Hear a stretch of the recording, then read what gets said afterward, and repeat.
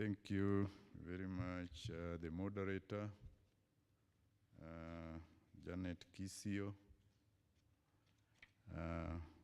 Chairman of KIPI Board of Directors, Ahmed Isaac,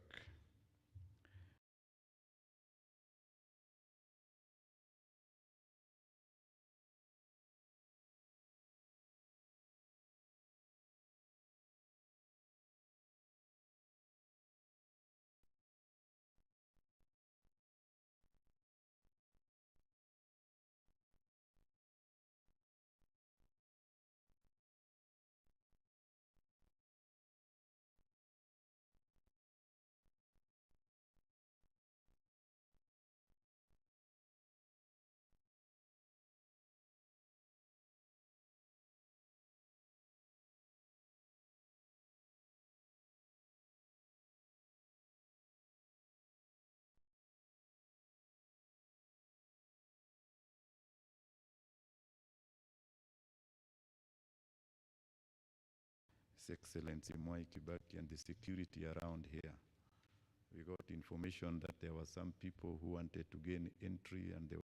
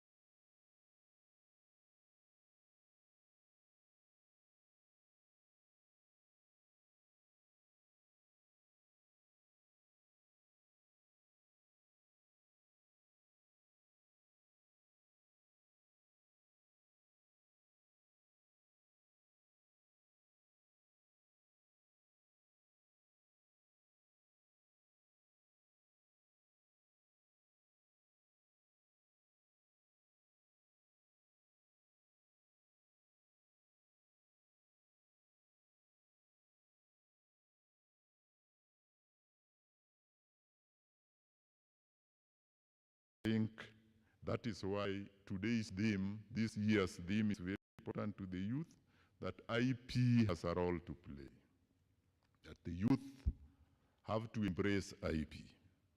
And IP will be an invaluable tool for the youth to utilize in terms of their various activities touching on entrepreneurship and innovation. I'll have some brief remarks here to make, then I'll welcome the chairman to open this day's event.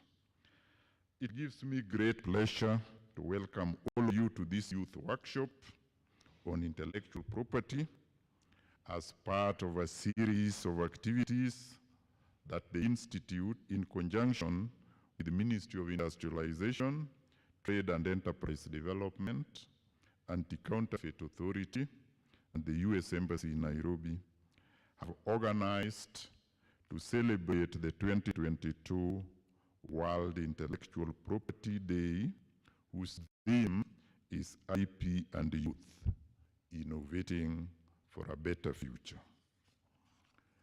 We have been together with some of you on Thursday and Friday, that is 21st and 22nd, in a virtual workshop in this journey of learning more about IP.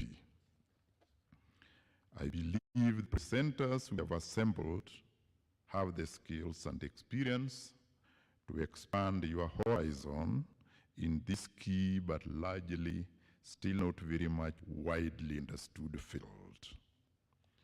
I urge each and every one of you to make sure you leave here with something new. With those few remarks, I now invite our chairman, Mr. Ahmed Isaka-san, to give his key remarks and open this workshop. Thank you. Thank you all.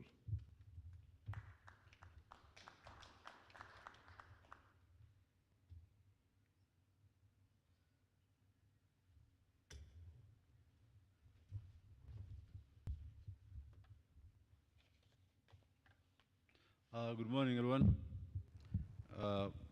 I think I would like to first and foremost request us to stand and observe a minute of silence in honor, in memory of our third president, Honorable Mwai Kibaki.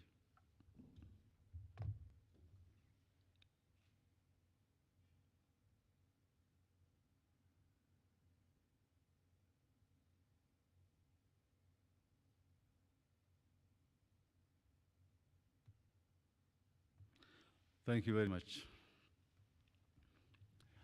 I'm also very pleased to join you, stakeholders of KIPI, as we are here today to celebrate the World Intellectual Property Day, whose theme we're told is IP and the Youth, Innovating for a Better Future.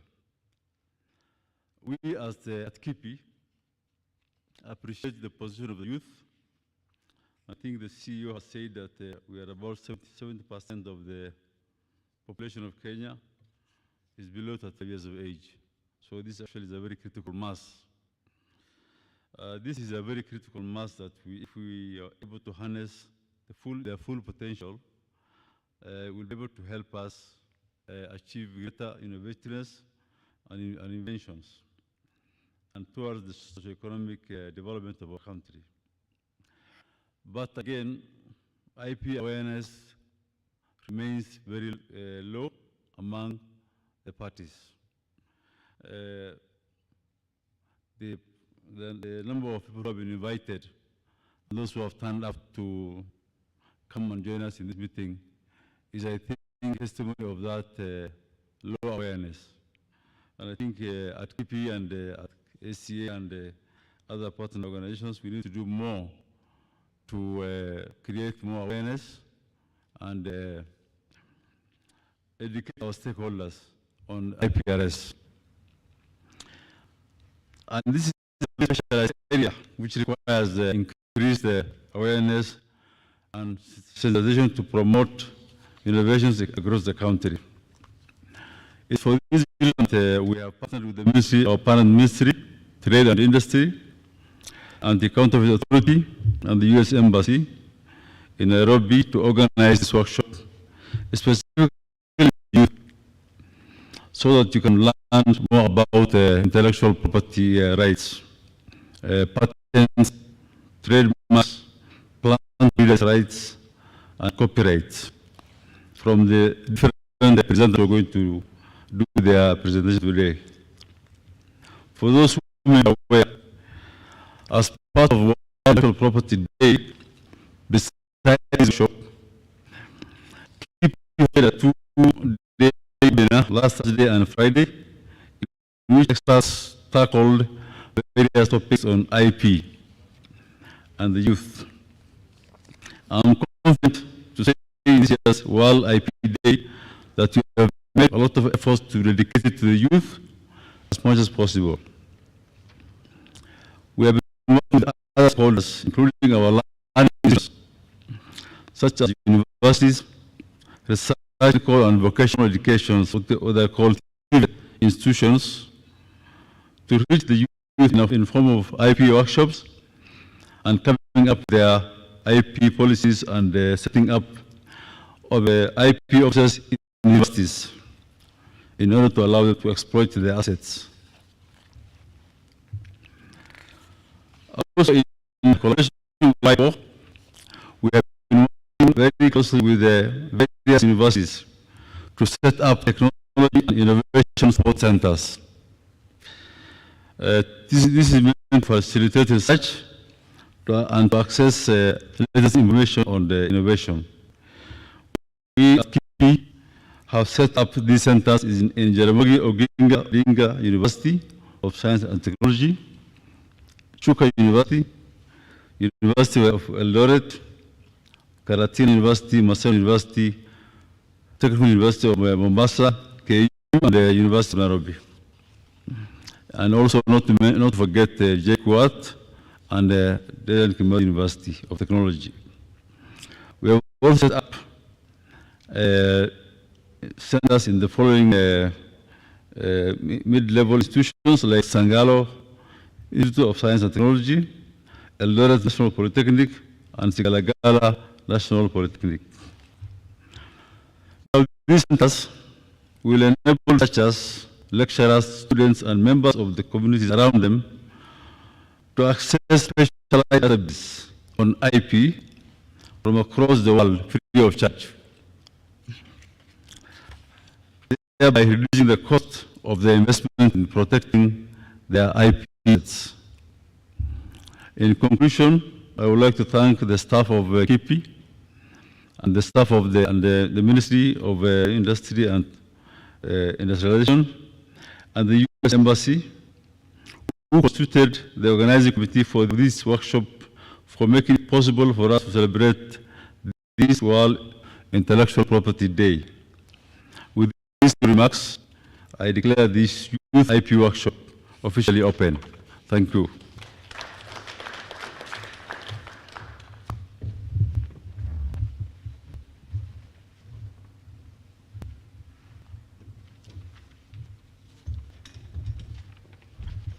Thank you, Chairman, KIPI Board. And I think now we can move to the next phase, which is actually presentation.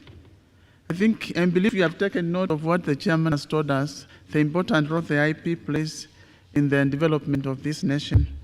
So I'm going to make some few changes because there are some requests on the presentation. And there's somebody online who is saying he has another commitment. So we are going to start with Dr. Peter Wamalwa. Dr. Peter Wamalwa is the Principal, Standard Assessment and Quality Assurance, Kenya National Qualification Authority. I think that's a not very old parastatal. And he is going to do presentation online. So I don't know, you have been doing it online? Do you project online? ICT? Is there a way we can see?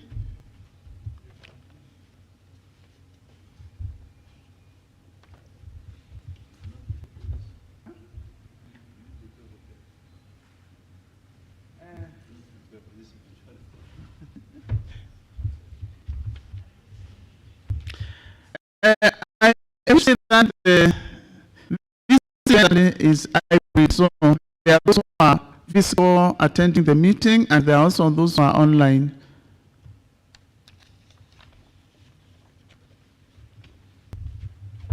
So maybe you can give us the link there so we can all log in and watch it. Consilia and your team, please.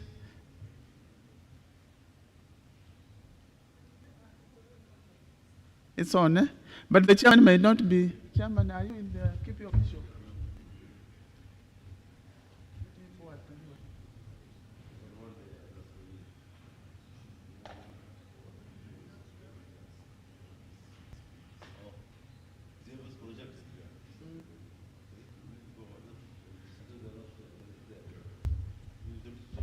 Okay, fine.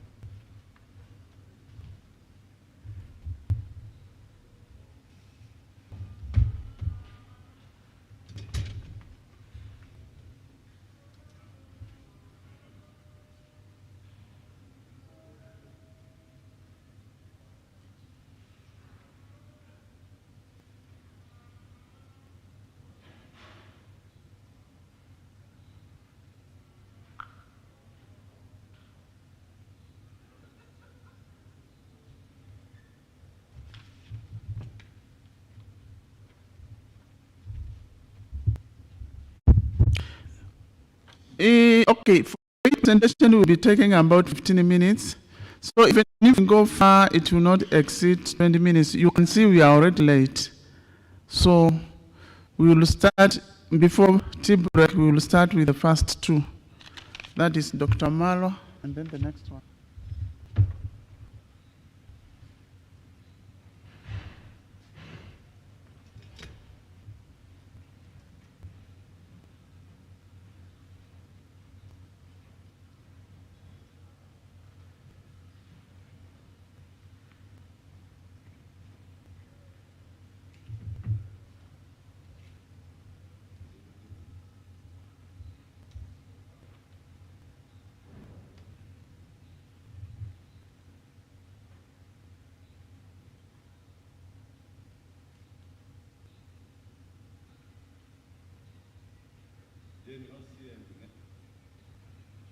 I think they are connecting.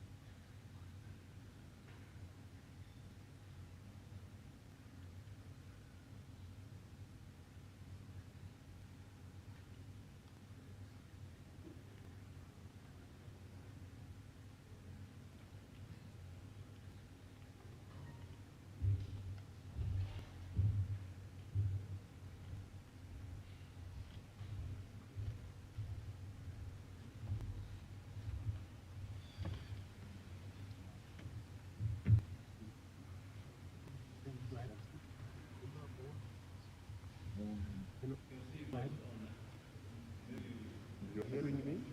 Yes, I can hear you. Yes, yes. Okay, good morning, everyone.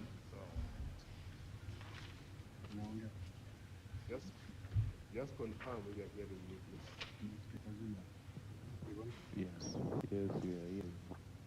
You are hearing me. Yes. You're hearing me. We are hearing. Also, thank you. Then I can proceed because my time is already spent. If you are hearing me, that's good. I want to make a very brief discussion on the intellectual property and the youth for a better future. Now, I will begin by asking a question, which I don't know the answer. Is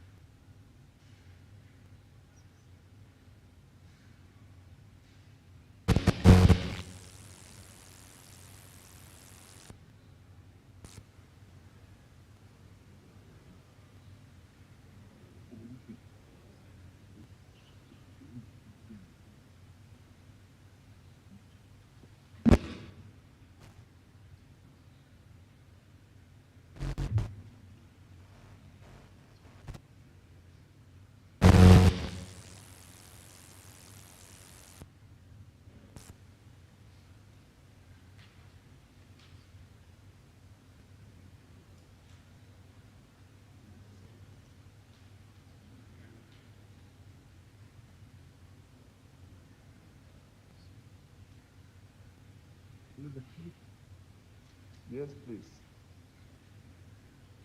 I'm on call.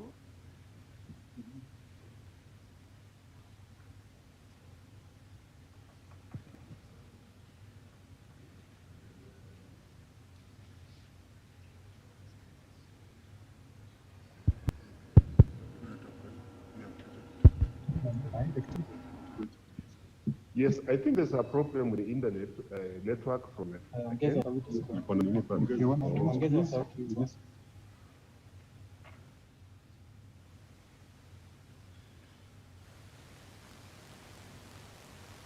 Okay. You hear me now?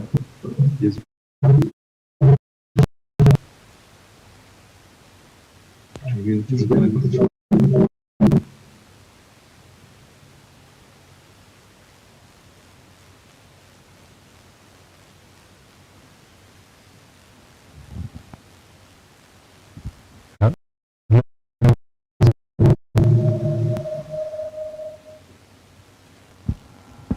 Honestly, I think network is a big problem from your end, most likely.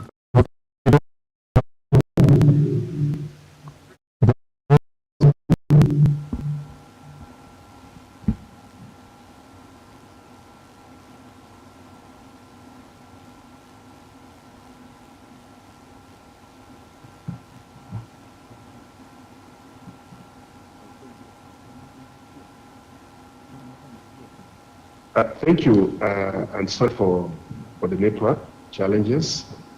Still my time is spent. I'll take the least time possible to share briefly on the future of the youth in Tibet as it concerns IP. And I will begin to ask a question that is a better future at the crossroad? Because I've asked that question because I know Tibet sector is a hotbed platform for marine skills acquired to sustainable development in any modern society world over.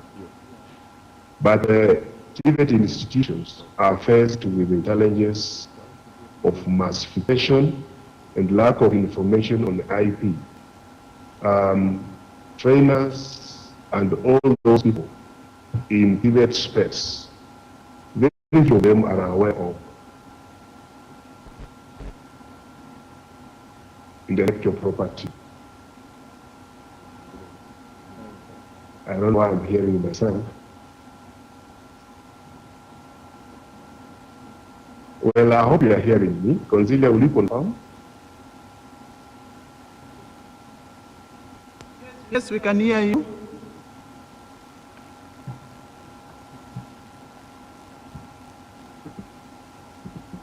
Very well. Now that there's lack of intellectual property information at the TVET level. And this is clearly done by these small patents registered or published from TVET sector. That means that for keeping to ensure that the intellectual property at this sector, they have to find a way of disseminate information to TVET institutions.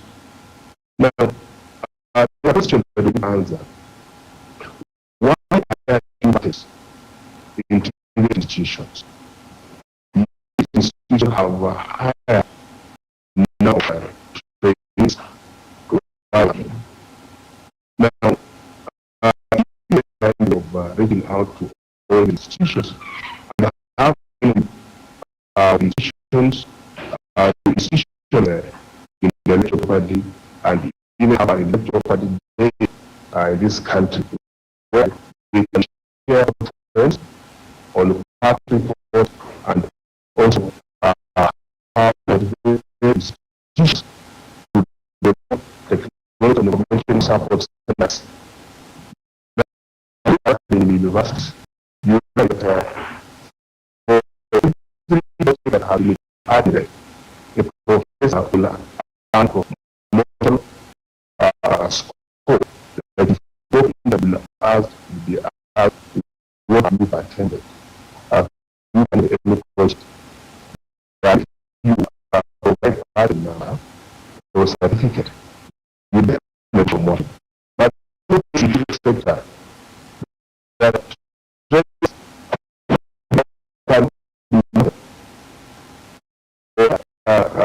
anyone that in the decision and be recognized for model asset.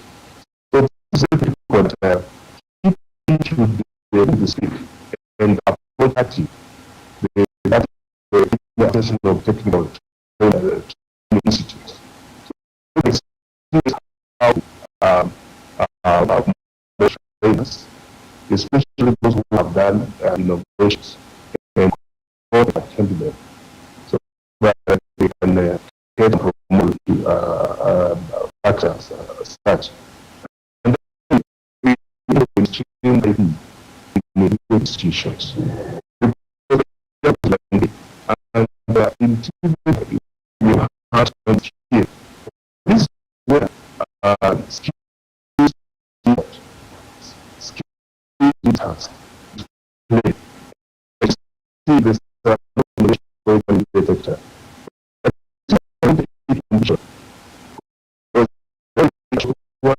For teaching courses and then actually institute everything where the is not retired. They have information so that information goes to the patent and so this and have invested on the protect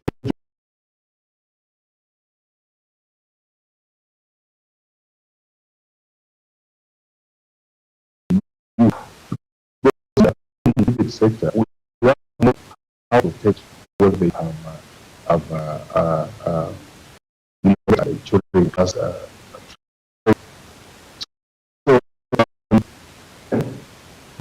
I want to emphasize that we should attach much value on the patents made and I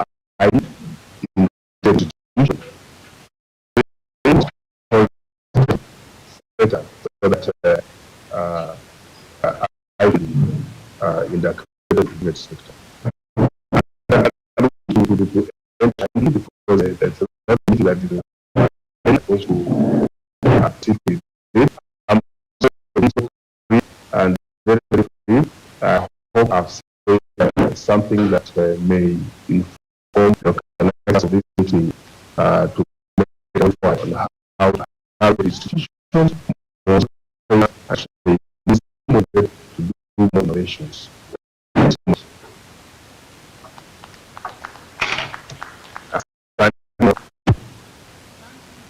Thank you, Doctor.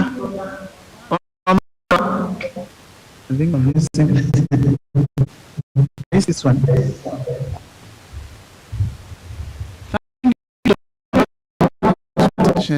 It is quite into point, and I think we thank you even for in such a short time. Actually, we are in short of time because we have started the program quite late, and before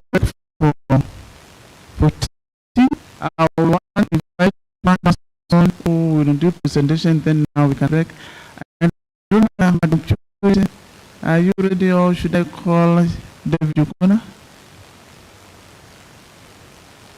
Okay, David Yukona, are you ready to present? Thank you.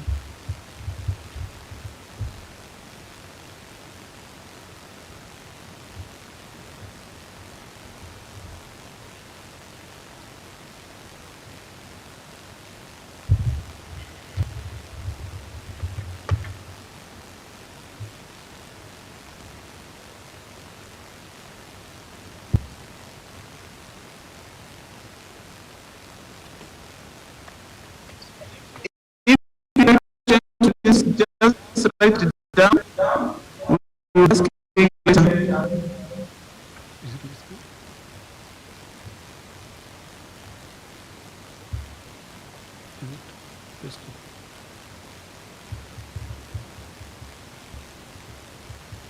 Patents at Kenya Industrial Property Institute. I'll be talking about the collaboration that KP has with various institutions in order to mainstream intellectual property rights and protection. As it was mentioned before, there were two other webinars on Thursday and Friday, and we covered quite a bit of what KP does. And just as a recap,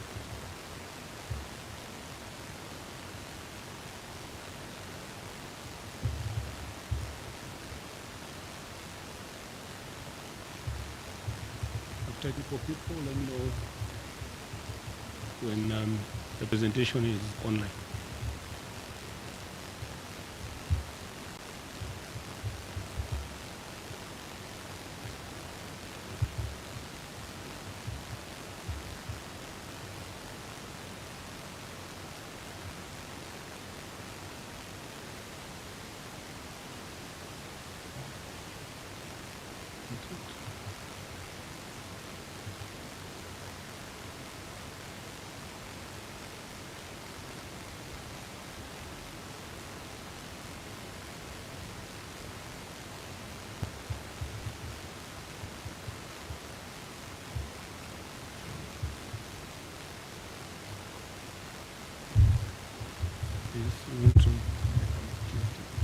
Okay.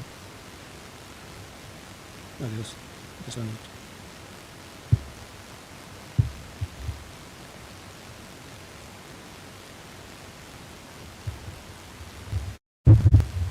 Should be able to do the money. Away. It's on. All right.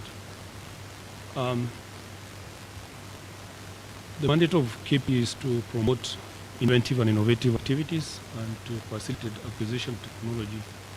That is achieved through the grant and registration of various IP rights.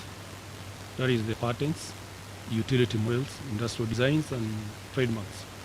And the way it works is that these 4 IP rights, you get exclusive rights in the market, such that when you put the product in the market, other people are excluded from using the same. So you have that market exclusivity, and you can determine the price of your products. And through that, you get income in order for you to continue with the research, and that way you promote inventive and innovative activities. You continue to improve on the product that you have or the technology that you have come up with. And that's what KP does. When you get those rights, you get to know that you have the exclusive rights in the market to sell your products and charge for maybe a higher price for the new technology that you have developed. And the function of KP, in order to achieve that mandate, is to, one, grant and registration of patents, utility models, industrial designs, and trademarks. The other one is the screening technology transfer agreements and licenses. Let's say you want to license your IP rights, whether it's a trademark or patent, utility model, industrial design. You are required to submit the agreement, the transfer agreement to KP, and we have the legal team that is able to go through the agreement to check whether it complies with the national law. The third function is to provide industrial property information to the public. Industrial property information is critical, especially in the area of patents, because patents disclose new inventions. And it's also possible when you disclose that information for other people to learn from what has been invented, and also to improve and come up with a better technology, and which is beneficial to the country as well as to the individual. The fourth one is promoting inventiveness and innovativeness. Again, in terms of developing of new technologies, new products that are good or beneficial to the public. The last function is to organize and conduct training, competitions, and awards on intellectual property rights.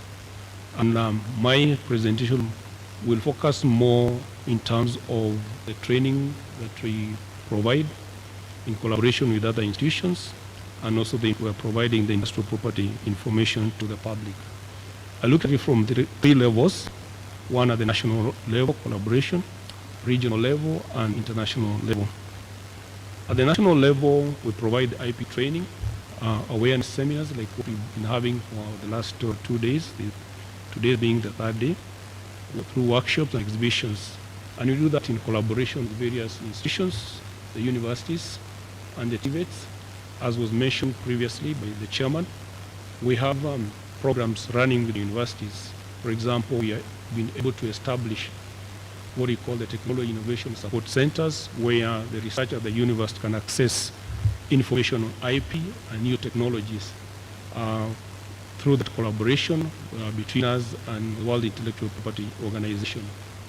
We also have collaboration with the Young Scientists Kenya. In 2019, there was a presidential directive that KP should patent and register a trademark for young scientists free of charge.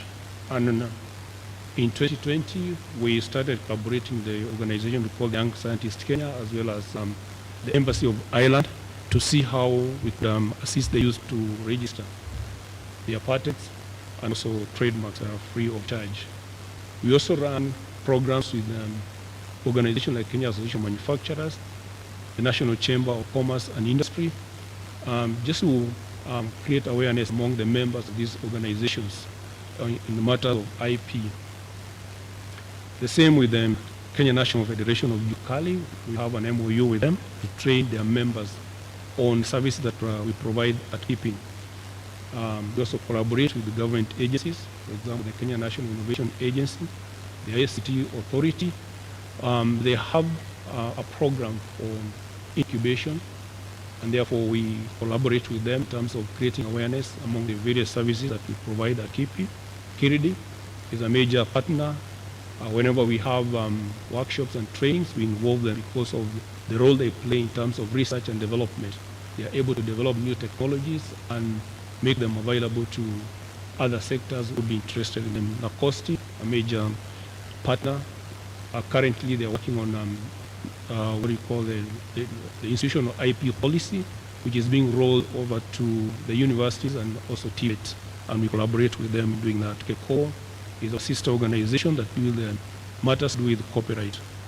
The last two, the Anti-Counterfeit Authority as well as the Industrial Property Tribunal, are enforcement agencies, such that if your IP rights are infringed, you go to the Anti-Counterfeit Authority. If it matters to do with copyright, you go to the Industrial Property, or rather the KECOBO, and also Industrial Property Tribunal. They hear the disputes related to infringement of IP rights. At the regional level, we have the African Regional Intellectual Property Organization, that is ARIPO. It's an intergovernmental organization that is based in Harare, Zimbabwe, and it was established in 1976. Comprises 21 member states, including Kenya, is a member of ARIPO. And ARIPO is mandated to grant register intellectual property rights on behalf of its member states. What we do at KIPI in terms of granting patents, utility models, natural designs, can be done through the regional office. And how it works, that you can get one patent that is applies in all 21 member states of ARIPO. Apart from the patents and industrial designs and utility models, ARIPO has an expanded mandate in terms of copyright, traditional knowledge, and plant breeders' rights. In Kenya, plant breeders' rights are registered by KEFIS, the sister organization. Copyright by Kenya Copyright Board, traditional knowledge under the Ministry of Culture. But for ARIPO, they have a combined, so they register all those IP rights. And therefore, we have collaboration with ARIPO in terms of training. Even at national level, we normally have some roving seminars to the stakeholders in Kenya. So that is the collaboration we have at the regional level to the organization that is called ARIPO. Down there is the website. If you want more information, you can check from the website the sort of programs that they run. One of the programs that they have is what we call the ARIPO Academy. It's an awareness program in collaboration with member states in relation to IP training for member states. They also have master's degree program in partnership with African University in Zimbabwe, from Nkrumah University of Science and Technology in Ghana, and University of Dar es Salaam.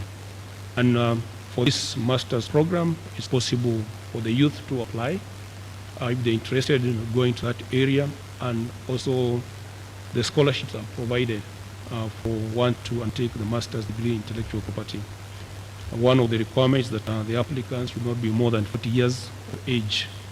And you can get more information through that link, the ARIPO Academy.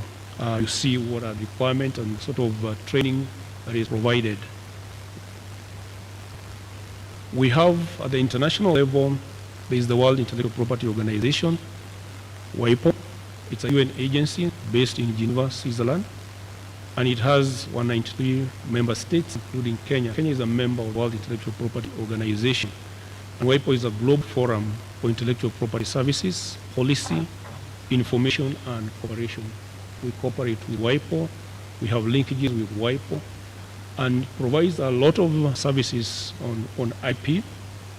And two of those services that what is called the international patent filing in 156 member states through what we call the Patent Cooperation Treaty. The patent that you get in Kenya through KIPI is only applicable in Kenya.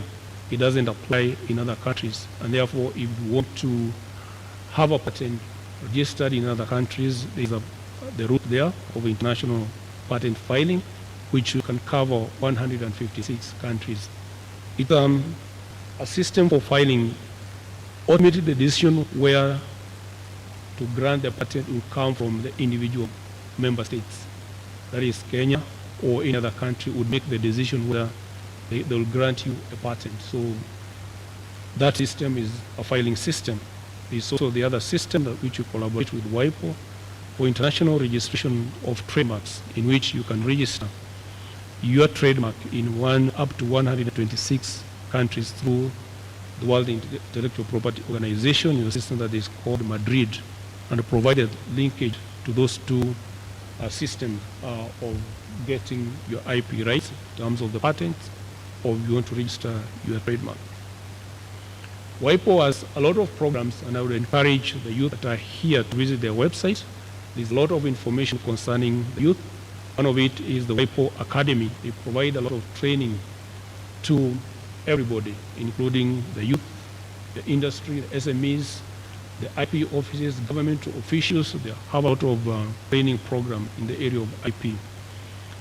And they are for this for policymakers, government officials, inventors and creators, individual inventors or creators, whether it's the area of copyright, there's a lot that you can learn from WIPO Academy.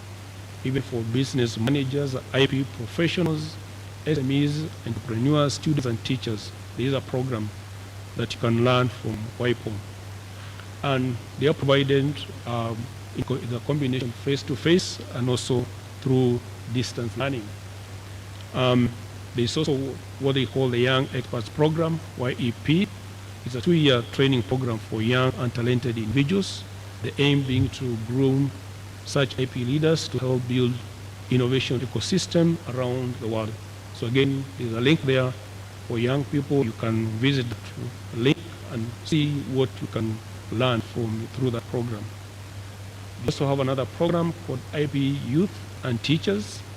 Again, a training program for youth and teachers, training of trainers that can be used in schools, tertiary institutions, universities, just for them to train their students on IP issues. We also have a program we call the Youth Corner, an e-learning center that is also good for young ones, for the youth to go through and see the sort of program that they can learn with the World Intellectual Property Organization. Another program is called the IP Youth Ambassadors for young and promising creators and inventors who are selected to help promote IP education among young people in their respective countries and regions. Selection criteria, it applies for those that are between the age of 6 and 26 years. So they're eligible to participate in that program, IP Youth Ambassadors. So again, call upon the young people to just visit the website and see the sort of program they can learn, and also be youth ambassadors that they can also provide the same training even in their institutions. The other requirement that for you to be eligible, you must have created or invented something that is recognized at the national level, and possibly winner of some national competition like the one that we are undertaking during this session. And also for role model material for other young creators and inventors. So those are the requirements for you to be enrolled in this program. Again, I've provided a link which the young people can visit and see what they are able to do through that program. Another program is called the World IP Day Youth Gallery for young change makers who are innovating for a better future. The link is provided there, which you can also visit. WIPO also provides internships for you in various fields. For example, if you are a law student, for economics, statistics, information technology, WIPO provides internship, and you can also check the link and apply if you are eligible. And all the requirements are provided through that link. WIPO is also an employer from all the member states, and Kenya being a member state of WIPO, the citizens of Kenya are also eligible for employment at WIPO. I provided the link there. Again, you can check them out.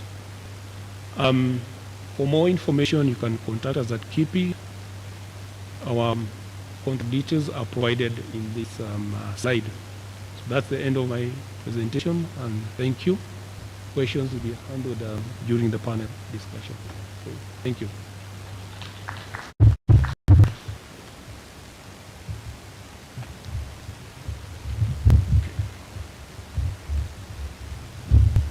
Thank you, David Yukona, for that short and precise presentation. And I think now we can take a break so that we energize ourselves. We are going to take 15 minutes and we'll be back around.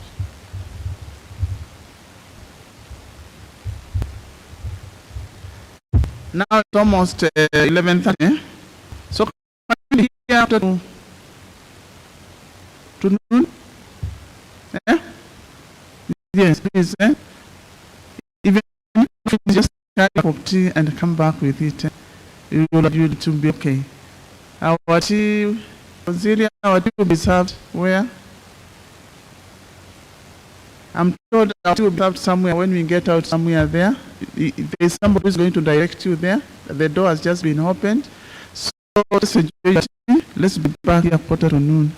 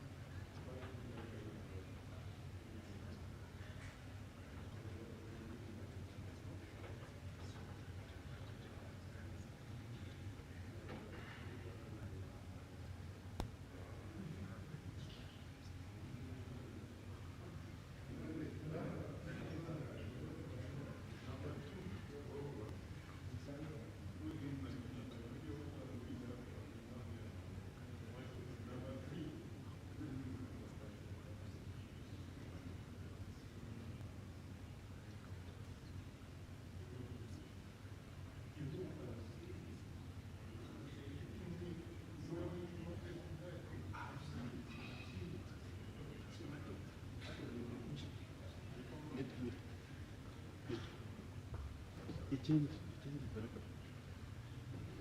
need, it's not me, it's not.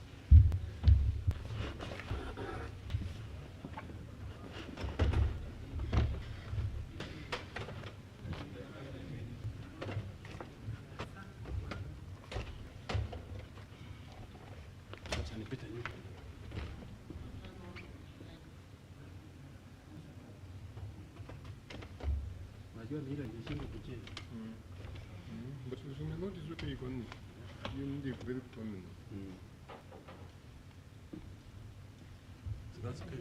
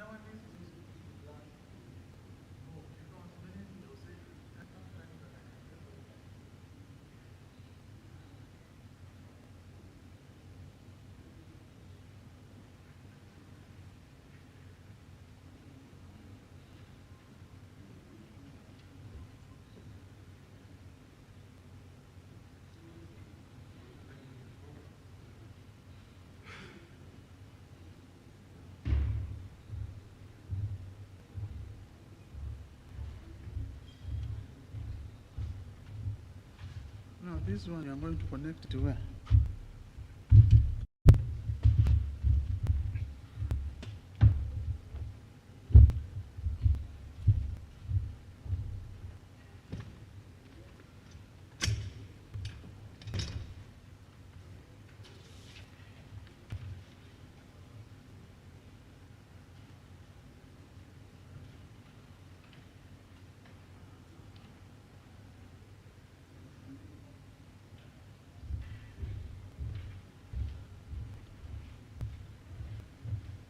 So you will announce whether the same is from ICT to ICT, and then ICT authority. This one, we have already this one is presented. You won't manage.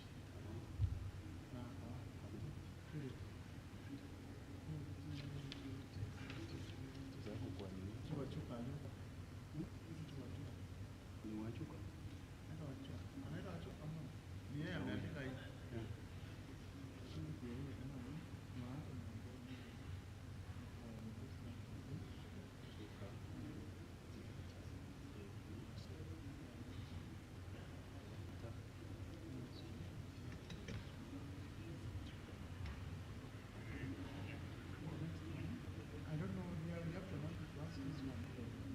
When you have to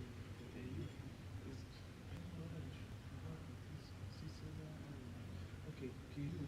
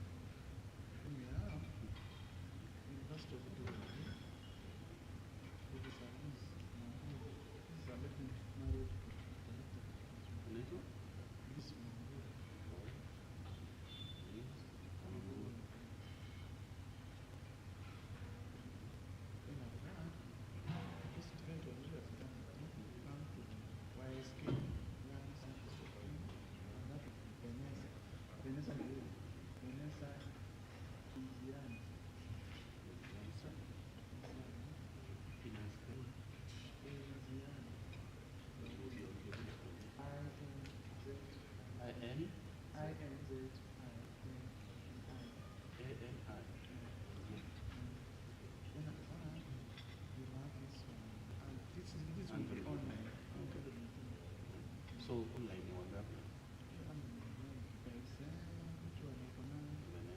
Huyu tu ndio hapo. Hapo hapa. This one.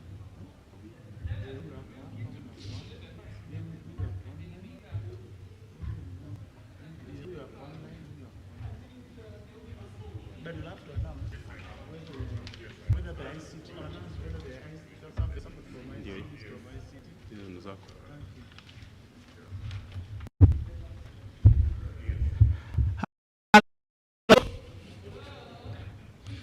I'm calling you.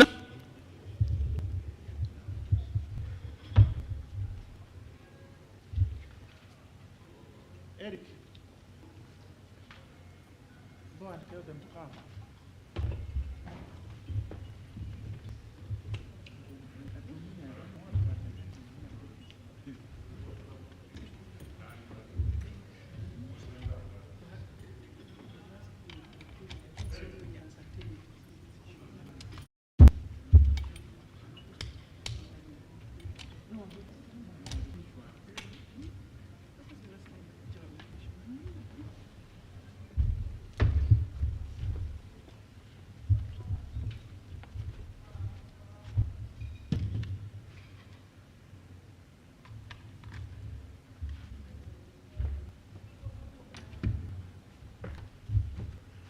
Huko sijui kama tumekuja waka hapo kwetu.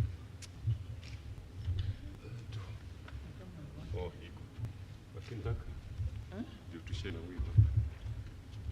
Then you make sure aiangushi mtu. Nataka tushare na huyu.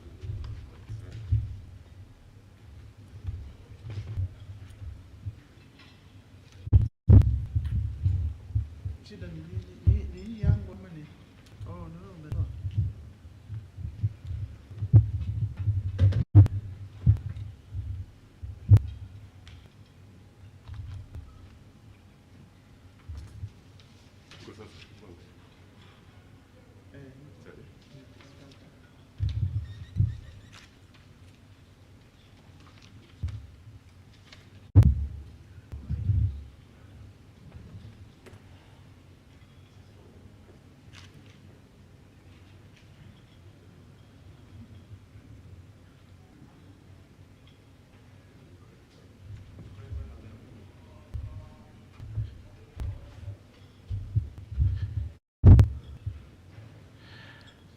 Okay, let's start the next session of the meeting, the next presentations. And for the next presentation, I wonder whether there is somebody from Ministry of ICT. Is there anybody from Ministry of ICT?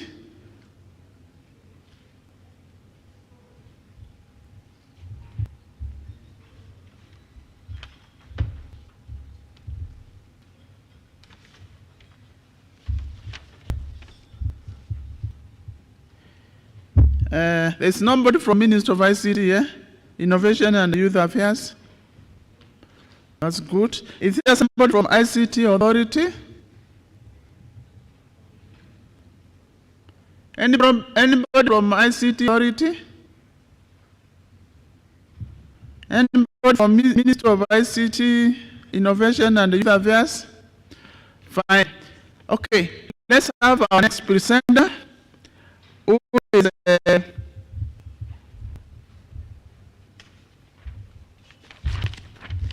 Madam Purity Wachka.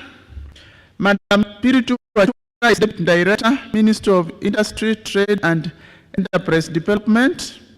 She's also the Board Director of KIPI and is the alternate for the Principal Secretary. I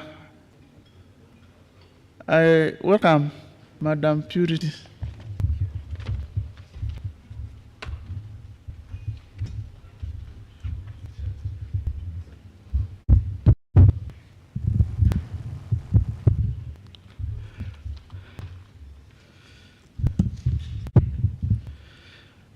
Thank you, moderator.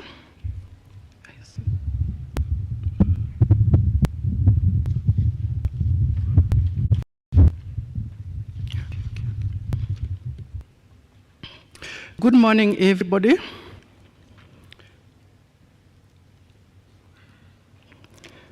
As you've heard, I am Purity Kamau. I am from the Ministry of Industry, the State Department for Industrialization. And I'm here to represent the ministry and talk about the government support to this very key sector, that is the youth. With all protocols observed, we look at what the ministry is doing. And first of all, we just need to understand the role of this Ministry of Industry. And basically, the Ministry of Industry is to facilitate domestic and foreign investments. And therefore, to do that, the ministry looks at promotion and oversight in the development of various infrastructures for industry. There is a special economic zone, or what we call the industry parks. The ministry also promotes value addition and agro-processing, and also very key is the textile sector development. Of course, the ministry undertakes its mandate through its various institutions, the SAGAs, and has quite a big number of semi-autonomous government agencies. And through that, it undertakes its business through them. So the other areas it looks at is the general area of Kenya property, right, Kenya property and rights policy. This is the issue of trademarks, service marks, innovations, as KIP is one of its agencies. It looks at the area of business, innovation and incubation, promotion and development of cottage industries. oversight on regulations in all the key areas to do with industrialization, such as the local content, the scrap metal, and others. And also, another key mandate is on industrial training and capacity development. And also, it promotes standardization in the industrial sector, and also looks at issues of quality control. And one other very key sector is the micro and small enterprise, and to promote development of this key sector. Coming to the specifics on the youth, some 2 years ago, His Excellency, the President of Kenya, passed a presidential directive requiring that the ministry supports the youth to register for IPs and to register for IPs.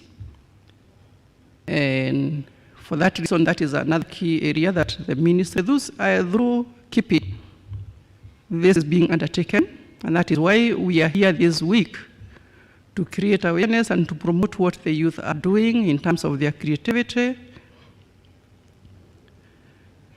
And we've heard quite a lot on what KIPI is doing in this area. And we believe the youth are listening and will be able to utilize the opportunities that they have of registering what they come up, so that it becomes a benefit to them in the future. There are also other agencies within the ministry, like the KIRDI, which the ministry is using to facilitate incubation of those good ideas, those good business ideas. And therefore, for our youth, once you register your IP, we know it's not very easy to turn an idea into a business. And that is why we have those incubation services being provided by our institution of KIRDI. So we want you to take note of this, and when we have those good ideas, let us know where KIRDI is, approach it, and we'll get to know the procedures of them facilitating babysit those ideas, so that eventually they become businesses that can generate income for the youth. Apart from incubation, the ministry also is involved in providing funding. And this is done through one of its other agencies, which we call the KIE, Kenya Industrial Estates. And this one also facilitates funding, starting from very low amounts to very high amounts, depending on how the business grows. So when we have those good ideas, we should know that there are avenues to have them developed. I know I've heard that there is a big challenge in terms of funding something is coming up, a startup.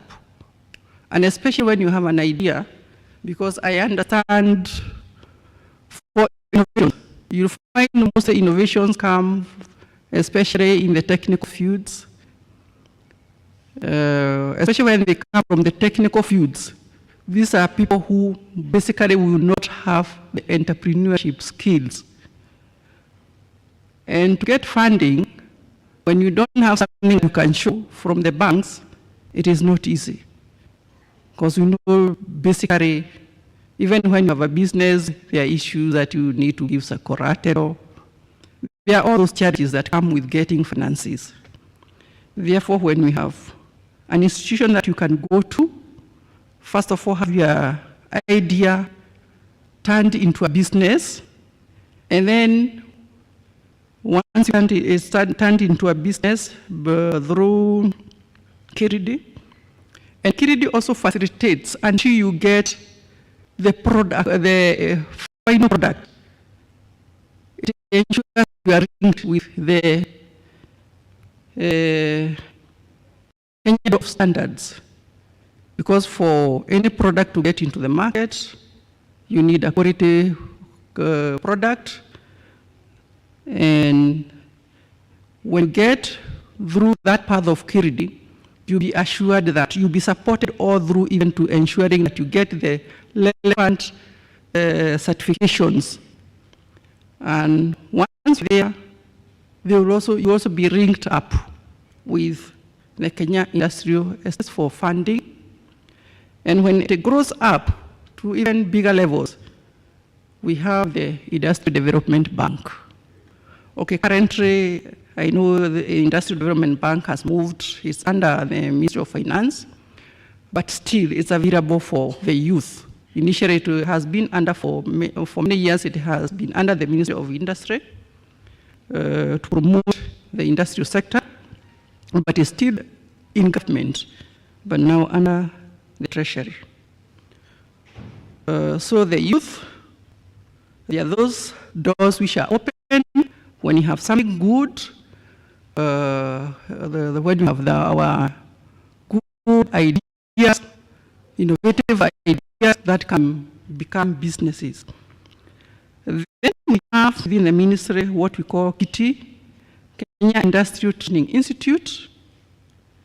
This one is in Nakuru, and it specializes in courses which facilitate growth of industries.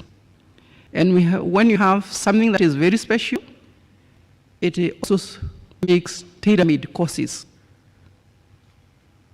for any consumer who has an interest. Today, it has about 3,000 trainees, that is, who have ongoing courses, and it is open to anybody who would want facilitation to grow their ideas into businesses. Then the other area the ministry is in terms of for the youth, we have what is called the One Village, One Product program, which is coming up.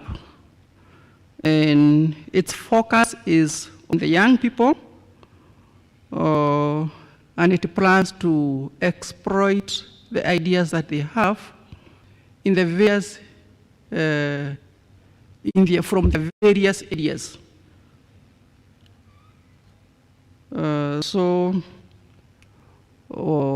Any innovators coming from different regions, and especially to develop the resources that we have in the various parts of the country, we have this program that is targeted towards facilitating that. Of course, the other areas that the government also facilitates in, but this is now not in terms of innovation, we have the EPZs, where we also have the youth employed, and mainly because we have very modern machineries coming up that come up in these zones, export promotion zones. We have the youth. The key target there are the youth. And I believe even when they're there, they can still come up with new ideas that they can now take up as businesses in other areas.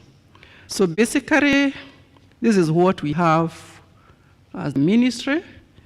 We have those very key areas of training, funding, incubation for the youth. So we are open to you whenever you need any assistance. Just call and we'll be able to direct you where you should go. And with that, that's what I have for you today. If there are any questions, I can address them. Thank you.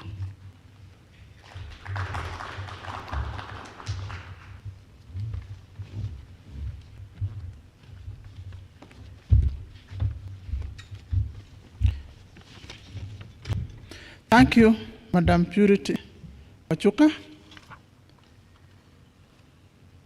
That was quite good.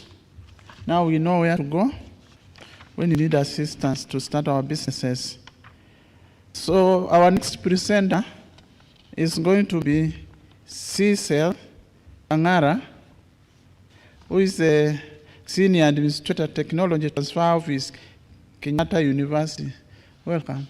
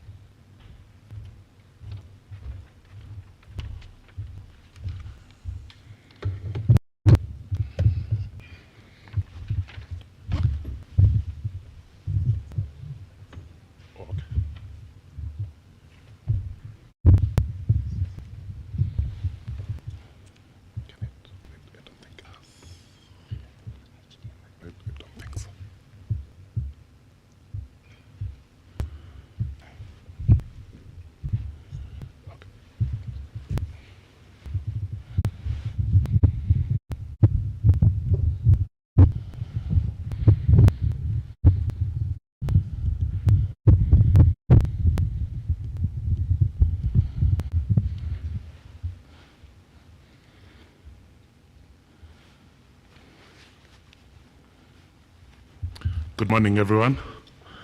As you've heard, my name is Cecil Kangara from Kenyatta University.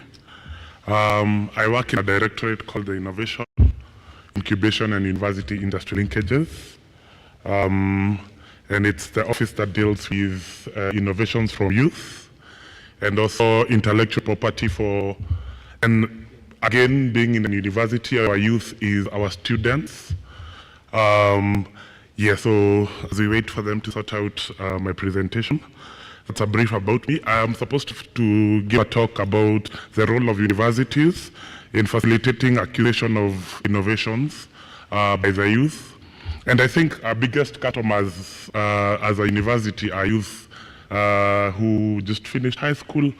And also the other part we also deal with is innovation from lecturers and then the public, as you will see in my presentation.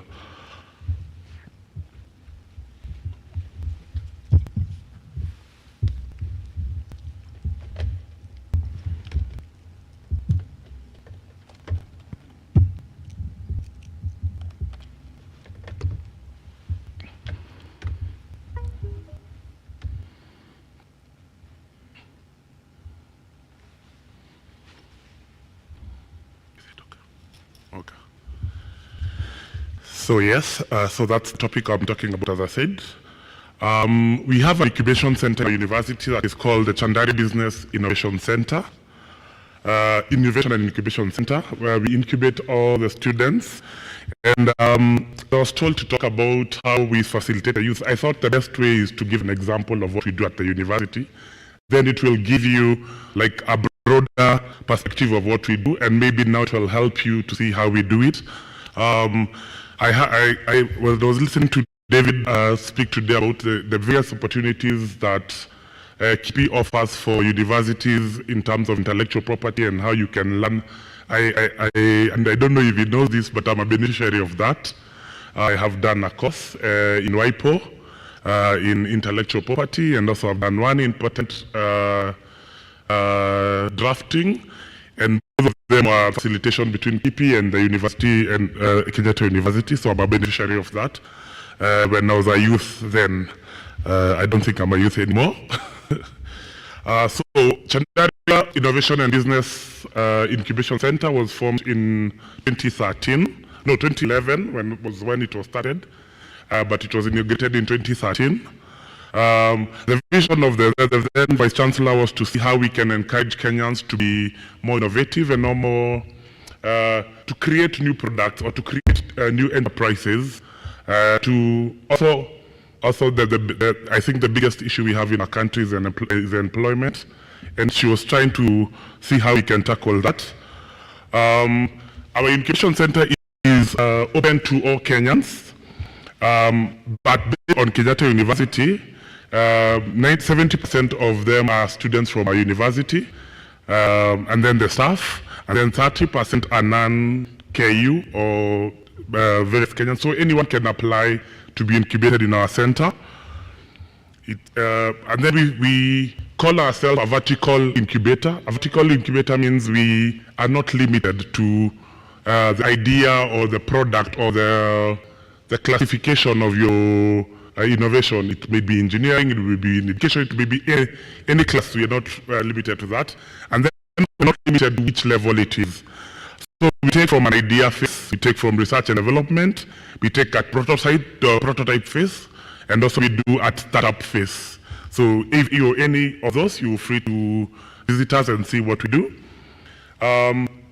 This slide is just to show you what exactly is an innovation according to us or according to what innovation is. So it is defined as an unmet user needs. So that's how you create innovation. So when you meet something that is not met in the industry or in your area, then you start to innovate from there.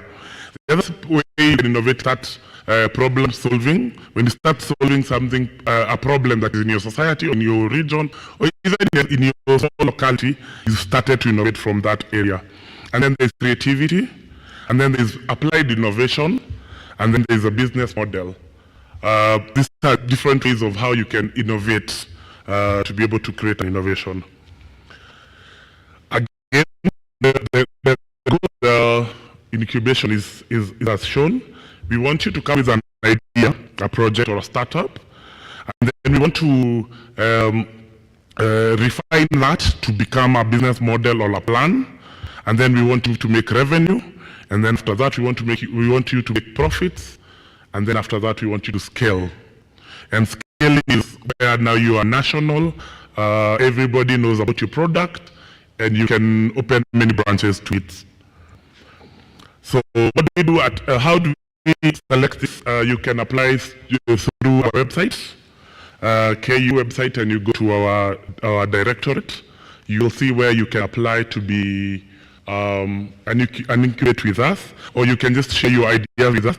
And then that idea will be evaluated by a team of reviewers who are technical mentors. These are people who are knowledgeable in the field you've applied in. And then after that, it will go to another second one, which is comprising a secretariat that deals with just shortlisting those ideas to see, is there anything else that we have in our pool that is similar to yours? And then again, if we're applying it to KIPI, is it new? Is it something that already exists? Are you improving on something? So that they shall twist that, and then we can take the idea. There are different levels where we look at to assist you. The first one is demand for the product. Is the product you're creating, does it have demand? Because again, and I'm sure KIPI can attest to this, the people, yes, it's a new product, yes, it's something new, but maybe there's no demand for it.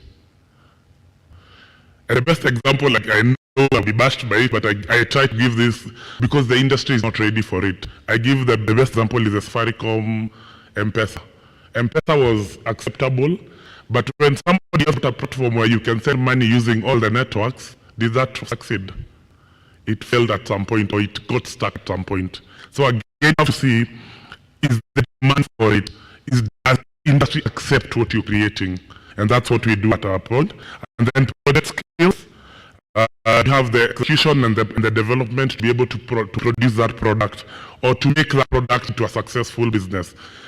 For example, if you're making a product in medicine, if the skill of your team is only doctors, then you will be able to make the product, but will you be able to go to market? Because doctors are specialized in making medical devices. So you'll need somebody in marketing, you'll need somebody in sales, and that's what we help you do. And then the control, who controls company, and then capital, how much capital do you want, and then how much in terms of marketing will your product or your innovation need, and then security events in terms of ICT. What services do we offer? A very range of many services that are incubation. 3D printing, we do training on design thinking and lean startups, assistance with business basics, just to help you move from the innovation part to the business part of your innovation. We give you a facility where you can do those things, where it has internet, it has offices, we have accounting and financial management. We also try to look for some seed capital for you, and then we help you in presentation and pitching skills, which is also important because you have to pitch your idea to other people. And then we go as far as getting angel investors for you, and also venture capitalists if we can, and if your innovation is productive. Again, we do what we call it, which is under my office, the Technology Transfer Office. We do what is called intellectual property management, and part of it is also registering it with KIPI and the rest. The next part I want to do, which is relevant again and links with KIPI to this, is the office that I hold, which is called the Technology Transfer Office. And the Technology Transfer Office has the following functions.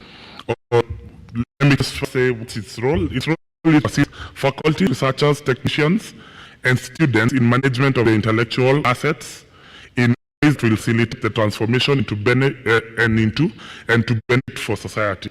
So it's just not just registering and protecting it, but how can we transform it from just an idea, from not just a patent, from just a trademark, from just a utility model, and then to a product that will help and benefit society.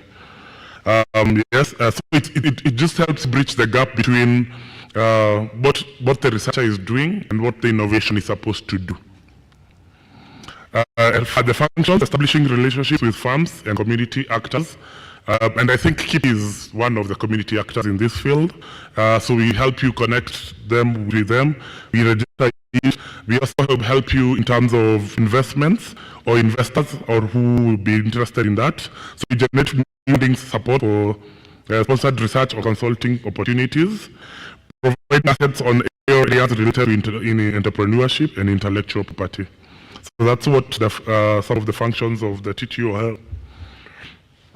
And then come to incubate. Once we've done all that, we connect you. This just a list of a few of our technical mentors and the fields that they hold or they are in. Just to show you that your innovation could be in any field, we'll be able to look for a mentor for you to be able to do that. The second one are distinguished mentors. These are people in business. This is just a list of the people who have been able to come to our center, or like Mani Chandaria, who even supported us by building the building. There's SK Macharia, the late Chris Kirubi has also been a mentor for us, among other many that we have.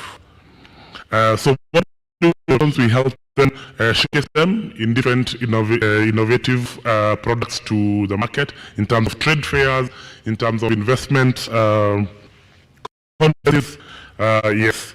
And then how to do what we do best. Also, we did something called benchmarking also, just to help us learn. And those are some of the incubation centers we went to, in Georgia Institute of Technology, in Portland State University, and also State University in the United States. Some of the successful startups we have had are Africa Tech International, Megagas, Ekodudu. Ekodudu is actually about to be sold for, I think the last valuation was 100 million. So that will definitely, even KU will get something from there. Artfilio, there's Tototech, among others. There's a comprehensive list, as I shown in that slide in our website, just to show. the many we've done. One of them I highlight is Total Care. Total Care, the idea is to help an anti-choking device for babies that solves choking and sudden infant death syndromes.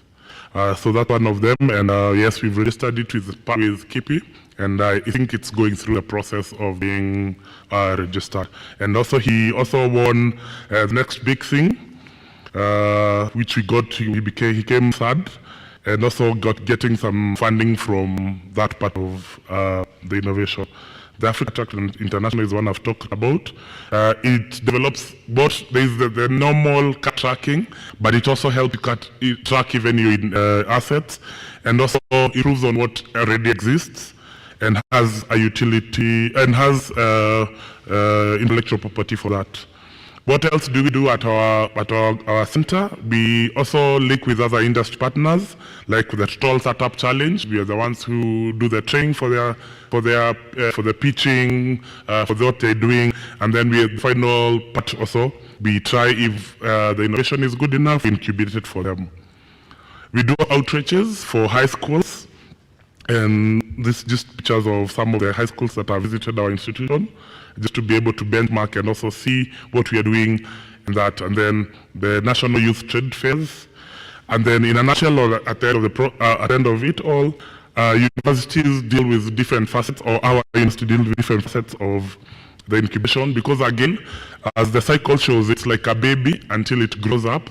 So we have to take you through the process of where you create, you have the idea, we register it with the relevant intellectual property, we help incubate it, we help you make prototypes, we help you if you need a startup or license it to other organizations, and then we take all the risk, we do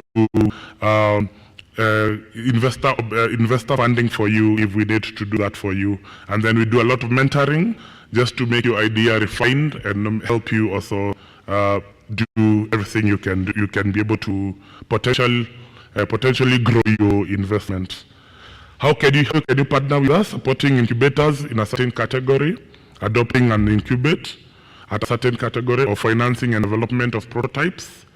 As I think the moderator has said, it's a challenge also getting funds just to create your innovations and products, so we also look for that. Then facilitate their travel if they need to do their research or R&D. And then these are some of the partners we work with, and we have been able to work with for our time. And then we are located at Kenyatta University, the first building as you get into the gate on your left. And thank you.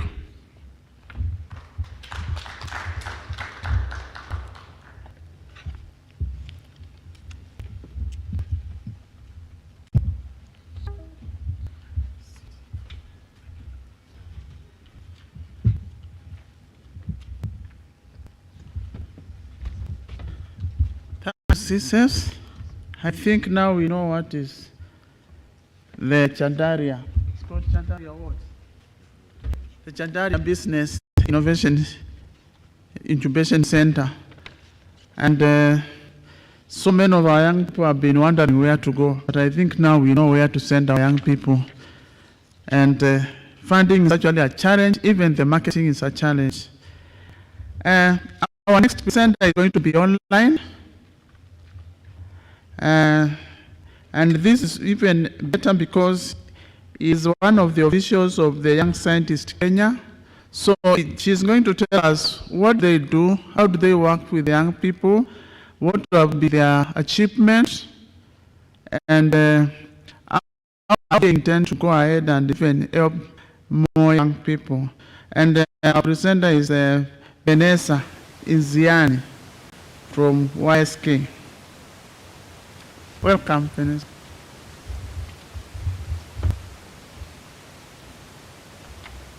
You can hear me. I think I'm echoing now.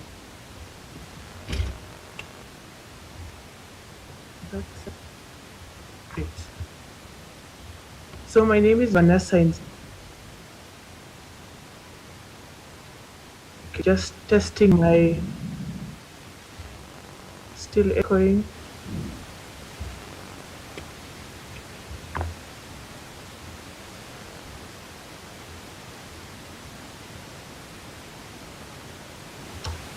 Okay. Okay, great. My Vanessa is and the programs give that to them. And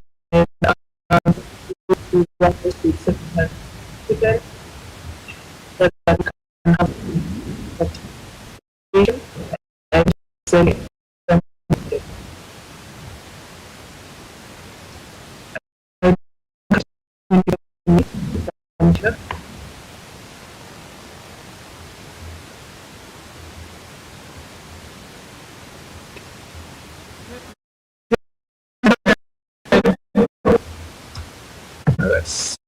So, about the intuition,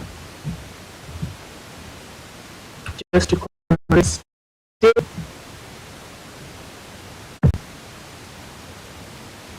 Just a minute, so that I can see my screen.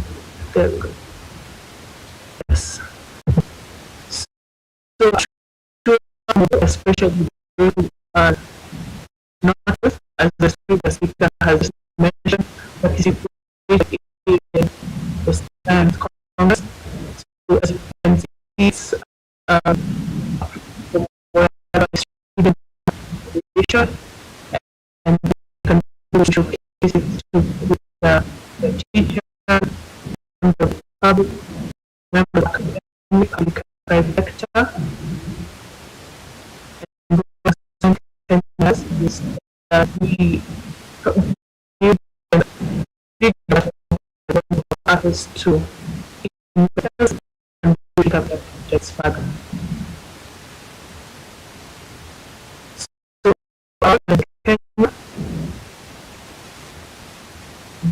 we are in collaboration with the education in the country and the government of Ireland through the MCI. This is aware and empower exploration of young science in the entrepreneurs and investments in the field.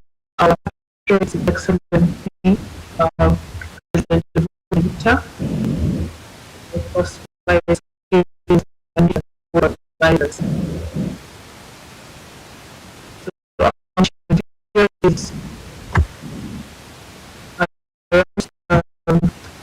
just young scientists, especially in high school. So we have 3 members, that is outreach, exhibition, bootcamp, and that's it for national short trial.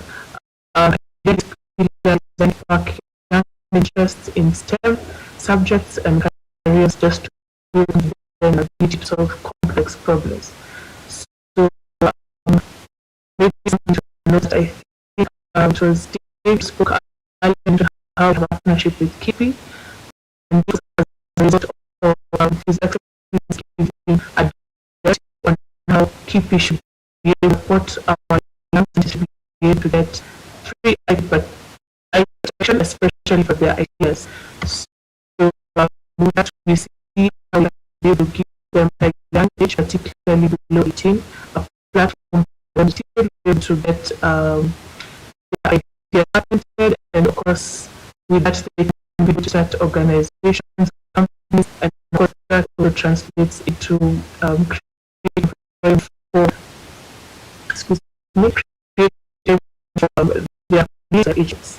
So in our class we have 3 mentors, and we have, as I mentioned earlier, so our is to each of the counties just to mentorship items, high protection, about that, about STEM careers, so they're able to understand what they want to get into, and they also understand what for them to be users, especially in STEM age. Which we encourage students to do projects or the right ideas where they can solve problems or in the globe, and of course in the last 3 years with the country, and a lot of that students become to where we can be able to solve some of the problems that we face as a country. And that leads to our National Science and Technology Exhibition, which is regarded as a platform for students to compete and showcase their practical solutions. So one platform is that we have various competitions in the country, including Congress, which is now Kenya Science Engineering Fair, and on this platform that they present their products to a big platform and how they can be able to get access to funding and also be mentioned as a problem and for them to get a start to their future careers. From the exhibition, we know about the award and this 24 hours for the business bootcamp.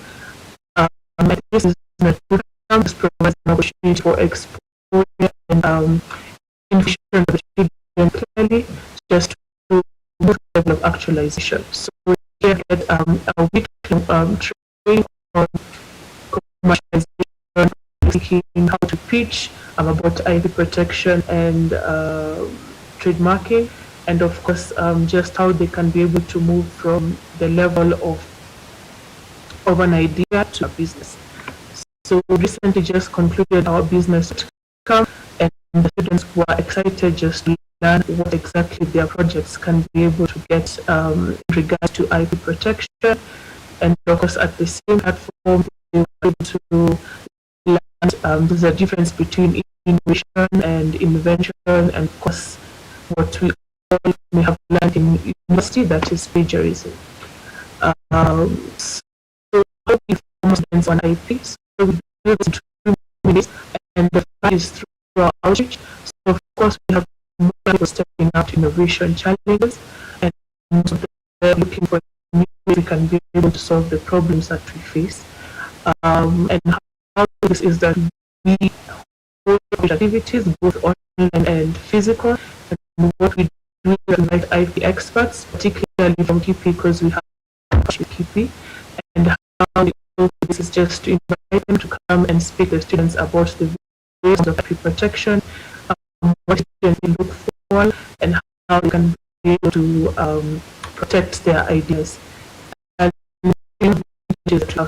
and we are trying to see how we can curb with this here is that students and teachers understand what IP is, so we can have come back with projects that use as a nice solution, for example, and when students come to Nairobi, they accept that because they are the first people to say use all solutions for that purpose. Students cannot use a patent and origin because found everywhere. So what we are trying to do is to understand that there are some things you can be able to protect, maybe the solution or the, what do we call this? The we need to come up with a specific solution. If not for them to understand the differences between if you come with an IT solution, what steps you can take for that, and if you come up with a physical project, maybe prototype, what steps you can also follow for that. So that is the need for outreach, and for outreach, since it's a big group of students, we try to ensure that as many as possible are answered for all of them to also understand what they need to do. For our as mentioned, it's just a week workshop for those particularly. So for those things, we of course expect some sort of protection. We now sit down with them deeply and just ensure that they understand at what level projects are and how they can be able to protect the projects. So after they do what can or cannot be done, we can facilitate some linkages for them, either with individual or organizations in both public and private sector, but they will be able to for them to progress their ideas with commercial businesses. So since we began 2018, we have been able to work together with some most partners, being of them, but of course, you see the other work closely with, and we are going to have more measures to be able to ensure that we have more, especially those in the school, to understand what can or cannot be done, and because they are also meant by the teachers, we also have to ensure that the teachers are well informed about what it is the students are doing in school, so that once they present their innovative ideas to us, they are aware what can or cannot be done. And of course, for those who maybe pick up an idea from the internet, we also provide a platform for them to know that there are competitors who are going to be there, or just confirm that this has already been done, and if they have something new that can ideally be protected, then that is a specific approach that we use with the students, of course, in collaboration with KIPI. So briefly, in fact, what I want to draw on is at the bottom, right, and that is the project that we've been able to protect. So for 4 years, from 2018, having our projects presented by the students, we've one of our students' projects protected. And this was due to some challenges that we have been faced, which I hope we can be able to address in this specific forum. And with that is that one, the students that we have reached, as much as there are over 100,000, do not necessarily understand what IP is. We've also noticed that people will have a general notion that as long as you have come with a new idea, it should be patented, but they do not, of course, understand what is required before either patent or any application is done. The second thing is some students, of course, go to the internet and they do the benefit of Google, because it's not been done in Kenya. They could be based in Kenya, which they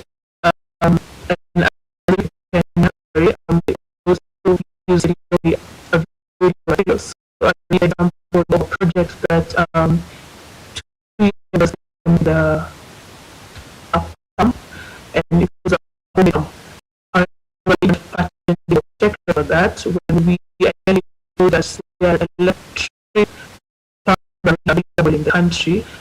They were a bit happy about that because they felt that their idea has been stolen. And we recently came up with a male family planning pill, and about the pill that was recently trending on social media. They felt that the idea of us was also stolen. So we want to see how we can reapproach how we share IP to the students, and the IP information, how we can be able to inform, especially secondary school students, what they can or cannot do, and as much as yes, we can be able to come up with great products from the internet, advise them or tell to come up particularly new inventions that can be able to, of course, change the lives of the people in the community. So, of course, just focusing more on the one project. So we have two gentlemen who are no pioneer, that is Isaac and Manho. So in this picture, I'm sure he's somewhere in the room with Isaac, and this with a project, particularly technology category, and the second piece, and which really current cyber threats, and of course working closely with Janet. I'm sorry and team. They have now a trademark and for the innovation, but now have named to the idea of the network, and briefly the research in ways of AI, that's artificial intelligence and machine learning. So we're not much deep to that, but I prefer the eyes and if you can get a chance to see the two gentlemen, maybe you much about whatever it is that they are now. So just from 2019 to now 2022, it's taken quite a time for them to be able to have this done. Maybe I think we to also see how we can encourage more high school students to give back on coming innovations and how they can still be able to be supported in their IP. So I think that comes to the end of my presentation. Thank you very much for inviting me. If you have any questions, you can be able to reach out to me or to the key team. I'm happy to speak with anyone in regards to anything, particularly for youth and those who are under 18. And the crowd can also be able to reach out to us on how you can have a platform to have your project presented at our competition and how you can also get assistance to protect your ideas. Asante.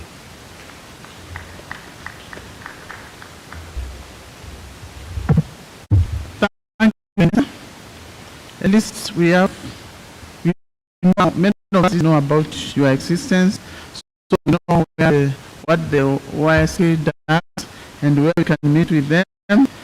And you know, the product to the market is also another journey. And what I tell the young people, they should not give up. Sometimes you encounter so many challenges on the way, but if you just press on, correct what you are something going wrong, you will yourself somewhere, and your product will find to innovate in your idea. Thank you. So our next center, it is also an online, and all the way from Eldoret, University of Eldoret, Professor Liz Mwabud. Welcome, Professor.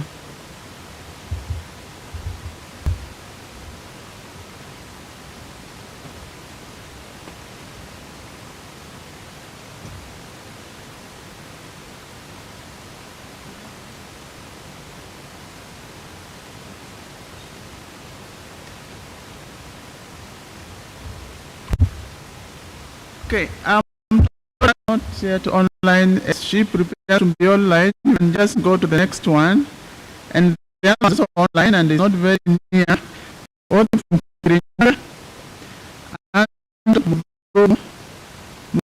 a young entrepreneur, is the CEO and founder of Totosic Holding Limited. And welcome, Anton, speak to your youth on your and what you really do and the challenges you have encountered.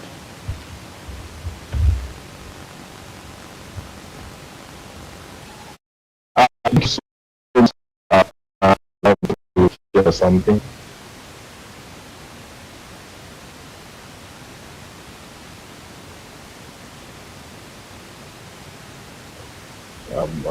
Just looking at my PowerPoint.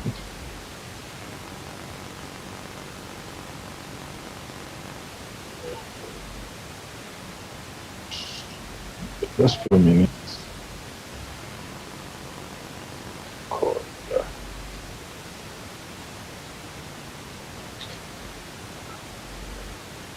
Yep, I got.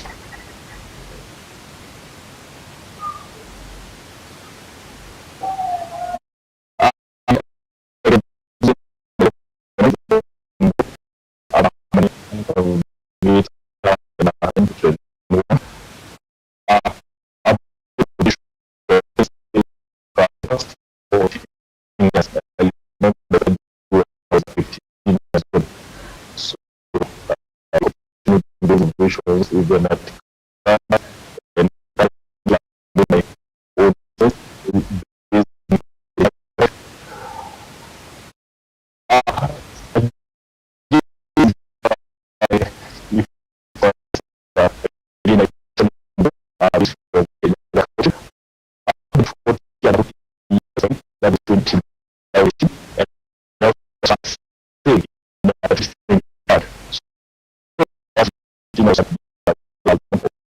of Kenya's and also Kenya since 2018. Also distributed in 15. For example, in participated as a fellow innovation fellowship program and the partnership with the Kenya National Innovation Agency, also good fellow.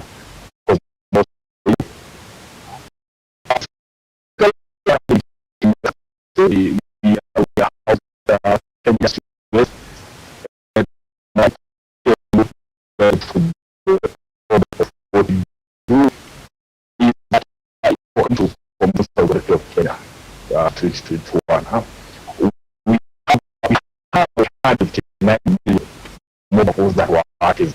So, 9 mobile phones that are active are also became and this is something mobile iPhone, smartphone, phones, don't use hardware charger, smartphone charger. And also, you have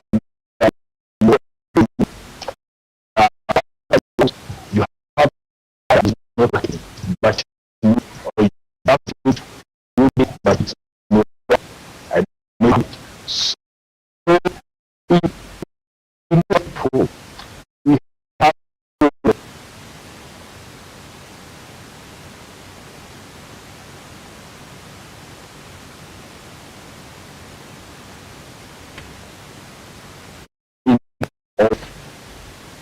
electronics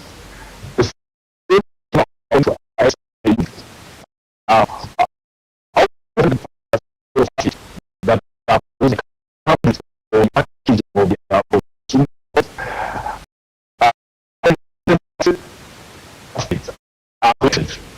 so the rest has left everything plastic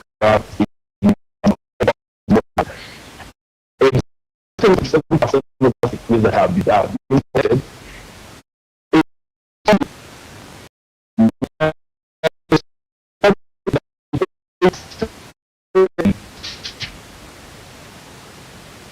That is the cause. So the 90% it's collected, but it's not so collected.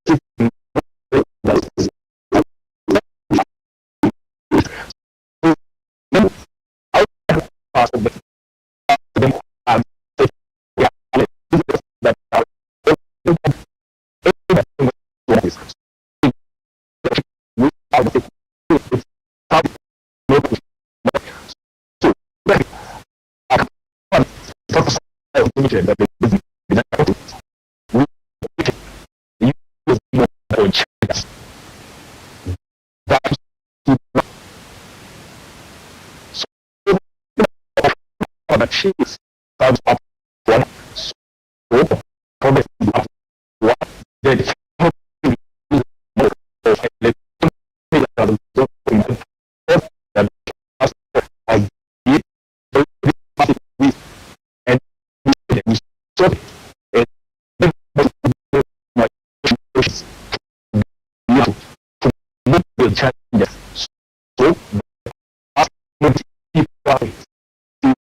the pastries. So do that help the community like the camps and at the finishing case and then to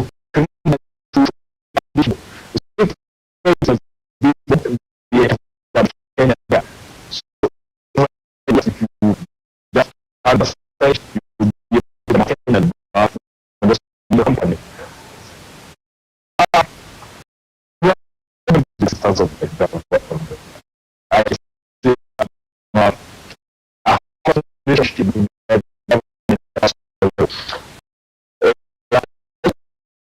see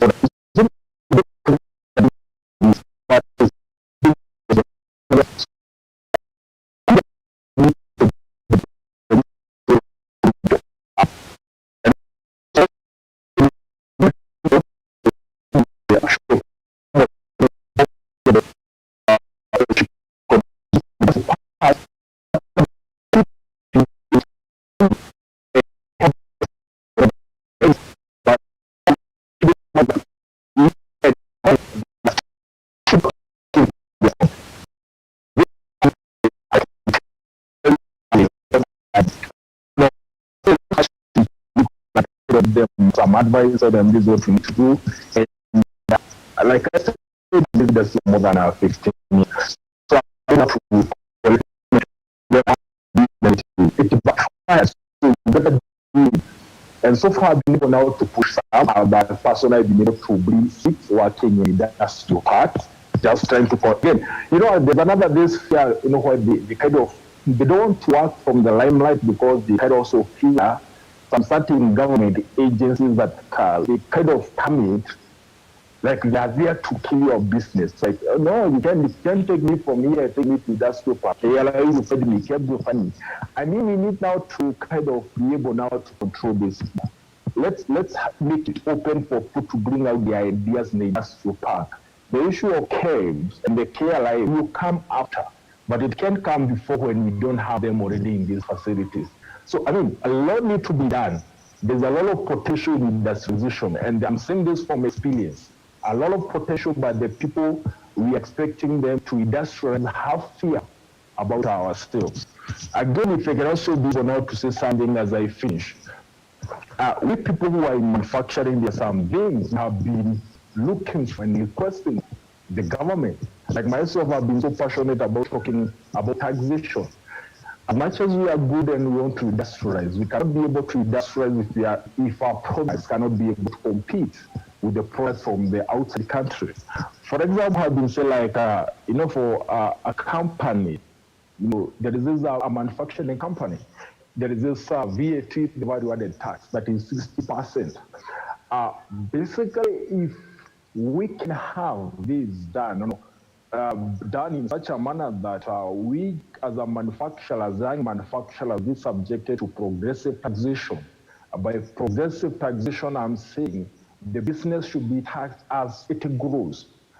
I mean, like, it's just 1 year business. The business is not sure if it will be surviving in the next 3 or 4 months. But the first month of business has been subjected to the 60% VAT. I mean, this is also the kind of the thing that making when our products becomes expensive and even people fearing to venture into industrialization.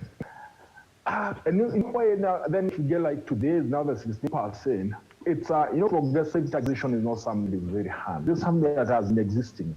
It's like NSSF.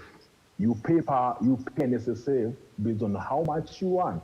It should also be the same case with the taxation, for example, VAT. You pay your VAT according as the business grows. For example, the first 1 year of a business, we can say, the small businesses pay the VAT at 3% for the first 1 year. The second year, you guys are going to pay 3.5. The second year, 4%.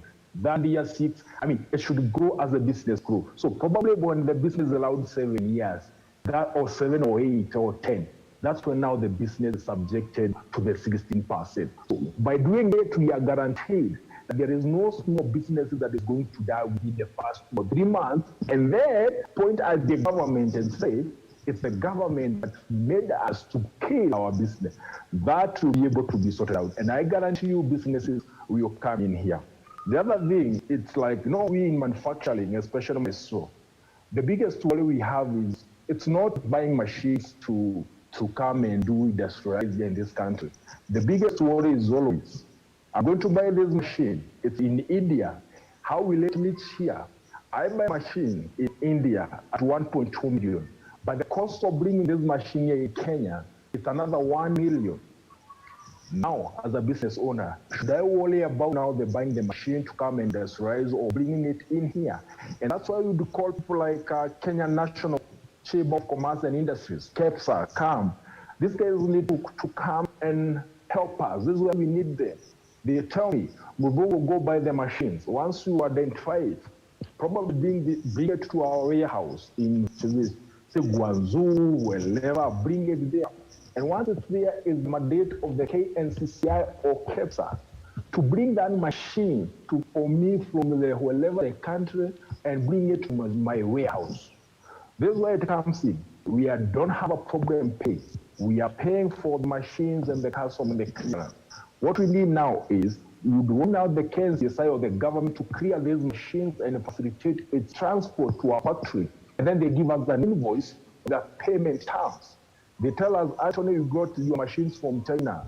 The cost of bringing it was 1 million. We have paid for you. So we want you to pay this money to us. After 6 months, you start using the machine, get to the business, and you'll be paying us this amount per month until you clear this amount we brought it for you. But now you should know these machines remains the property of the government through KNCSI or Ministry of Trade until the day you pay this money.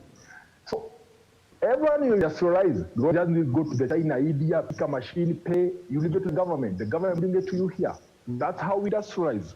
The other thing is also, we're also looking is the importation data. We are in this period of data. Data is very important. So I don't know if we keep data.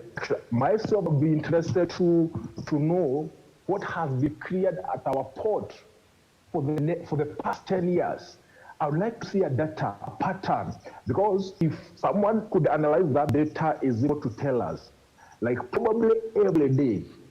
For example, we clear 10 million USB cables. Let me give a USB cable because that's my industry. We are, as a government, we are clearing 10 million of the USB cables every day. Anthony, I think I will interrupt you. The pattern is able to tell us something. That's the information I need to be the public. Anthony, can I interrupt you and request you to summarize, please? We are running out of time.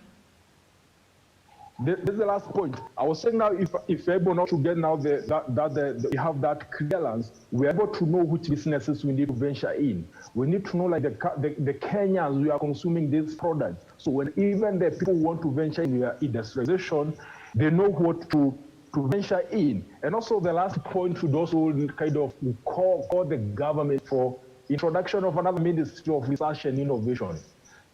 This ministry needs to be autonomous on its own. It needs now to be able, the ministry now to look at these innovations, probably fund them, so that these innovations are able to build a commercial enterprise. And this is the last point, is that it's good that this one goes to my friend there, Kenya and Counterfeit Authority.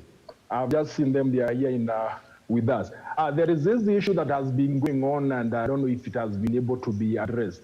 This issue between the Kenya Counterfeit Authority and the Kenya Bureau of Standards. For example, we have traders in Yamakima small businesses. They import products from China. So once those products pass through the port of entry, they are cleared, and the person is paying all the duties for the clearance. But the moment these products reach the shelves of a trader, you find out at the time, probably, the Anti-Counterfeit Authority comes in and find that these products are counterfeit. So the question is, the small traders, who should they believe? Should they believe KEBS or Kenya Counterfeit Authority? Thank you. Thank you so much, Anthony, and thank you for your information. I hope the authorities have taken note of that. I don't know whether Professor is on the line or she's not. She is. Okay, Professor, please, Professor Liz Mwaburi. We only give him 15 minutes, please. We invite you to give your presentation.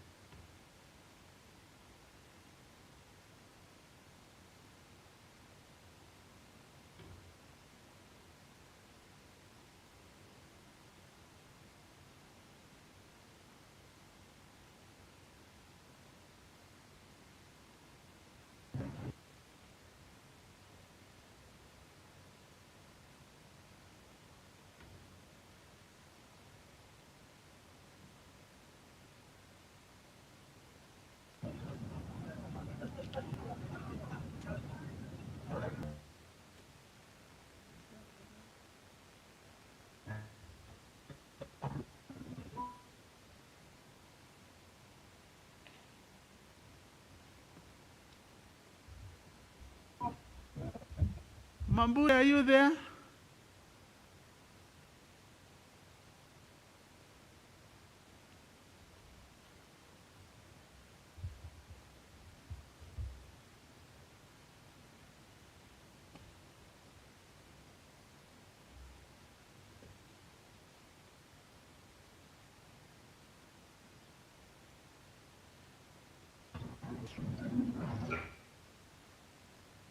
click on the share screen. So you have to share your screen.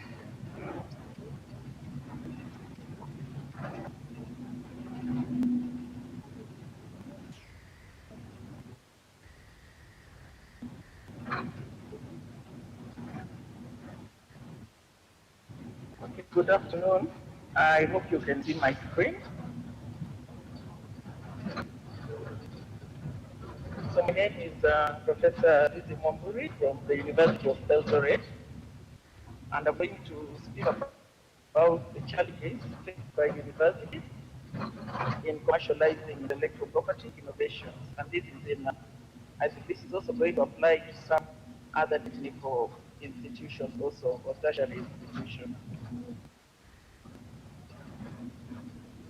So as an introduction, we know that a lot of research products come from universities, and most of these research products are supposed to benefit communities. But unfortunately, this is normally not the case because of the kind of policies that we have in universities, where you're just supposed to do your research. After your research, you write a report, defend, and then after that, you go home. So most of these products are actually sitting on the shelves. So until recently, this policy where research products are supposed to go beyond publications never existed. But now most universities are actually mandated to actually do more than just publications. They're supposed to reach out to the community and see how this can happen. Now most innovative have got added value, and this was actually beneficial to the community. So actually we realized that research should more of an investment and not just an academic activity. From the picture there you can see, on the top left-hand corner, you see scientists there actually sitting in the lab and doing a lot of research. And on the right hand, we can see that next door, you can see the kind of situation we have there. This drought or disease has actually ravaged the entire crop. So we can see that we do a lot of teaching, but next door, we actually have, we do not impact on our community. The research we do does not impact on the community. So how do we measure successful research? This is academically, we can measure by submitting a report. You can write publications, book chapters, reports, technical papers. You can also have adoption of technology. You can commercialize the technology, service, products.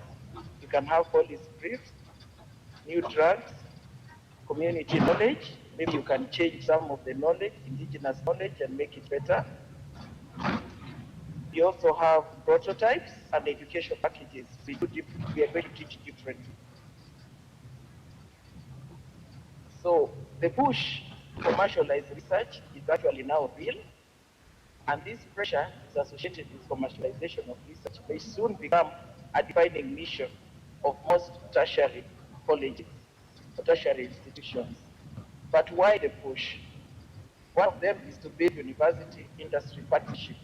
We realize that when we have university industry partnerships, it actually gives the university a plan, because these industries can actually be able to fund some of the research that have in the university.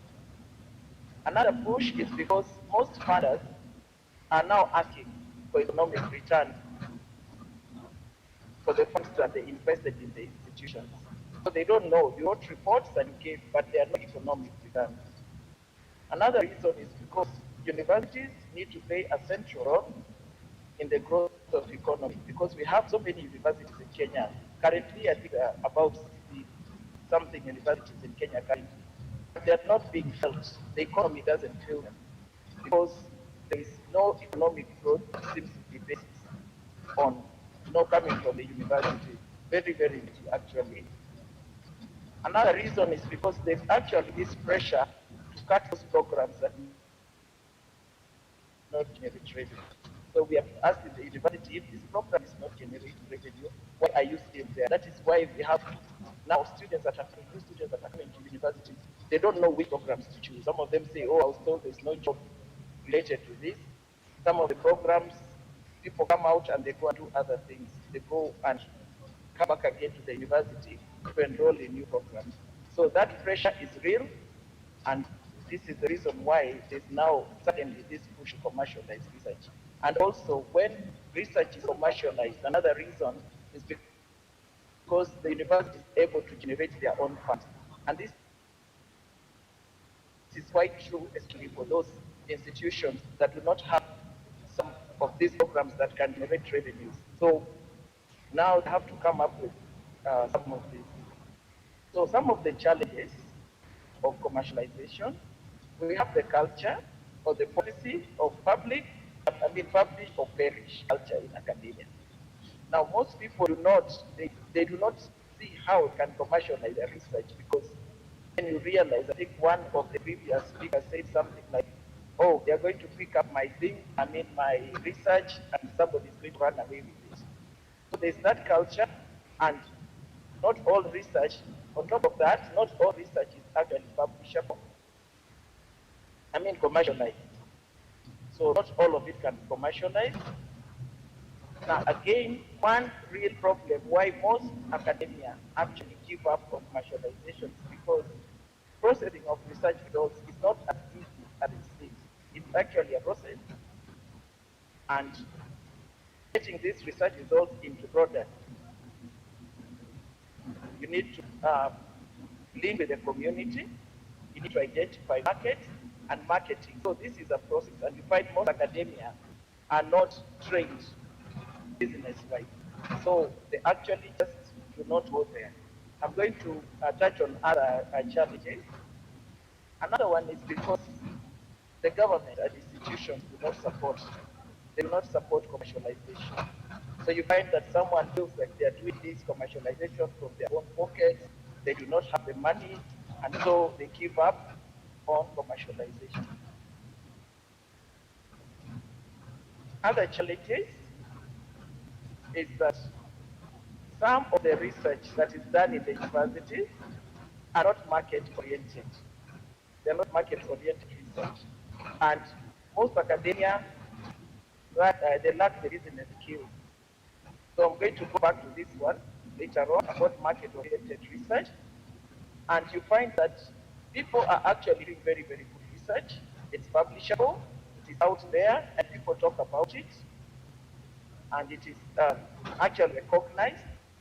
And one of the things is that because most universities are now struggling to be recognized and to be actually ranked, you find that it's the publications that is going to rank them.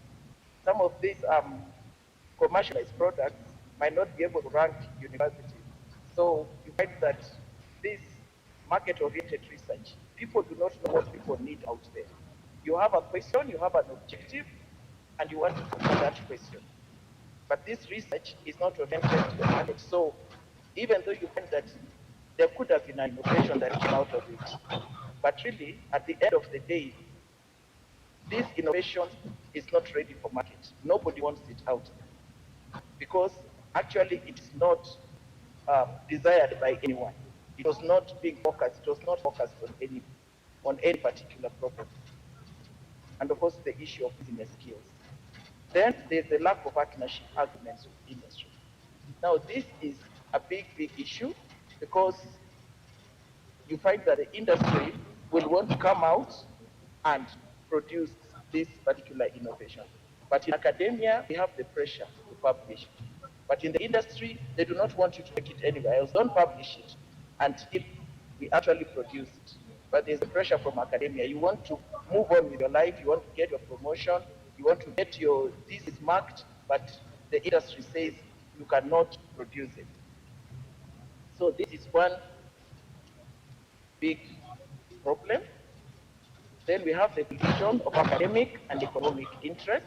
So this one again, it actually linked to number 2, where we have the lack of partnership agreements with industry.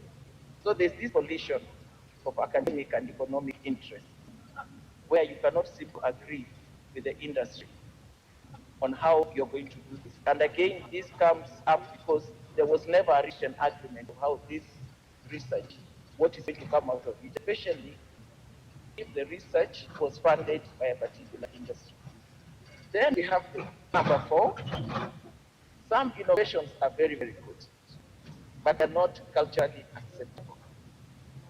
So if I just give some examples, I think some years back, we had a particular toilet that was introduced from the West, and this one was introduced in Ethiopia. And because they have issues with water issues, the same we have here in Kenya, you find that this particular toilet was not culturally acceptable because you're supposed to go inside there, and this toilet separated the liquids from the solids. So the culture of these people is that, I mean, a toilet is a very private affair. So when you tell someone, go in this particular toilet and this is how it's going to happen in there, it is not culturally acceptable. Number 4, lack of collaboration. So we know that keys to innovation bring together industry partners, customers, and even competitors. But you find that someone has done very, very good research, they've come up with a very good innovation. But there are so many partners that are missing because scientists believe that, oh, I do not need the social scientists. The social scientists believe I do not need the natural scientists or the physical scientists. So this lack of collaboration, yet we're going to see, I'm going to show you in the next slide, where you realize that when you do not collaborate, your innovation cannot be out there. There has to be collaboration between various partners and even the competitors to drive the innovation forward. Then there's the issue of lack of motivation to innovate. There is no innovation. There is no incentive program. And again, there is no time that is allocated to academia to innovate. Because anything that is done in the university, once you decide to get into research and innovation, you find that it takes up time, but still the other tasks are still waiting. So this lack of innovation, this lack of motivation really puts some of the academia off, and they do not want to innovate. Then, of course, there's the issue of lack of innovation strategy. Now, this is one of the very big issues. There is no strategy. There's no clear direction.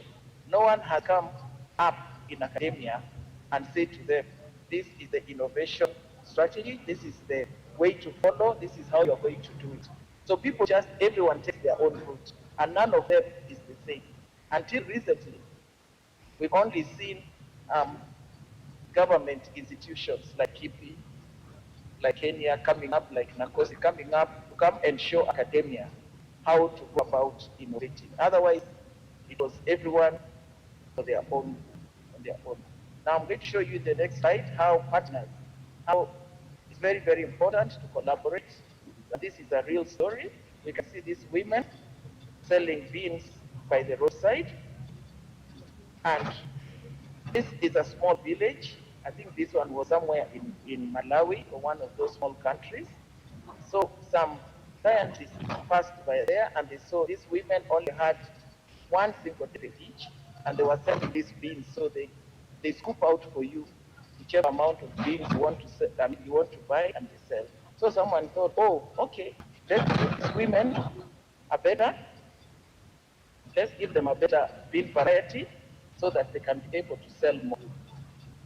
So they went to the lab, these were geneticists, and they came up with a very nice variety of bean, which actually was very, very good. And these women were able to produce sacks, as you can see in the bottom right-hand picture there.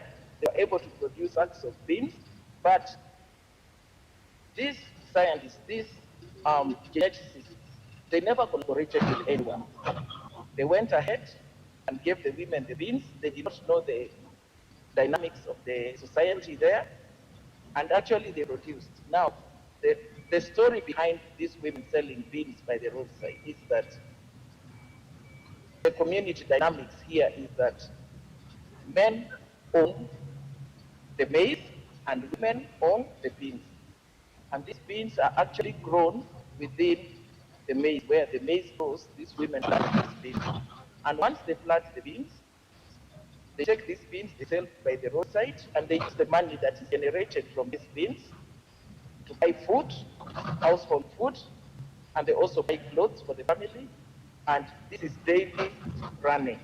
Okay, it was good. They gave them the beans, and they told them this is a good variety of beans, and you're going to be able to yield much more. So the women went back home and asked for more space, and they grew their beans. And they came up with sacks of beans, much more beans. Now, sacks of beans cannot be sold by the roadside. These women usually do not go to the center. So the men organized for a truck, and the beans were taken to the center. And the center is very far. The women cannot go to the center because they cannot hang on the lorries like the men are hanging there. It is very far. So the men go there, they sell the beans, and they come up after 3 days. Now, after 3 days, the question is, did we expect these men to give these women their money so that they can continue with running their daily business? That, of course, is a no. So you can see, lack of collaboration did not solve the problem here. It was a good innovation, but they did collaborate with the anthropologists, with the social scientists, with the economists, to bring the market closer to the women so that they could be able to sell these beans of theirs and still get the money. They would have made more money. So this is why we say that there has to be some collaboration. These are case studies. And of course, there are other case studies, as you can see, I've highlighted there. There's the cockerel studies, where someone took some cockerel and gave the women, and 1 year later, there was no impact because, again, of community dynamics, you know? And these cockerels were eaten exactly 1 week, within 1 week, when they were given to the women. So this is why we insist on collaboration. It's very, very important. So what are some of the solutions to the challenges that we have mentioned?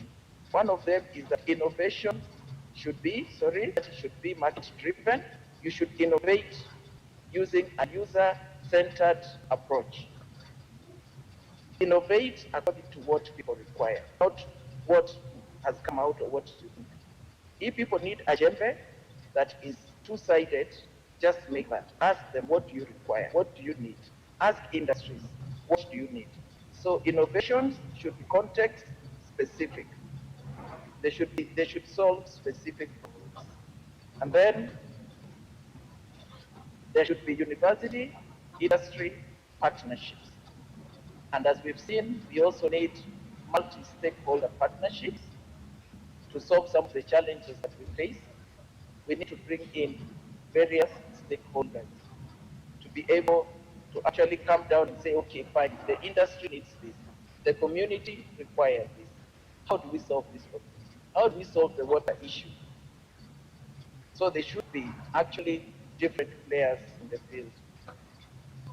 That means collaboration with various stakeholders to study the market dynamics also, because you can have your innovations sitting on the shelf, as we have very many innovations sitting on the shelf. You try to come out and sell it, but no one needs it, because they never asked for it. They're going to tell you, you should have bent this djembe a little bit like this, it would have helped our backs, you should have done this, but you didn't do it at that particular time. So your nice djembe, your nice panga is sitting on the shelf. There should be incentives from universities and government to actually motivate academia to innovate. And then, of course, we need other players like KIPI, like NACOSTI, like Kenya to come out and help the academia to establish innovation strategies, because most of the academia, they think scientifically. They do not have that business kind of strategy. So they do not know how to go about these innovation strategies. So with that, I am going to stop my presentation, and I'm going to welcome any questions at this time or at a later time. Thank you. Thank you, Professor, for your presentation. You have just told us some of the challenges you encounter, and I believe even the youths were also involved on those challenges you face. And I think I would say that we have come to the end of our presentations. Let's move now to the questions, if there is any questions, so that now we can go to the next step. And all the presenters should be ready to receive the questions. I don't see most of them here. David Joguna, Madam Purity, and even those who are online, they should be attentive so that they can get questions.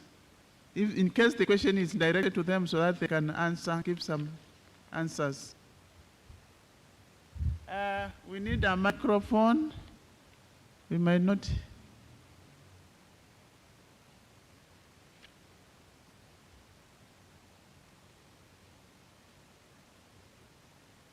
Check what?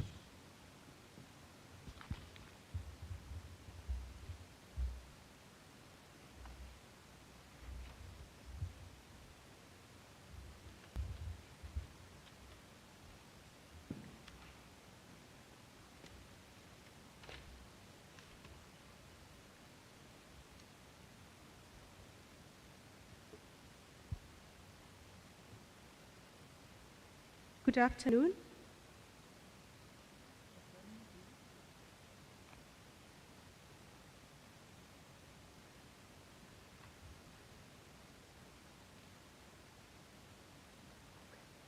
My name is Selena. I'm the Chief Economist with the Central Organization of Trade Unions, Kenya. And in a very brief sentence, what we do is we advocate for decent work. Now, with regards to the youth, I've seen the agenda for today is IP and youth innovating for a better future.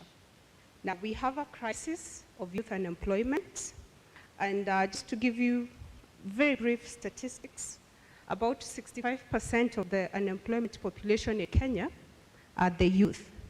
This tells you that in every 5 unemployed people, 3 are youth. So that shows you that we have a crisis. Now, my question goes to, is it the Chandaria Innovation and Incubation Center? You mentioned that in your evaluation model, one of the things that drives the products that you take on board to incubate is demand for the product. Now, what happens when you take on board a product that has demand today, and then come tomorrow, there's no demand for that product? I'll give you an example. You remember when the late Michuki mandated the use of safety belts in our public transport vehicles. There was a very high demand for the same. And right now, we have almost zero demand for the same. So what happens to someone that devised a product in that line, and today we have zero demand for the same? Do you prepare them for such occurrences? Do you have an innovative strategy that entails in your monitoring and evaluation stage that, look, right now we don't have demand for the product, so this is what we advise you do for sustainability of that person in the market? Now, the other thing is, I think this goes to all the presenters. The other thing is, we can all agree that the youth in employment in Kenya are in the informal sector. And I feel like there's a gap with the IP in that you need to reach out to the informal sector, create awareness. Because if you go to the Juakali sector, Apo Gikomba, you'll see very nice water distillation instruments that have been developed by these people. And the truth is that our youth, our working youth population, I use this term loosely, is a desperate working population. They're willing to take whatever amount of money you pay, as long as they put food on the table. What steps do you take towards the informal sector so that you protect these innovative ideas they have, and such that they are not shortchanged just in the name of putting food on their table? And just to comment what you're doing, at HOTU, we are in the process of transitioning from informality to formality, and that is in recommendation 204 of 2015 by the International Labour Organization. And issues to do with IP, one of the guiding principles in recommendation 204. The next question is still to you. What criteria do you use in selecting what areas you're going to take innovative ideas to incubate? Do you have a research department? Do you have a database that shows this is what we are doing right, and this is where there's a gap, and this is where we are supposed to focus more and produce innovative products more as opposed to this area? And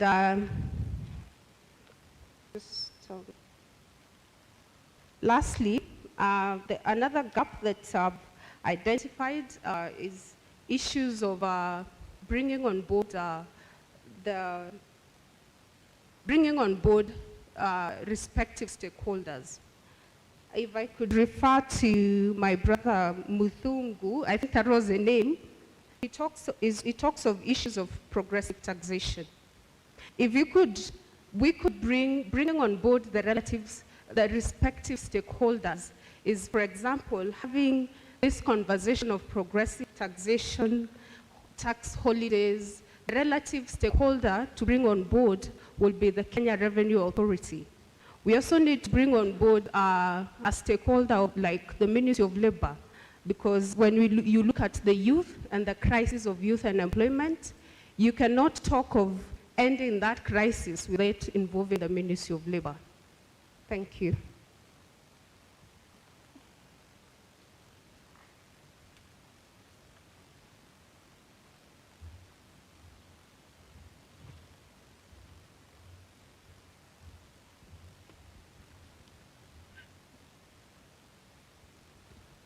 Good afternoon, everyone. I'm Joseph Wino. I'm also from Kotu, but allow me not to divulge on the issues of the economic interest as my predecessors given out. I work on the issues of students and youth with disabilities. I've been privileged to serve as a student leader and now a youth leader engaging on inclusion to support the empowerment and inclusion of persons with disabilities in different arenas. When you come to issues around innovation, we have a problem to ensure that the persons with disabilities are also catered for, especially their interests and their welfare. One is about the accessibility of our platforms and the accessibility of the information that we give in these engagements. We ask ourselves, do they reach persons with disabilities where they are and in formats that are accessible and take keen interest of their needs, especially communication needs? Because we have persons with visual impairment and persons with hearing impairment. Do we ensure that this information that we're giving out, which is very, very crucial, we ensure that persons with disability take them and use them to enhance their participation in such engagement? Then another thing is the security and the protection of such innovations. I have friends, I have students who have disability and are innovative because, you know, like we are championing for inclusive education, and we have persons with disability taking a series of courses in their educational arrangements or educational programs, especially those in the IT arenas, because that is where we breed a lot of innovators. We tend to ask about, they are worried about the protection, the security of innovations, because most of them are having innovations, but they are hijacked by people who take advantage of their disabilities, especially those with visual impairment, those with physical impairment, because they can't access these, be it institutions, be it organizations that are out here to support their innovations. How do you work it out to ensure that the innovations of these individuals are protected?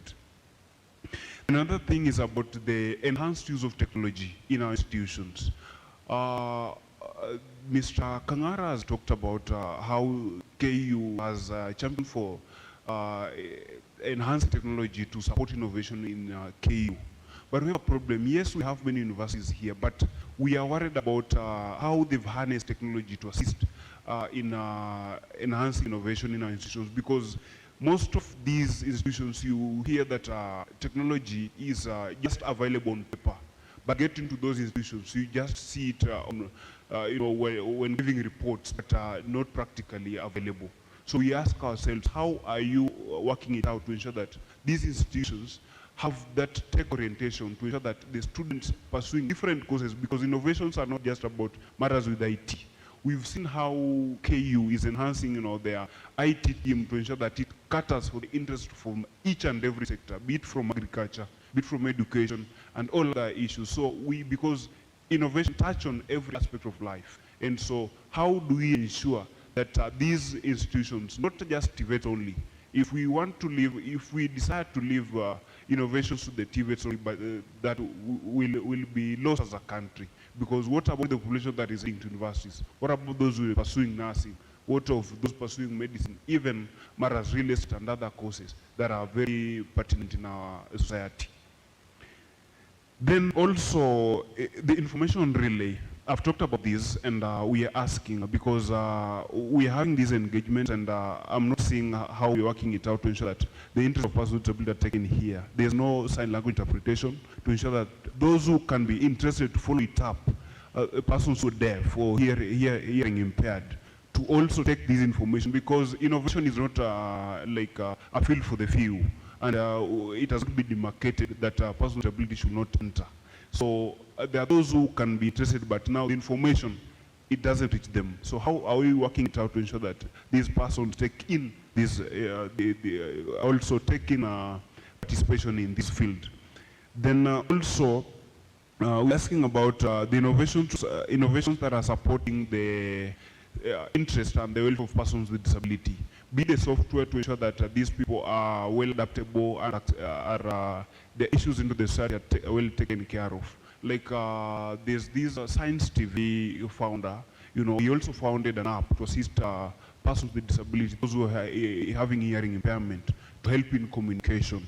I would like to request, how are we ensuring that these innovations by persons with disability, or innovations that are there to assist persons with disability, are fully enhanced to ensure that at least they are available to them, so that we ensure that there are incentives to support these, such as we ensure that we cut the costs of charging them, to ensure that persons with disability are fully enhanced in the society, or their issues tackled very much.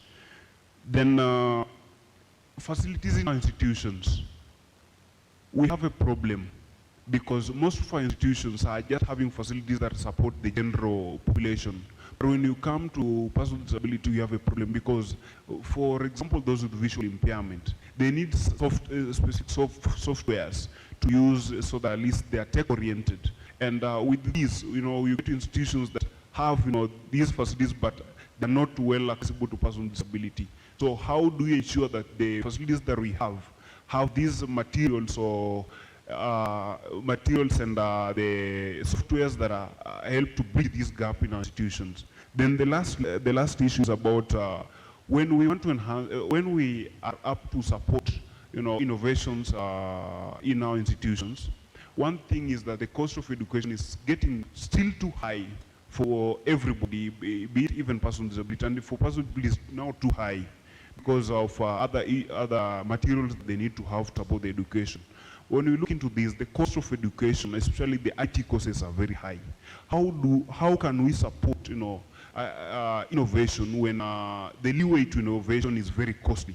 And this comes to destroy the intentions or the dreams of innovators we have in this country, because they want to pass through these education institutions to enhance their capacities to allow them and to build the innovations. So that is my, those are my concerns. Thank you.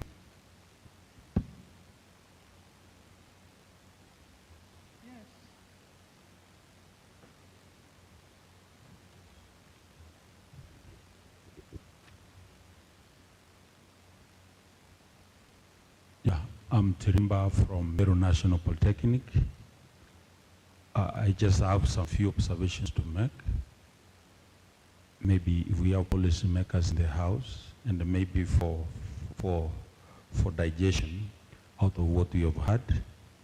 I think the government has made very good progress in terms of setting up structures that are essential for innovation. This includes setting up of Kenya, KIPI, NACOSTI, and even this forum. Personally, I've been so much enriched. Now, I want to observe that innovation and the research cannot be separated. You cannot separate innovation and research. And when we are talking of research, we can't do research without developing capacity in our educational institutions. Now, I note that Africa, we form 16% of the world population. But it is noted that our contribution in research globally is less than 1%. We are 16% of the world population, but our contribution in research is less than 1%. And one of the reasons for this is that probably the way we look at education systems. Now, if we come to Kenya, and most of the countries in Africa, what is devoted as a percentage of GDP? In Africa, most of the countries spend less than 0.8%. Now, if you go to Israel, one of the leading countries in research and the commercialization of innovations, they spend 4.9, close to 5%. Then that begs the question, if we are going to move to next level, having set up the structures, I know government has got very sharp minds in terms of CSS and people who develop policy. We need to move a step where we allocate more funds and also change our thinking. When I was doing my desktop research, I noted this, that our universities, including the top universities in this country, in terms of their contribution to what has been innovated and commercialized, it is very minimum, it's very, very low. So in other words, we are doing more of theory than practical. Now, I was looking at the economy of Israel, which has a population of 9 million, we are 40. Their economy is 23 times stronger than us. And their land mass is about 4% of Kenyan, because their area is 21,000 square kilometers. If you go to Kitui County, it is 30,000 square kilometers. But they are able to overdo us because out of the economy, which is larger than us by 23 times, 24 times, I believe, they are able to devote more. So if we can be able to change our policies, if I give an example, doing an MC, MSc, and PhD in most of our Kenyan universities, like one of the top universities, I don't want to mention it, I was told that if you want to do a PhD in a science-related course, you need roughly 2 million shillings. When you go to South Africa, one of the leading countries in Africa in terms of research and innovation, some of these courses can be done even for free. When you go to countries like Germany, I'm told, I've not been there, that education, especially at high echelons, because that is where we develop capacity for research. People who can be able to mentor, people who can do research. Therefore, I think we need to look at this, because why should a public university charge a PhD student who is doing research that eventually will help this nation develop? Because it's out of these researches that we can have companies. So we have National Research Fund, for example. I believe if we can be able to change, then we can be able to catch up. Otherwise, we continue lagging behind.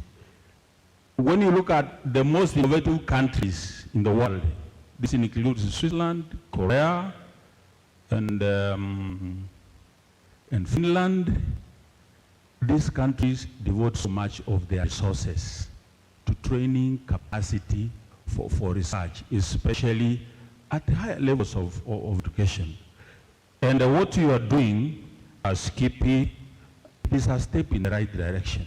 So therefore, if we can have supportive structures and the resources, because often we look at the development as building roads, having supermarkets, but if we can build capacity in research and innovation, this will have capacity of bringing us, because out of what will be coming out of these institutions, once the innovations are commercialized, then we can be able to create products that we can export, even to these other countries. And then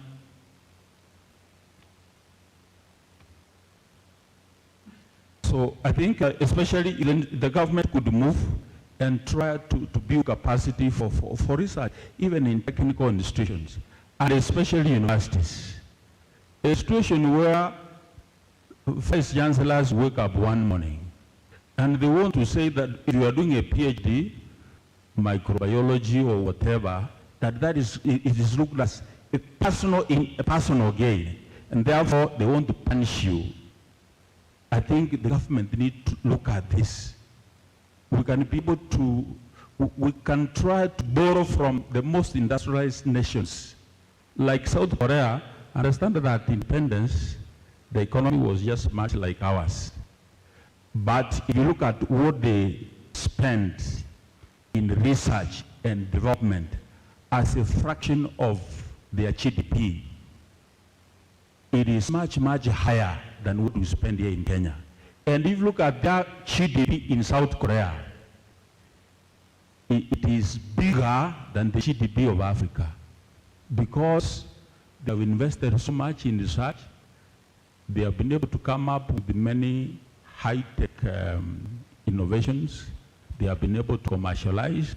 And today, almost every other electronic product is coming from China, from Malaysia, those countries, because they look at innovation as investment, and therefore these nations are investing in research. So otherwise, in Africa, I was looking at from North Africa to South Africa. There is no country that spends 1% of their GDP in research and development. And therefore, if we cannot be able to do this, we continue relying on these other developed nations. Thank you. That's my contribution.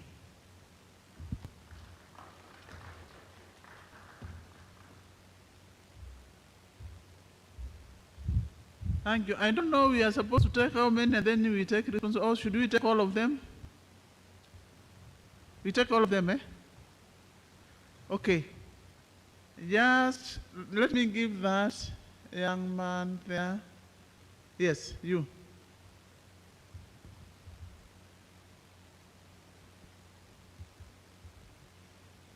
Good afternoon, everyone. My name is Felix Ndunda from Kenya National Federation of Locally Association. The issue about innovation and intellectual property is a very thorny issue, especially in the Jokali sector, where you find many young people have serious innovation, but they don't know how to go about it. So I would request you, after we can do a follow-up whereby KIPI can do stakeholder engagement within our various associations that are spread across the country. Thank you.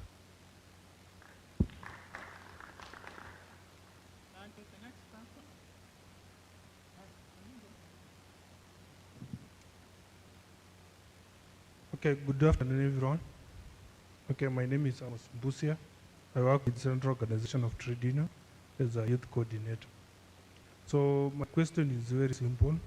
In terms of innovation, what are we doing to make sure that we do the value addition of the locally produced goods? So that we make sure that we also support the local society and making sure that we do the value addition of their products that are being produced locally, and to make sure that we also create the employment and the spread throughout the country. Thank you.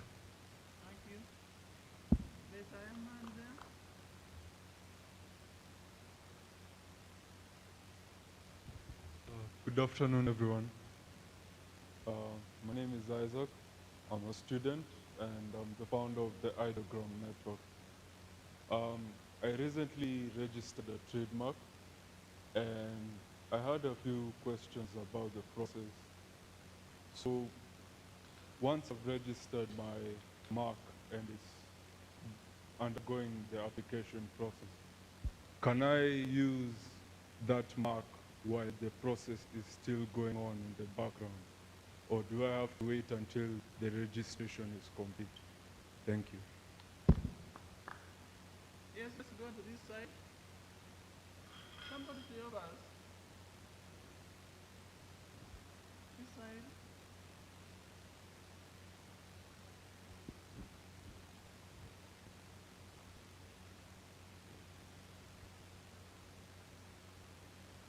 Good afternoon, everyone. I'm Mr. John Mkwana from Michuki Technical Training Institute. That is at TVET.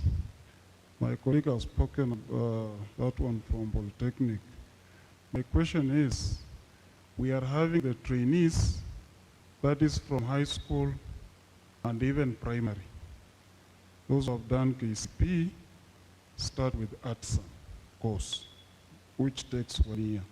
Then there is those who have finished secondary, they also do diploma and cert.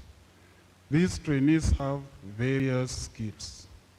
So my question is, since we have a department of research, they are very innovative because they have come in high school where they have done science fair and engineering.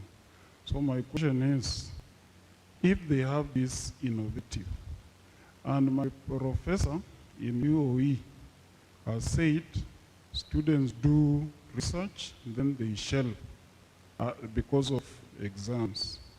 So my question is, when they start, do they go to CAPS first, or they patent first, then lastly, commercialization?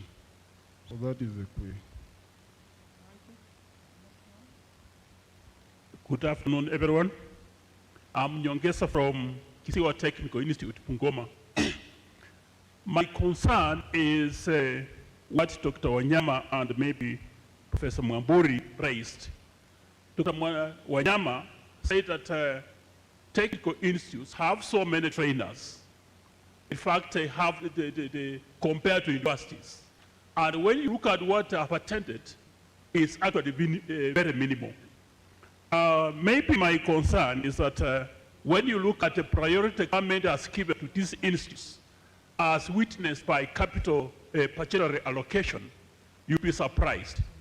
But as an insider, I need to be honest. When you look at the qualification of trainers at TVET institutions, it's actually quite very low. And majority of trainers at these institutes are teaching on the basis of historical knowledge. Some of them were in college long time ago. And the aspect of collaboration or upskilling, furthering education, like majority of us came from maybe TSE, where the employer was even wondering why people were going to school. So that if you go to school, it is taken as luxury. And we find that with technological innovation, things keep on changing. You have to keep on upgrading your skill.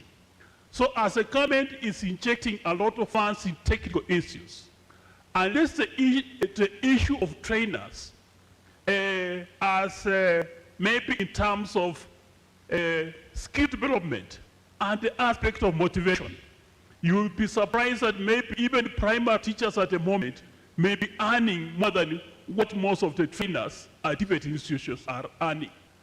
And actually that thing has to be visited. And also when you go to enrollment, the breakdown at these institutes, majority of trainees are in areas even lying outside maybe a core mandate of TVET. They have run away from maybe science-oriented courses and mainly majored in business.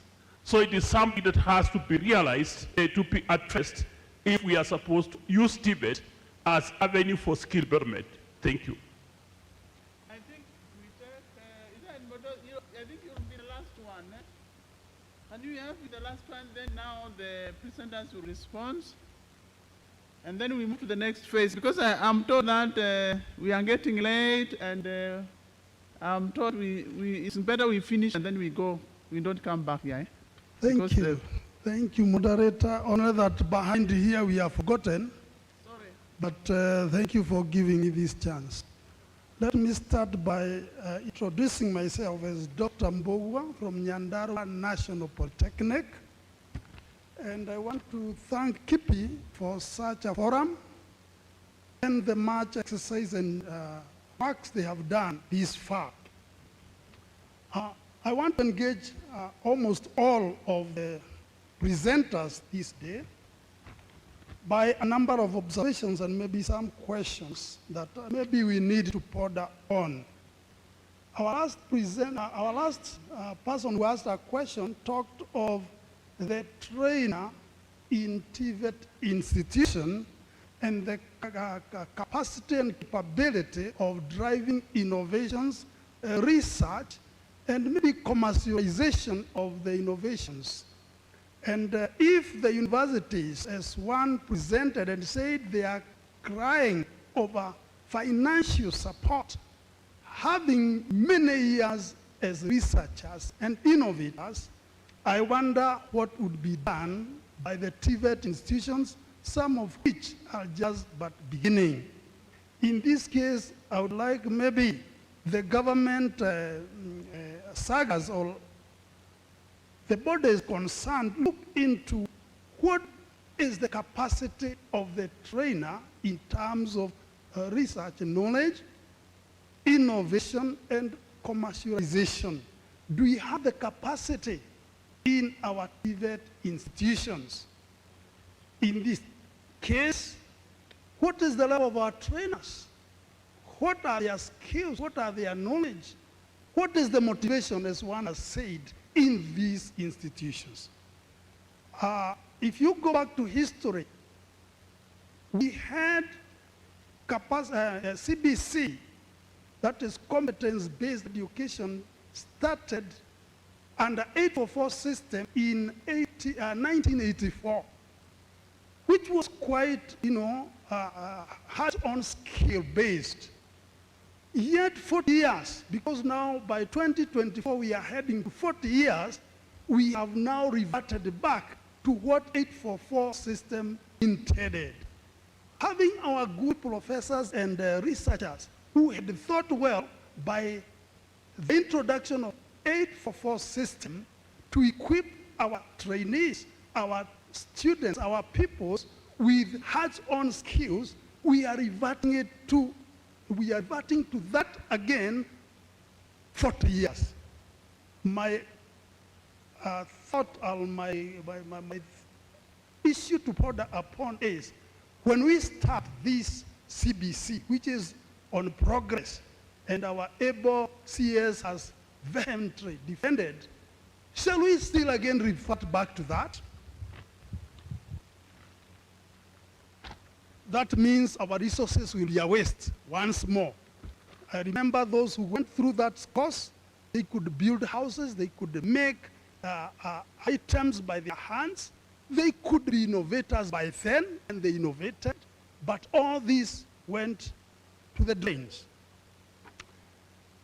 When we look at the youth and the financial muscles, I think we are telling them, go create your jobs. In other words, go be innovators. Go start multinational companies. Go start a business for yourself. But are we really giving them the base so that they can do this? If a professor who has been at work for 30, 40 years cannot start an industry, cannot start a business, cannot employ one, not two, members in a company started by him. What about this innovator? For example, when I talk of that, we have a young innovator, a youth, who has about 3 or 4 innovations. To come up with one innovation is really costly. I believe them who have done innovations would understand that. But this youth has tried to come up with the first one, costing about 300,000, another one costing about 100,000, and another one. But this has not been commercialized. Surely, how do all these bodies that have presented today assist these youth? The youth may not have had information about who to be assisted of,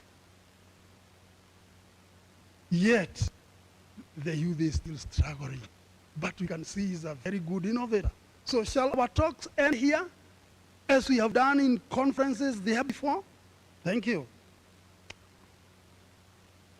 Thank you, Dr. I'm looking also at this concept of narcosity and the way they have vehemently said, let all institutions, including private institutions, at least add their budget to 2% of their annual budget. Yes, they have done that. They are trying to do that. What after that? That is where I asked about, do we know how, or do we have means of equipping these institutions? For example, my institution is an agricultural institution, which also is majoring in building, and we have innovators there.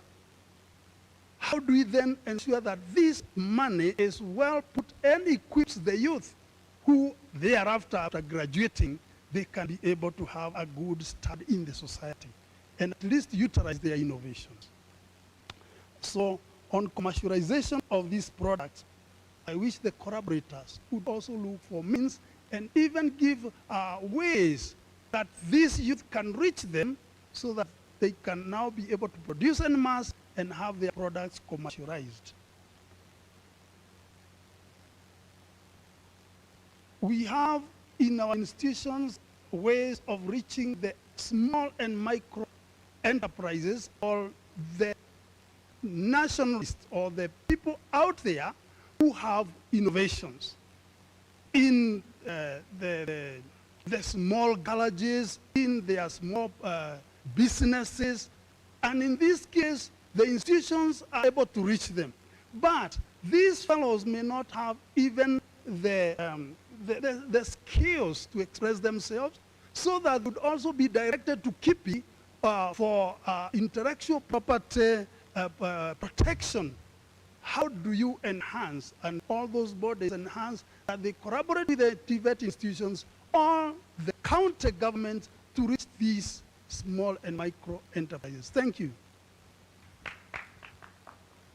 Thank you, Daktari. There are two more questions on the online.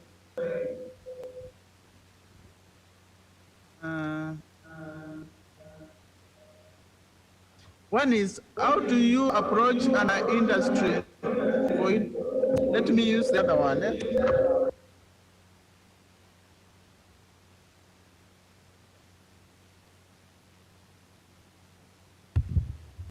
Yes, the first question is, how do you approach an industry for partnership?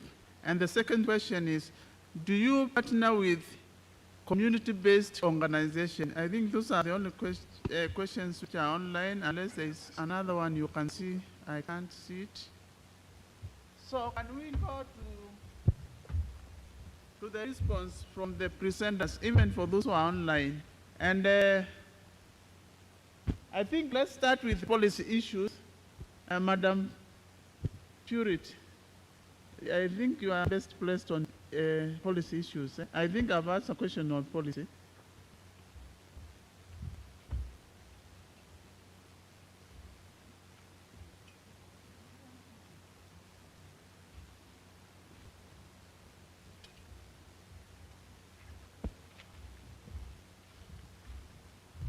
Good afternoon, everyone. I've been walking in and out, so I didn't get the question clearly, but I'll talk in general. At a policy or a national level, I'll not be specific to a question.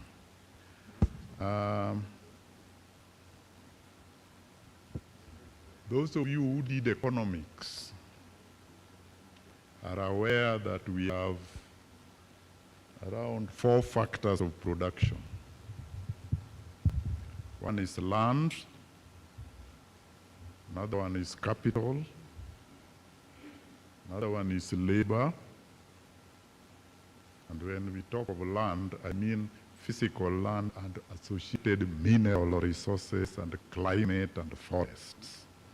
So labor, the human capital, and the other capital, the financial capital. And there is a very important fourth factor of production, which we call entrepreneurship. I think I've heard a number of persons here talking about trying to compare our scenario with those of Singapore, with those of South Korea, whose land masses are just a small proportion of Kenya's size, that are not endowed with natural resources, but their GDP is several times more than ours. And what brings that difference is this fourth factor I'm talking about, and that is entrepreneurship. It is not land, it is not labor. Labor also has a role to play, but Kenya is endowed with labor, but entrepreneurship. And that is what will really drive this country forward and unlock the economic potential of this country. So the challenges we have been talking about, youth, very much an integral part of this. We have to nurture a culture of entrepreneurship. And this is where creativity and innovation comes into play. Because for us to make progress in all frontiers, we have to exploit and take advantage of these opportunities we have in various sectors of the economy.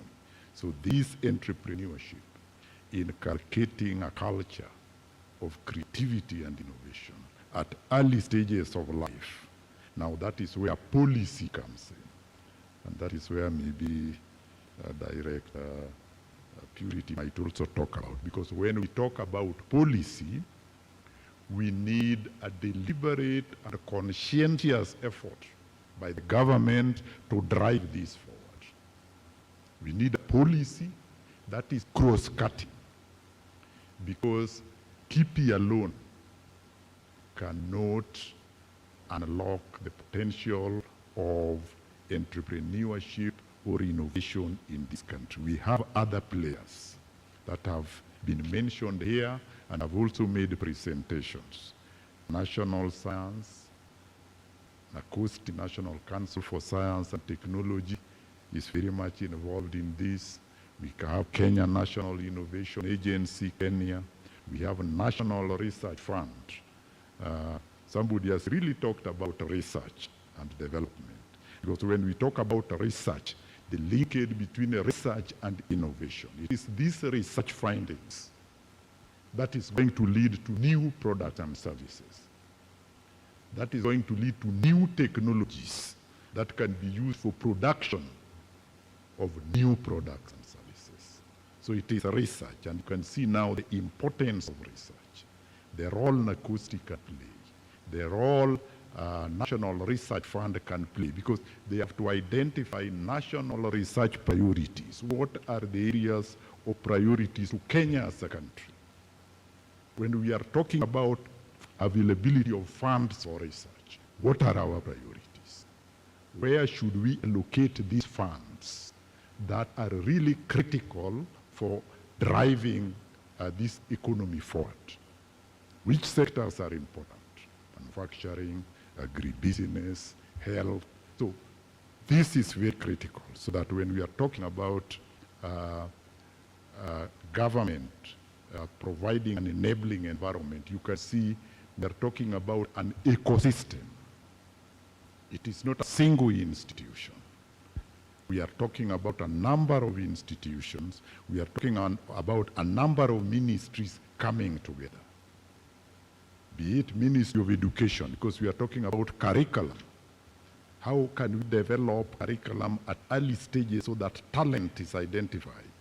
The other time you heard the president talking about, I don't know which function the president was attending, and he was talking about Bill Gates. He never completed college, isn't it? He left. Where is he now? This income is even bigger than Kenya's GDP. Now, this is what we are talking about.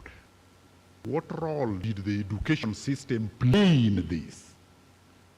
And how is our education system, whether CBC 844, we are not best placed here to know which education system, but you can see how various departments of government should come in. Education, the Ministry of Health, industrialization, so that we have a coordinated, a more collaborative, a more linked approach to handling these issues.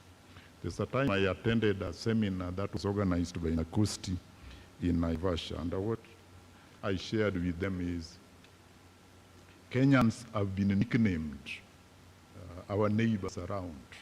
They call us NATO, N-A-T-O. It's not the North Atlantic Treaty Organization, but NATO is nothing but talking and talking. That is your nickname. You are known just to be talking.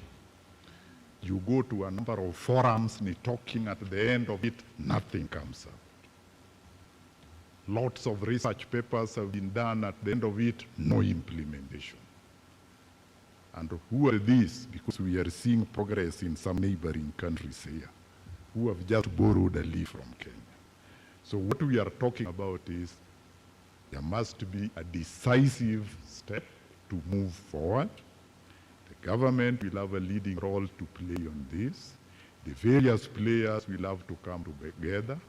Policy has to be in place and legislative framework that can harmonize all this so that there is a holistic and a whole government approach towards handling the challenges that we are talking about. And we talk about development. Because when we got independence in the 60s, our emphasis was on agriculture. That is what we were most endowed in. But we realized agriculture alone could not feed the mouths, could not create the jobs.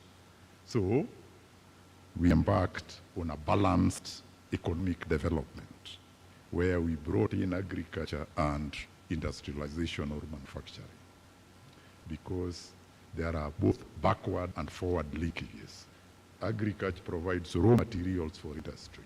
Industry manufactures finished goods, which fetch better prices. But is that all? We have embraced it. Where are we? The youth don't have jobs. Somebody was talking about youth being expected to create a job when a professor cannot create any. It has happened in other countries. So what we are saying is we cannot rely on agriculture alone. We cannot rely on industrialization alone or manufacturing. We have to embrace a knowledge economy. And when we embrace a knowledge economy, what we are talking about is creativity in all frontiers. We want to allow and ensure that we have creativity and innovations in the area of agriculture. How can we be able to provide the right information to farmers, okay, in terms of climate, in terms of rainfall patterns, in terms of the right seeds that are resistant to pests, that are resistant to other diseases? How about health? How can we ensure timely delivery of health services? Telemedicine. How can we embrace this so that we don't have to be constructing hospitals? You know, even the situation we have in counties where health is still a challenge. How can we be innovative in terms of providing for health services? So you can see that innovation can unlock the potential in all sectors, be it agriculture, be it health, be it construction, and whatever sectors you think about. I think I've made general remarks. I didn't get specific questions, but I think that will go a long way in tackling some of the concerns which you were raising, but at a global level. Thank you.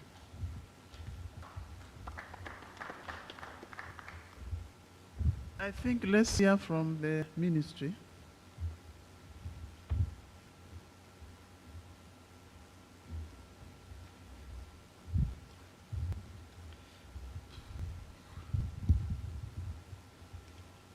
Thank you. I think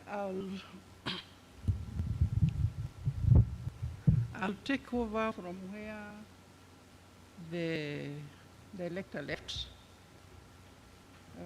especially because when you talk about, we need to know how does the government actually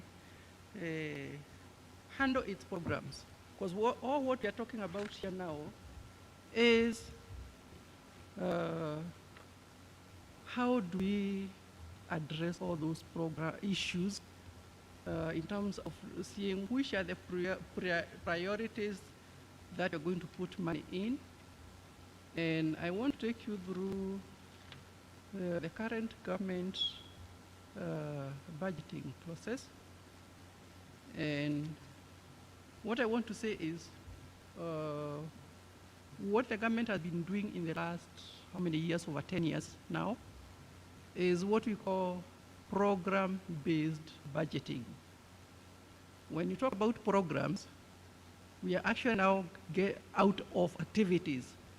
An activity may be something like just one thing like patenting. But when you talk about programs, we are looking at the whole spectrum of activities that will come into something like a research. What are all the things that need to be done at a research? And who are all the actors that have a role to play in research? If we need to do commercialization, if we need to ensure that we have money to support issues to do with IP, with research, how do we handle that? How do we handle that? Who are all the players so that we only have one major program with all the people who are actors in that area under that program? If it's like information, we need to have all the people get information on IP, whether it is the PWDs, whether it's the universities, the TVETs, the entrepreneurs. They are all rammed together, and then we have a program that touches on all those issues to do with either the information, or if it's an area of research, all those that deal with issues to do with research, whether it's the universities, whether it's government, sagas, institutes, and even the private sector. So anything to do with research becomes one program so that we avoid duplication, especially given the constraint of resources. So that when we have an issue to do with information or an issue to do with research, we are looking at our total budget. What can we afford to put in that budget? If it's this 1% we are saying, are we able to put that 1%? Because we also have needs in the health sector. We also have funds needs in the education sector. So in that allocation of resources, we prioritize and see what are the requirements, and they are put in one basket. And right now, this is what is being done. The cycle has already started for the 4th MTP. The MTP is the, we call it the medium-term plans. They run for 5 years. And interesting, the 5 years actually they coincide with also with a political cycle. So right now we are in the planning phase for the 4th MTP. And all these issues to do with if it's the area of research, how much money goes into what are the actual things that are the requirements for the various players, so that we put it as one research program and ensure that the funds that are available can go to all those people. And so also to ensure that there is no duplication. And what now is very key in this is to ensure that we are represented in our right sectors when these exercises are going on. Normally they are government driven, but all players are invited. I know about 2 weeks ago, we were looking at the industrial sector. Industrial sector is combined with water and water. Several of all the institutions that deal with that, even industries, and even the associations that represent industries, because government works with organized groups. So if you want to be represented, you have to ensure that you are in an organized group. When I talk of an organized group, I'm referring like even industries. There are those industries who are registered at the Kenya Association of Manufacturers. We have the national chambers. You have to ensure that you understand when these exercises are happening. I mean, I'm sure normally it is, you are informed and even invited. Because I know the last phase I saw, I don't know whether I have seen come here, they were in that and they put their priorities and they put them in the right sector. If it's issues to do with information, they give their priorities in the information. Then we see in terms of the academia, what are the priorities in that same program. And then at the end of it, we look at what are the resources that are available. How much we put in those resources, in those programs. So basically, when you're properly represented, I'm sure those issues will be properly captured and will be able to allocate the available resources, because I've said sectors are competing, they are the competing needs, they are the priorities, and therefore it is important that we get involved and present our cases there. That one is supposed to summarize all the issues that have come up in terms of policy issues. Whether we are getting the right percentage allocated for research. And of course, when you talk about research, the issues of commercialization come in there. I've said it's not activities, but all the series of those series of activities that become a program. This is what we need to understand and ensure that we are well represented. And I've also said that government deals with organized groups. So if it's a new sector which is not yet organized, we would encourage that they are well organized so that they get representation when those major national exercises are being done. Because once the plans for the next 5 years are complete, it will be difficult to now start adding in anything new, because already the resources will have been determined how much go into a particular sector. So with that, if there is any further question, I think I have handled all those issues of research. What is the other one? Say, and even the inclusion of every group, even the PWDs, and all other sectors like the vulnerable micro and small enterprises. That is the time actually to ensure that the needs are identified and catered for. I don't know whether there is another key issue, but basically, if there is anything else, you can always refer it. Thank you. Thank you, Madam Purity. I think if there is anything related to policies, you can always raise it with her, and then she'll be able to tell you. I think the issue of intubation and the conversation came out so strong with the questions, and I'll ask the representative to continue.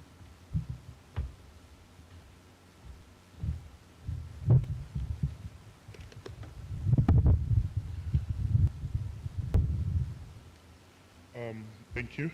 I'll start with the first question on how we do products that we need to go to market as quickly as possible. I want you to demystify two things. The first thing, there's innovation. Innovation is inventing something new, a new process, a new product, or nothing. That's one step. The next step is taking it as a business. When you start talking the business language, the fastest product to go to market wins the day. So you have to go to market as quick as possible. Innovating is one thing, but once you've innovated, please go to market as quick as possible. And how you do that is try make your prototype as quickly as possible, try make your product as possible, link with the partner that you need to, license it, you have to license it, and then it goes to market as possible. How do we facilitate that? We train you on how to design what you're creating, on how to do a lean startup. Lean startup means with the smallest or the littlest resources you have, can you take your product or your service to market? So that's what we do for you.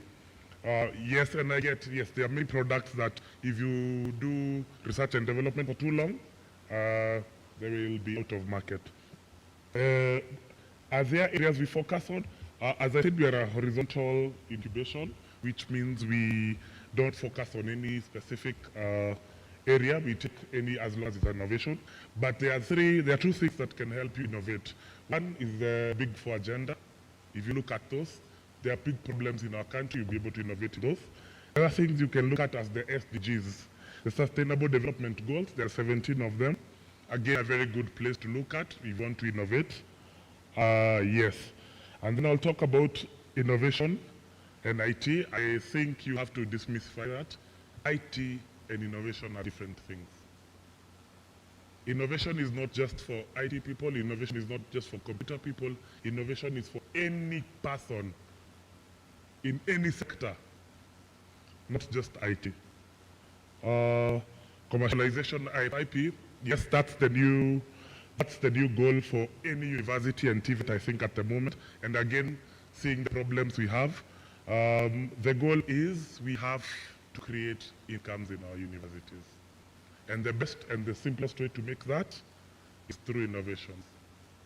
And that is, and if you wait for policy, if you wait for systems, you will be waiting until the end of the years. So start with what you have. Don't wait for policy. That's the rule I'll give you. What else? Trademarks, I know David will answer that.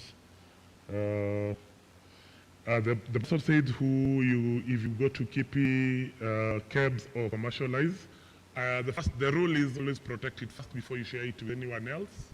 So I would urge you to go to KP first before you go to KP, then get the standards and then commercialize. That's the easiest strategy. And then somebody asked, how do I approach industry? Do you speak their language first? So there is a change. There's a change of mindset that needs to be there. And I had the TVET complain about how they are left behind, how the lecturers are not researching. Again, there is no policy or no law that will make you do that. You have to do it. Because if you wait for somebody else to force you to do it, then again, I know your workload is too much. You have to teach, you have to do many things, and again, there are not as many lecturers in the country. So your workload is high. So you have to give time to do those things, unfortunately. Yes, and how do you approach industries? One, do you speak their language? Do you have a product that fits their needs? Are you solving a problem they have? Do you have customer feedback before you take the product to market? If you ask those questions, yes, and you answer them correctly, industry will actually approach you. Thank you.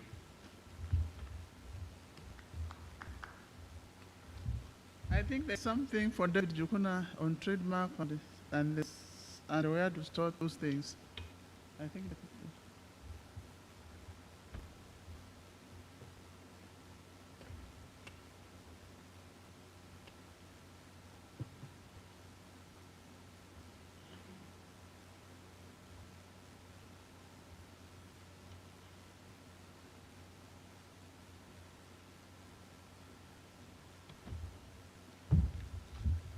Yes, there are a number of questions with regard to IP and work of KP. One in terms of creating awareness, the gap in IP awareness, and related to that, was what?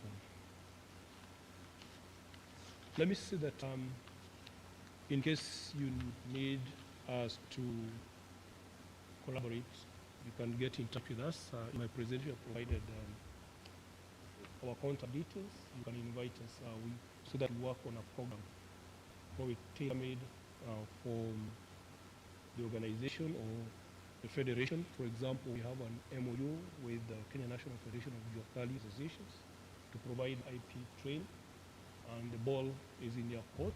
The MOU say that where they need, they let us know the areas that can collaborate and create that awareness. And I believe we've been doing that, creating awareness for the Juakali people. 2019, we were here and we had quite a big group of Juakali artisans during the whip day, and we do that. We do train them in various aspects of IP. There was also the issue that was raised about the onboarding of stakeholders. The Ministry of Industrialization, Trade and Enterprise Development has created what we call the biashara centers. They are located in Kariobangi, Nairobi, Mombasa, Eldoret, and Kisumu. And what the biashara center do is to bring together the various agencies under the ministry so that they provide the services together. Even KRA is part of that group. So if you go to a biashara center in Kariobangi, Mombasa, you'll find a whole lot of the agencies under the ministry, and you get all the information, including KEBS, KIA. All these agencies are under one roof, and they provide a lot of information, even how the things that you're talking here, how do you protect your trademark, how do you patent your invention, what can you do? So those provided under one roof. I think the question with regard to what comes first, is it patenting, KEBS, or commercialization? I think that has been answered by the speaker who was before me.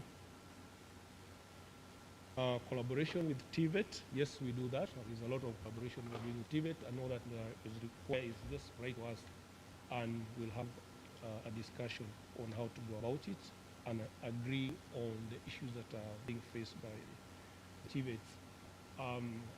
We also do periodic training for TVET. One of the things that we ask for is if you can host, then we bring our trainers together. We do a hybrid thing in person as well as online.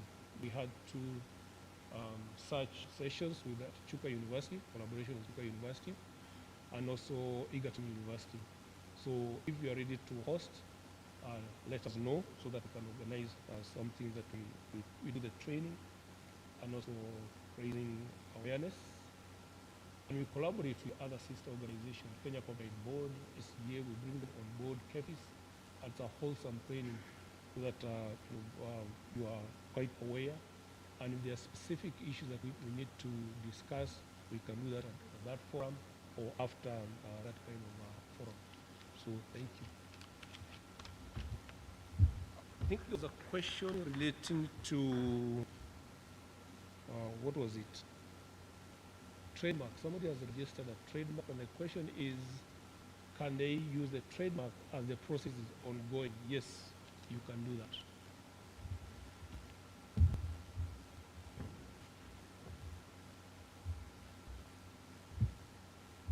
I think Vanessa online, she has something on special needs schools. Can you just say something, Vanessa? Yeah, thank you, Janice. I think there's an echo.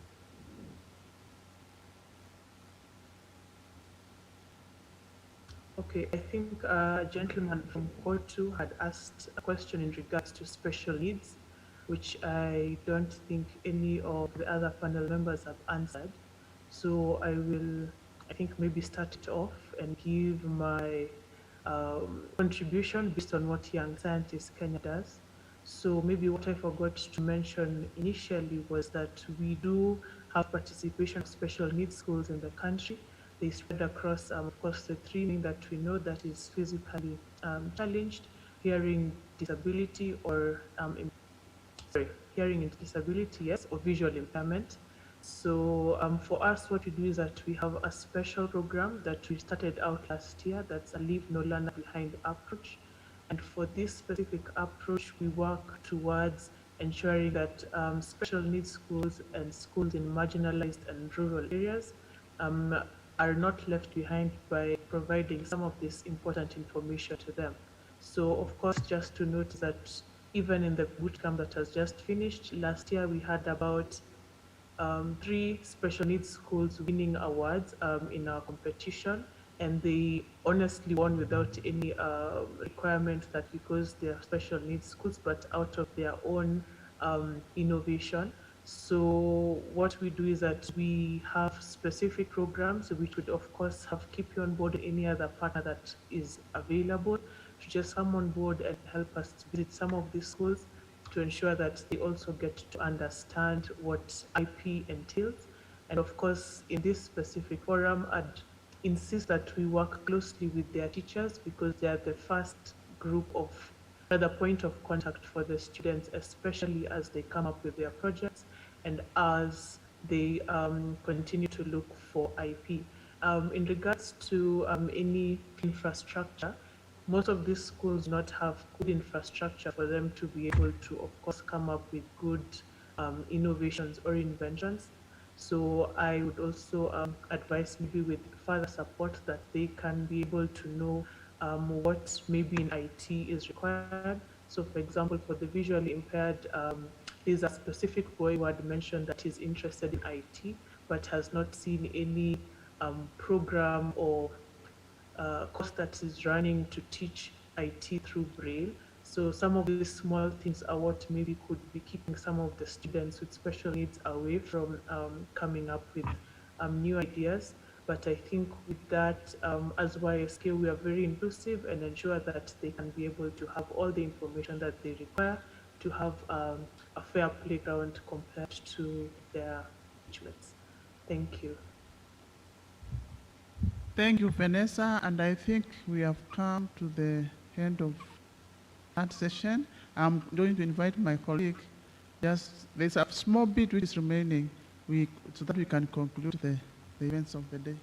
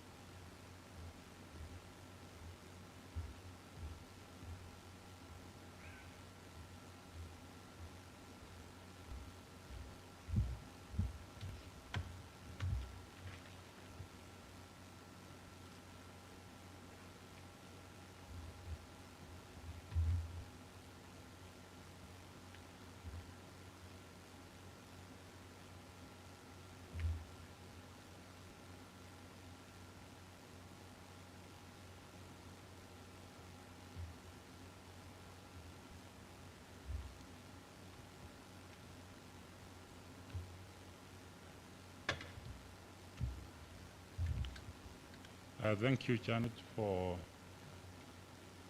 that moderating that very interesting session.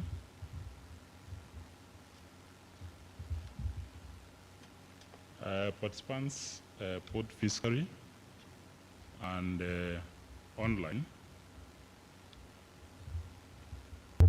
welcome to this last session.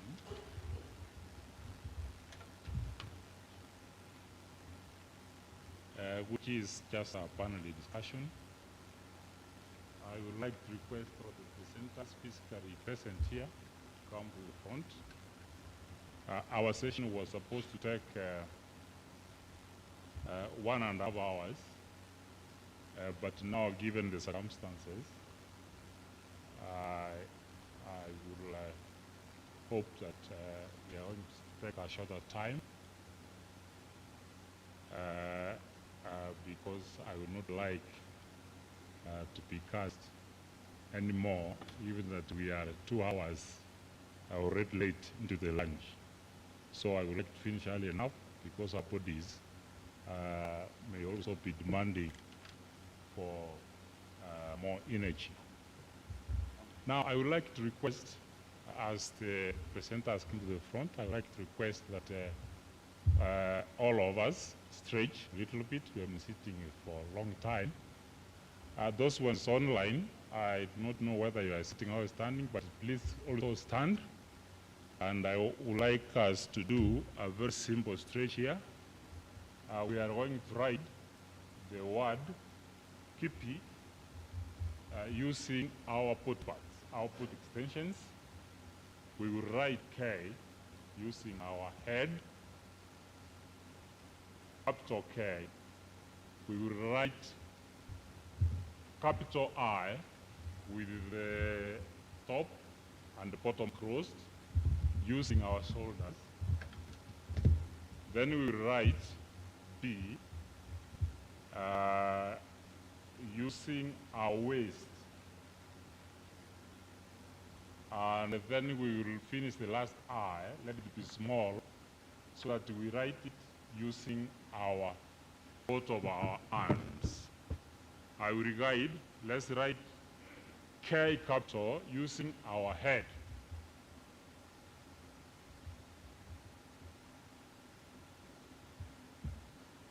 Okay, thank you.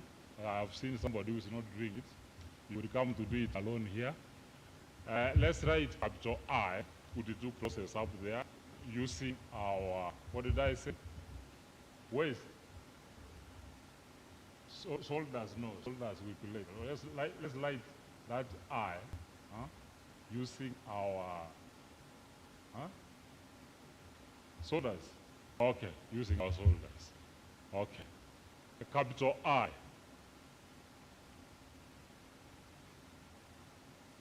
Cross it at the top, cross it at the bottom. I've not seen you cross it at the bottom, but that's a good trial. Online, I'm also watching you, although you are not on video. Let's write P, the pronunciation, I mean that one of P, whichever the case. That one goes, which has the top, using our waist, the P, using our waist. It depends on where you start. Let's start from the top with the slash.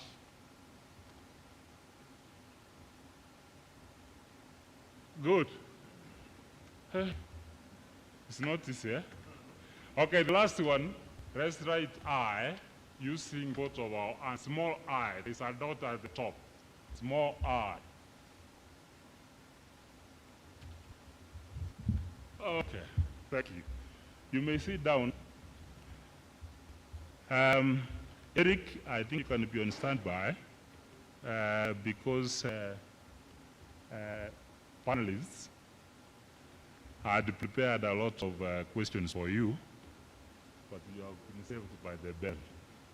So, so we will just go through a few of them and see just one question maybe to every participant. If time allows, 2 questions to one also participant. And I would like to share the questions so that those ones who are online are able to also to follow, so that the moderators are also able to follow. Thank you, Bonagalela. Welcome. Now, my first question will go to almost all of the panelists, and it relates to the challenges that are already articulated here, the challenges facing the youth when it comes to financing. Because it is said that there is always inadequate access. The resources will never be enough. But let's talk of inadequacy, adequate access to financing. It is clear that IP is just like any other property because the Constitution recognizes it as such. That intellectual property is just part of property like a house, a vehicle, a shirt, clock, and so forth. And thus can be used as collateral to access financing. Kenya has facilitated this by enacting the Movable Property Security Rights Act 2017, whose objective includes to enhance the ability of individuals and entities to access credit using movable assets. The Act recognizes intellectual property as an intangible asset which forms part of the movable asset. However, despite the Act having commenced on 16th May 2017, it appears like none of the Kenyan financial institutions accept an IPR as a security for financing, save for what Madam Buri talked about, KI, and also IDP. That gives me some kind of assignment to go and establish how actually they handle an intellectual property right as collateral. Now to Mr. Njuguna. Having elaborated the various collaborations between KIPI and other institutions dealing with youth affairs to mainstream IP, is KIPI collaborating, or does it intend to collaborate with financial institutions to make IPR as collateral for financing a reality? So I would be asking questions and I expect answers from the facilitators. We need the microphone here at the front, please. Meanwhile, as we look for the microphone, Wananchikuna, you can come over here to address that particular question. Microphone, please, to the panelists.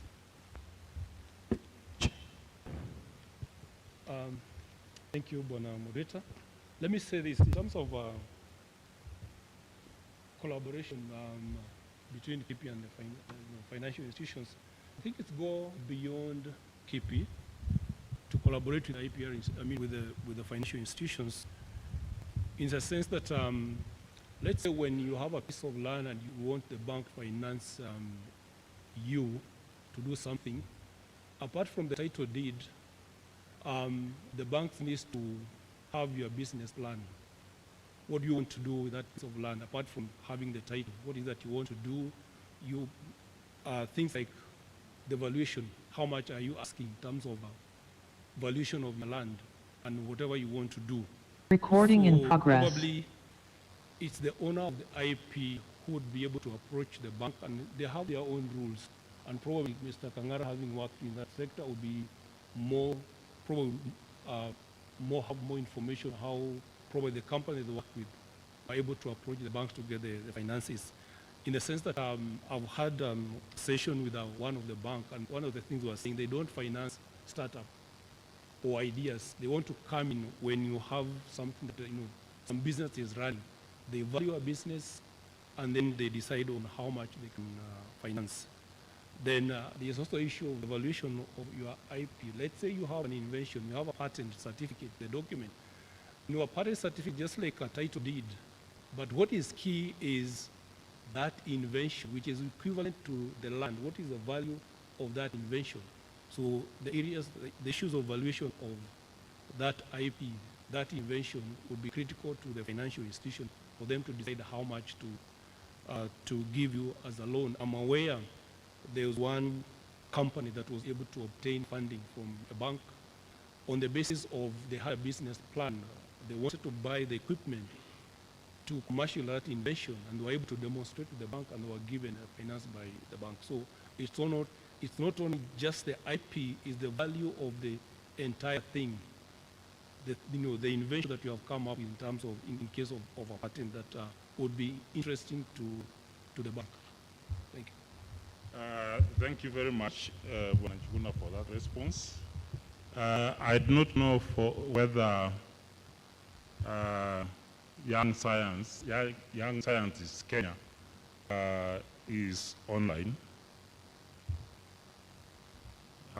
If you are online,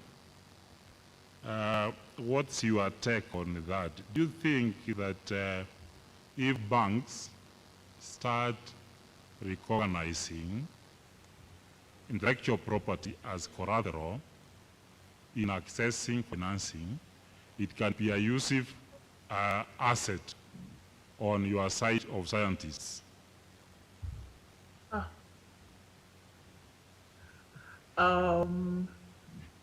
That's an interesting question. Well, what I would say is, because we have secondary school students particularly, and I think for them, I'm not too sure that would be the right forum for them to. Muted? No. Okay, sorry, something has popped up on my screen. So what I would say is that it would be a good start for the students, especially those that come from needy backgrounds, having that protection that they have received as a collateral for either funding or say for the students to be able to pay for the university education. I think that would be a great step. However, the other question now would be to what extent, what would be the repercussions, or what would hold the students captive, quote unquote, once the bank actually holds their innovation. And as we see, I think in today's life, is that when, for example, you want to get a mortgage for a house, you do send in, say, your logbook for a car to be held by the bank, and before you finish, say, paying for your mortgage, they come and collect your car. So now, in this specific scenario with innovation, I think we may need to now find a way to be able to clearly say what exactly would happen in regards to that IP protection for the student in this case, but for any other youth who would ideally be giving that as sort of collateral for any funding or anything else that they require. I think it is a great idea. However, now what would really matter is what we may need to set aside as the rules or regulations in that way. I hope I've answered the question appropriately. Thank you for giving your input. Another university, what's your take as regards recognition of IP as collateral? Or do you think it will be a useful asset when it comes to the challenges you face at the incubation center? Because I saw you raise them. What will you like to be done?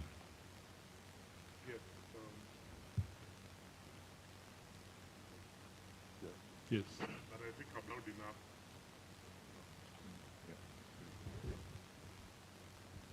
Thank you. I know it would be a very good addition where you can have for example, the patent and take it to the bank and have a loan. But I know where the bank is becoming skeptical with it, because everyone will want to keep it, register a patent and take it to the bank and say, I need a loan for that. And I think Njuguna was very clear on why maybe they are not doing it now, is because you have to show value for it. So what value are you bringing to it? And for example, okay, maybe we've not funded through the bank itself, but we funded it through investors and through even selling it as a license. And how we do it is we set up a business and say, okay, we can sell this, we have demand for the products that we're selling, or we have demand for the services we're selling. But in addition to that, we have intellectual property towards it. And that secures the investor in terms of knowing they have at least a kind of monopoly in terms of that product. And that's how the value works. But I know for now, I don't have any case scenario where we've gone to the bank with a patent or anything and gotten funding from it. Thank you very much. Thank you very much for that response. Madam Pirit, I would have liked to get your response, but given the timing, maybe I can say that it can be a good thing that we can take home so that we pursue, we see how we can convince banks so that they can have trust in IP as collateral, just like other countries can do, because to that extent, we are likely to address the issue of financing. Yes, I can see you want to say something. Well, I think for this case, I would want to move away from the banks and think of, because we are talking of an innovation, which nobody knows whether it will pick up or not. So it's a risk. And I know the people who have a good eye for business are the people who are already in business. And therefore, I would vote for what we call venture capital. So that if there's a business out there where there's somebody who has those excess funds and would want to invest in this idea, can pick up this and facilitate, make it a business, and then they get a share in it. That would be what I would suggest. Okay. Yeah. Thank you very much. Thank you very much for that response. Now, Banakarelo, we have heard here that there is the issue of funding for R&D.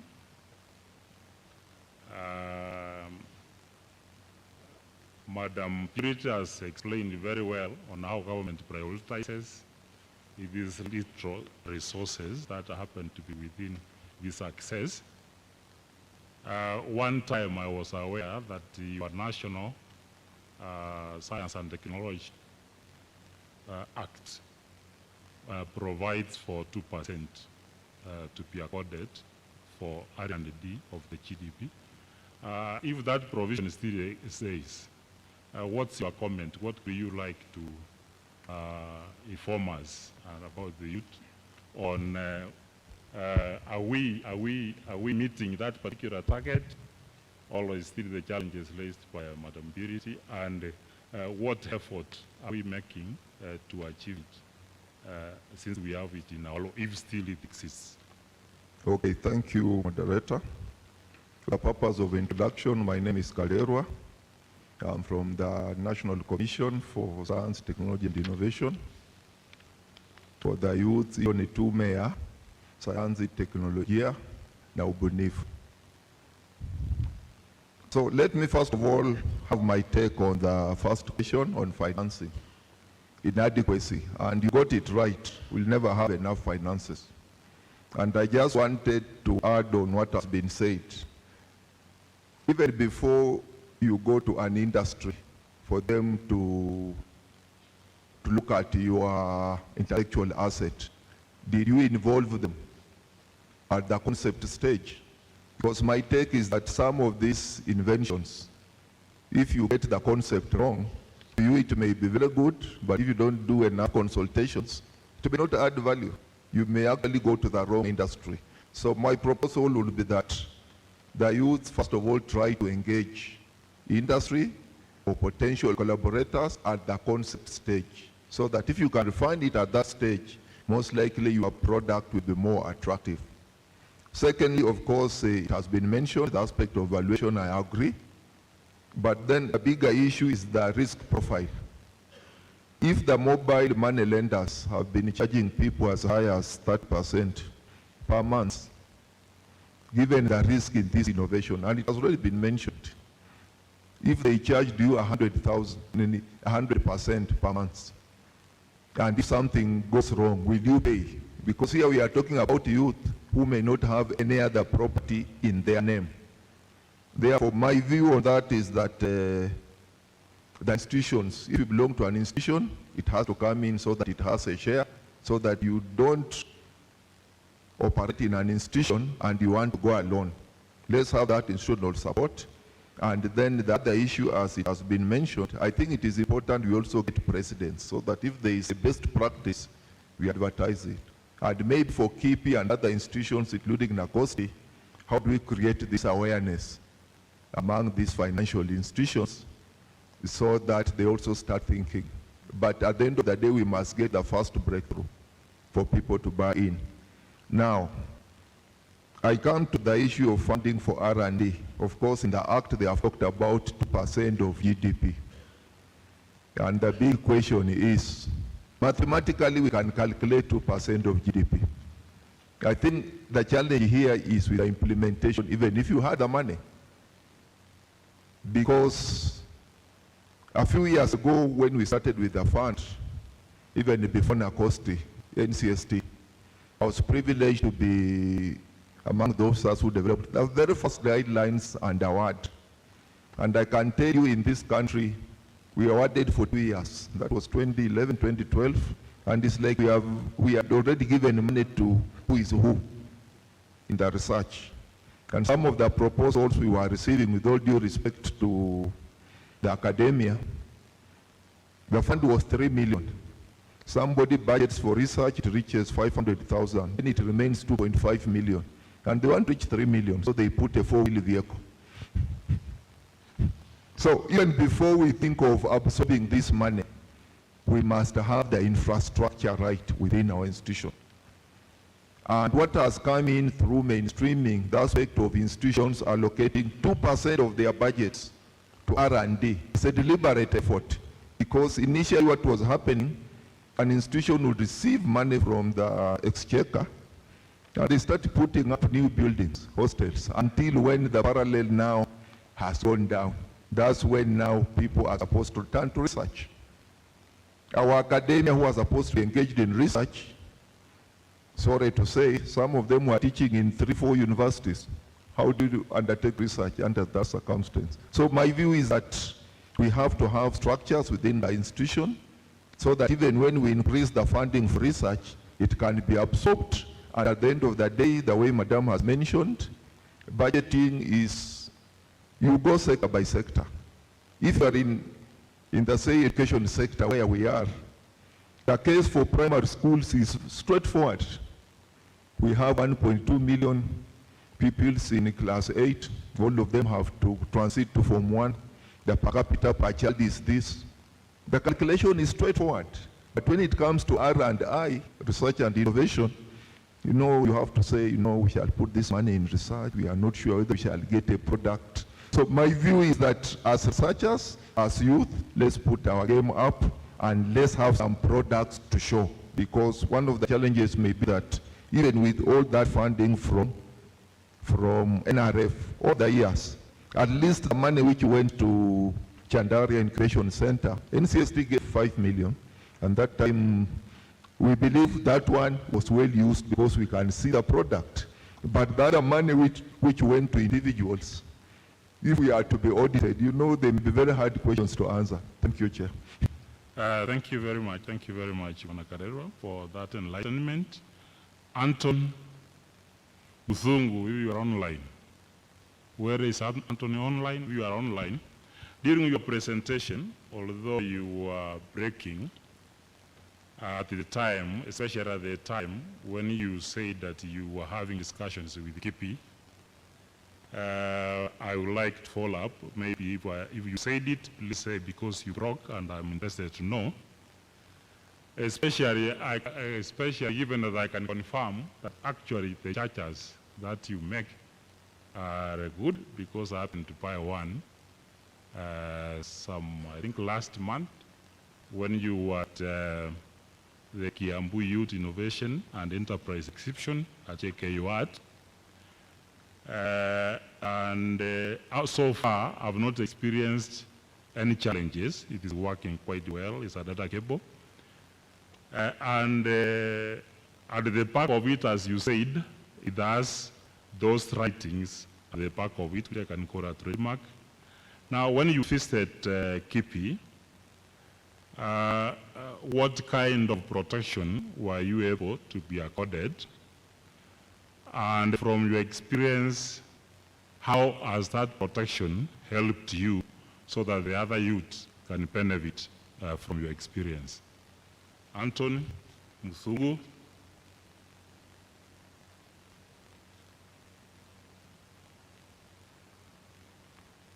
Offline. Okay. To universities, Kenyatta University, it's good to know that you have done patent drafting. Actually,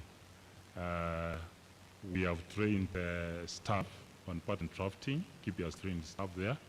And we are intending to come for another training soon on patent drafting. So we are on the way. We will continue collaborating. and also Eldoret, University of Eldoret, Professor Cecilia, I think. Now, Kenyatta University.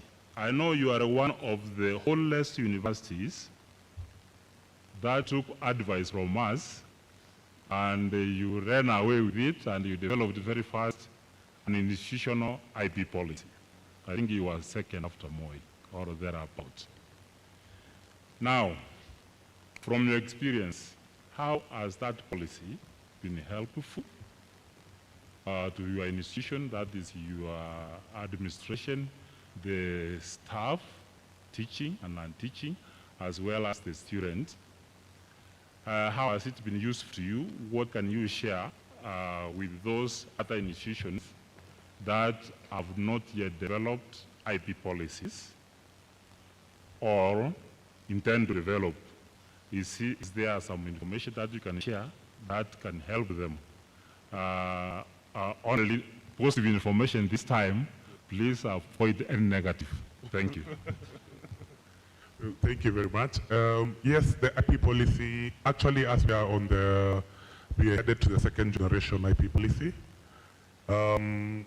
It is very encouraging for the universities and even institutions if you can create one, because it outlines how you deal with intellectual property from students, from faculty, from administration, from anyone who develops something.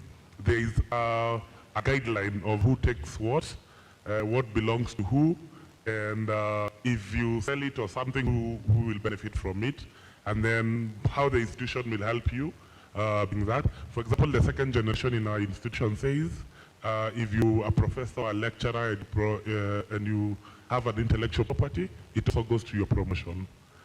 It's not just publications, even the intellectual property. So it's a good encouragement for any institution I can advise. And as we can see the benefit.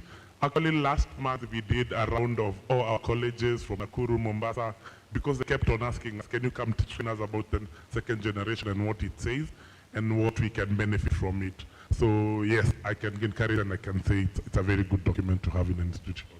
Thank you very much for that encouragement. Only that you forgot to indicate that KIPI assisted in the development of the policy. And I would like to confirm to all of those who are listening to us who intend to do one, whether you are in a DVET or a university, KIPI is always available to assist you to develop one so that you can also benefit as Kenyatta University has benefited. Since you still have the microphone, you gave us very good examples of successful cases in your incubation processes. Among those ones, are there any that are from your students, or which is the large proportion, outside the university fraternity or inside the university fraternity?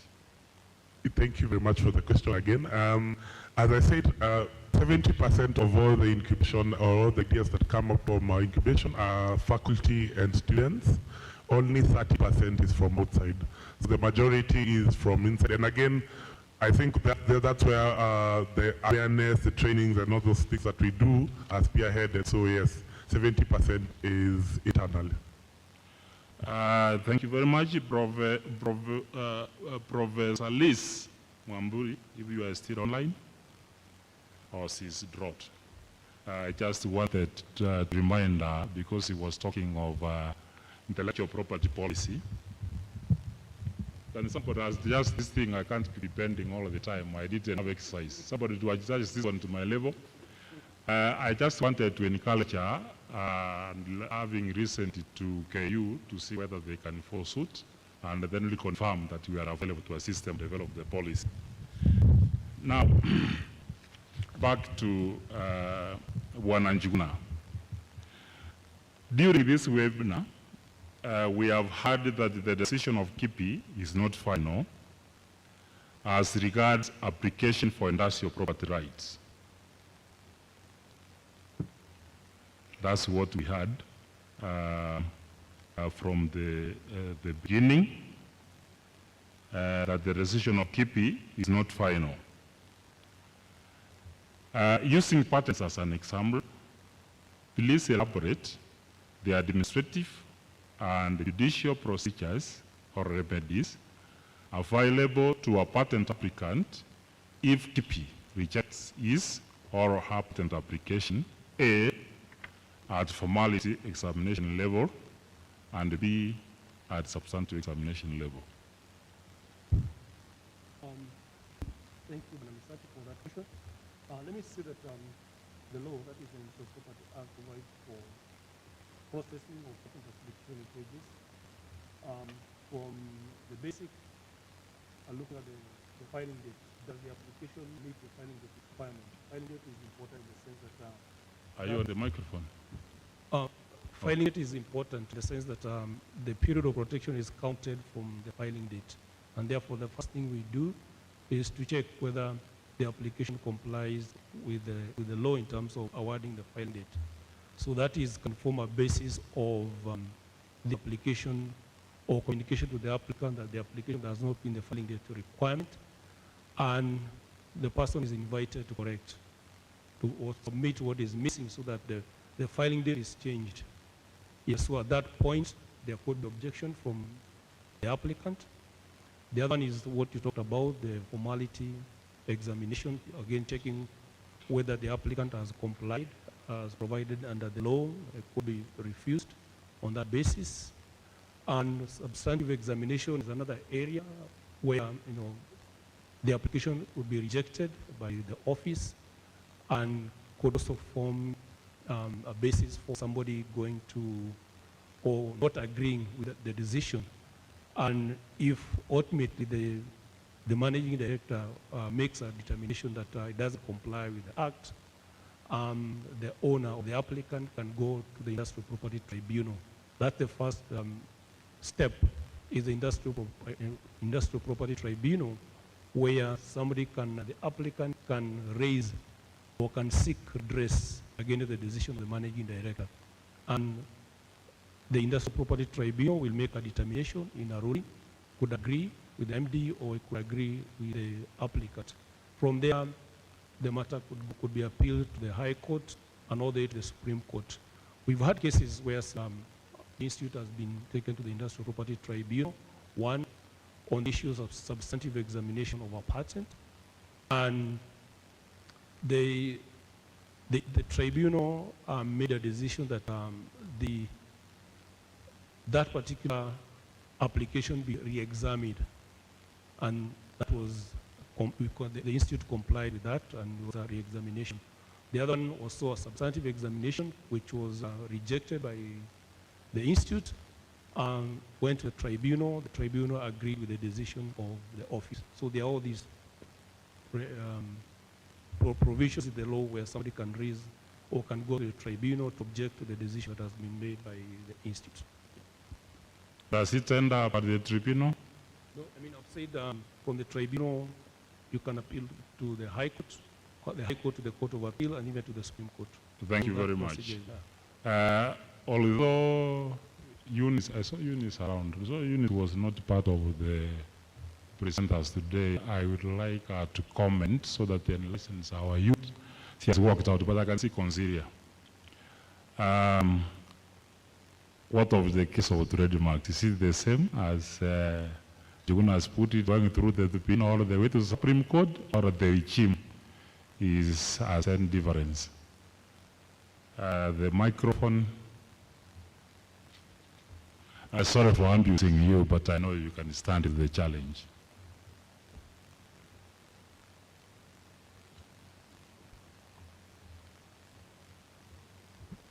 Thank you so much, Ms. Sati. As relates to trademarks, the procedure is a little bit different. So when there's an issue of an opposition, the registrar of trademarks will usually listen to both parties, the party who had filed the application for registration and the party who is objecting. So they will submit all the evidence that they have, and then the registrar will analyze the evidence and of course consider also the law and make a decision. So once the registrar makes a decision, and somebody is aggrieved with that decision, they have the right to challenge that decision to the High Court. And if they do not agree with the decision of the High Court, they can go to the Court of Appeal and the Supreme Court. Is that? Thank you very much. That's sufficient, I think, now for our listeners. Since Mr. Njuguna, you have been under the microphone.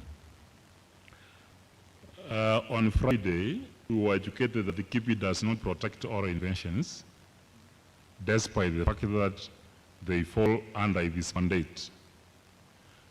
Based on the face value of the titles of the inventions below, which one of the two is KIPI likely to reject, and which one is KIPI likely to grant a patent, and why? I've lost on activity, so unfortunately you will not benefit from the questions, but I know you will be able to get it.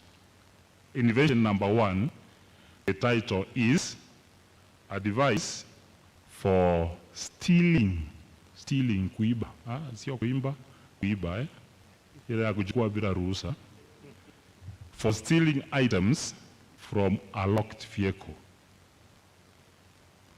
Number 2, a device for opening a car whose keys have been lost or misplaced.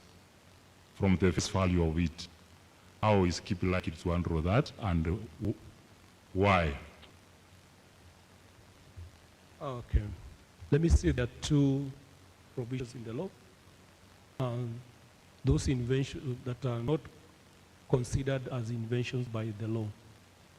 And that would involve things like discoveries. If you discover something that's already existing, the law says that is not an invention. Or things like scientific theories, the law says those are not inventions. Or things like the schemes and rules of doing business, and also playing games, method of how you play games, those the law says those are not inventions. So it's a no. Then there's also what is called the method of treatment of humans and animals. So the laws, those are not inventions. There is a second category that are called non-patentable inventions. Probably that's where your question comes from. And these are inventions that are contrary to public order or morality. And microphone, please. Microphone closer. The microphone, yes. The inventions that are contrary to public order or morality or public health. And probably from your 2 examples, the device for stealing from a locked vehicle would probably be categorized as one of those things to do with public order, encouraging theft or morality. Not the device number 2, a device for opening a car. Keys have been lost or misplaced. However, there are also sort of issues with the issues of public order and morality. And people have been asking, an IP office, how does it protect or determine what is morality or public order? Does it have the capacity? And at this age, there are all those issues that are coming up regarding such things. Who are the government to determine what is moral and not moral? When it's my choice, how does the government come in? And so there are still those issues. As far as I'm concerned or known for the many years I've been at KP, we've not had a situation where we've sort of rejected a patent application on the basis of maybe public order or morality. The best example I have was in European Patent Office. Remember probably the case of the Onco mouse. And this was mouse that was developed by Harvard University. And it was a genetically made mouse that was susceptible to cancer. It had this sort of characteristic of developing cancer. And the idea was for them, the researchers at Harvard University, to try and come up with a cure for cancer using the mouse. And they did apply for a patent in Europe and US. US went through, they got a patent. In Europe, it was objected on the basis of morality. And I think the patent in Europe was not granted because the European Patent Office had examined the patent and agreed to grant a patent, but there were objections from outside on the basis of morality because of the pain or the suffering that would be subjected to these animals because they were susceptible to cancer. So it's a very tricky area on how to handle, but law does provide indeed for that. Yeah. Thank you very much. Before you hand over the microphone to the next panelist, there's an issue that came about inventions in the security sector. The acting managing director gave a response from a policy level, higher level. Now you as the manager, patents, how do you handle those kind of inventions in the security sector? In terms of security? Yes, inventions that happen to touch on national security. Oh, okay. In that case, the law provides that that can be directed to the ministry responsible for security to give a guidance, and I think also the provision that they should not be published until a decision is made. Yes, so that would cater for that. I think the other thing I would also to bring out is that in terms of certain inventions, things to do with maybe public order, whether or not to be patented, there's always this question that, let's say, the example of a sword. You can look at it from two perspectives, where you can use it for cutting things in a very okay manner. The same sword can be used for other things, to cut people's heads. So it's a tricky thing, again, to address. Or even a knife. You carry a knife. What is your purpose of carrying a knife? It could be, you have been invited to a party and you want to cut the meat with it for good use. There's also the other side. You can stab somebody 27 times and the person dies. So always those two sides to look at things. So it's a little bit tricky of such things. Let me say that I think was it a month or 2 months ago, there was this application for a patent from outside the country that relating to a gun. Yeah, I mean from the technology, the initial aspect, it was new, and I did examination and I approved for grant of it. So the issue would be in that case would be for maybe the owner of that invention to go ahead and put it in the market apart from the patent, because the patent does not give you the right to make the product, to take the product to the market. There are other laws that would kick in for you probably to be given the marketing authority of that gun. That's a different issue together, because the patent does not give you the right to take the product to the market. You have to comply with other laws that are in place. Yeah. Thank you very much. My last one to you. I'm sorry for subjecting to an examination, but this is the last one. I promise I will not ask you another one. Now, you encouraged our youth to apply for various programs under the RIPA Academy, as well as the Web Academy, and you gave them websites.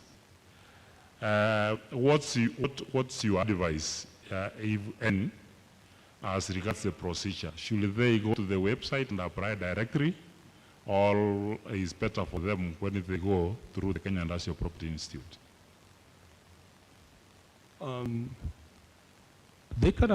Those platforms provide for direct application. The youth can go to those links and apply directly. What I know is that at some point, a RIPO and WIPO will get back to us to endorse the candidate of that person. And we've done that quite often. I think you have gone that through the process, and we normally give the letter to of endorsement. We endorse such applications. So you can apply online at some point will be involved in terms of endorsing, yeah, and in terms of approving, the candidature of that person. Thank you very much. You may pass the microphone to Bwana Kalero. This is not directly under your mandate, but since you are the parent who prototyped the NRF, the National Research Fund, maybe you might be knowing how your child is faring. We have been complaining all of through, including in this webinar, that there's not enough money for research, there's not enough money for development.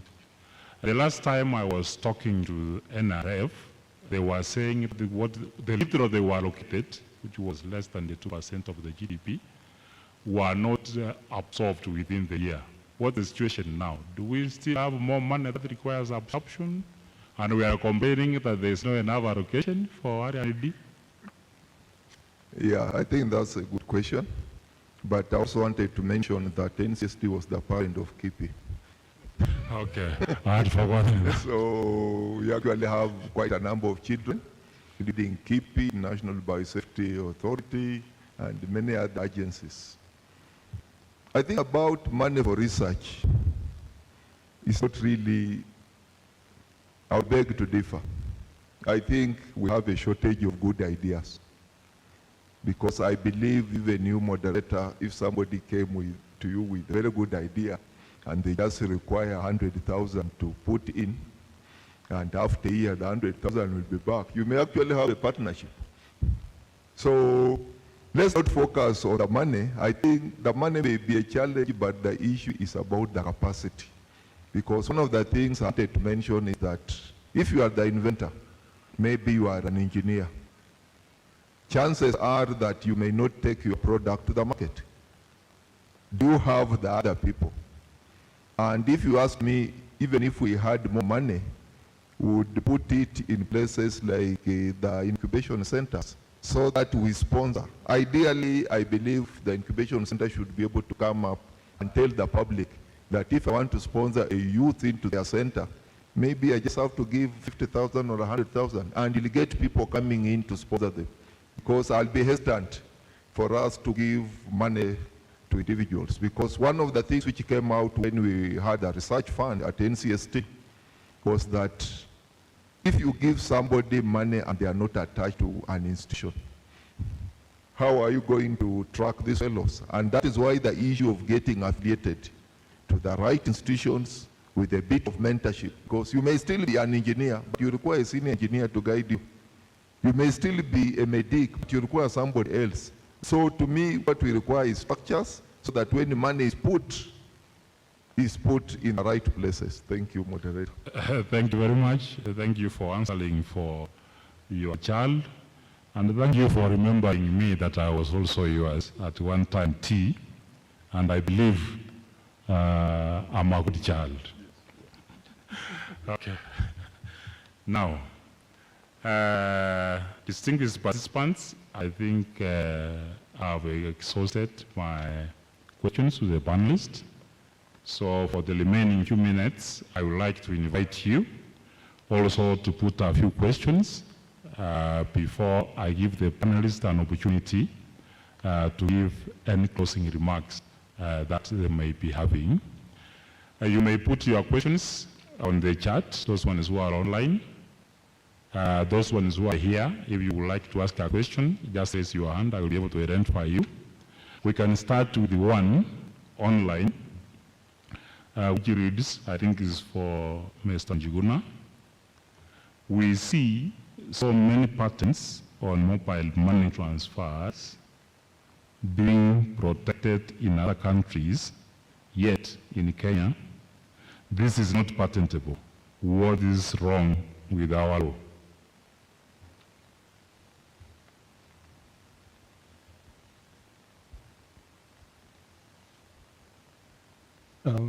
There's nothing wrong with the law because mobile money apps fall in the domain of in the different law, that is the Copyright Act, not what is falls under the patent.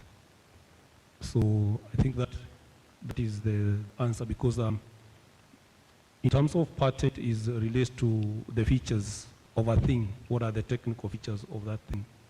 But mobile apps, you find it, they are purely programming, and that falls under the law of copyright. Thank you for that response. Thank you, Bwana Simon Njuguna, for that question. You have been answered by Deputy Njuguna. So if you gave the contact, still you can follow up in case you need further clarification. Is there any question? I don't see any on the chat. Is there any question from the floor? None. Yes, I can see one. Please ask. Microphone here.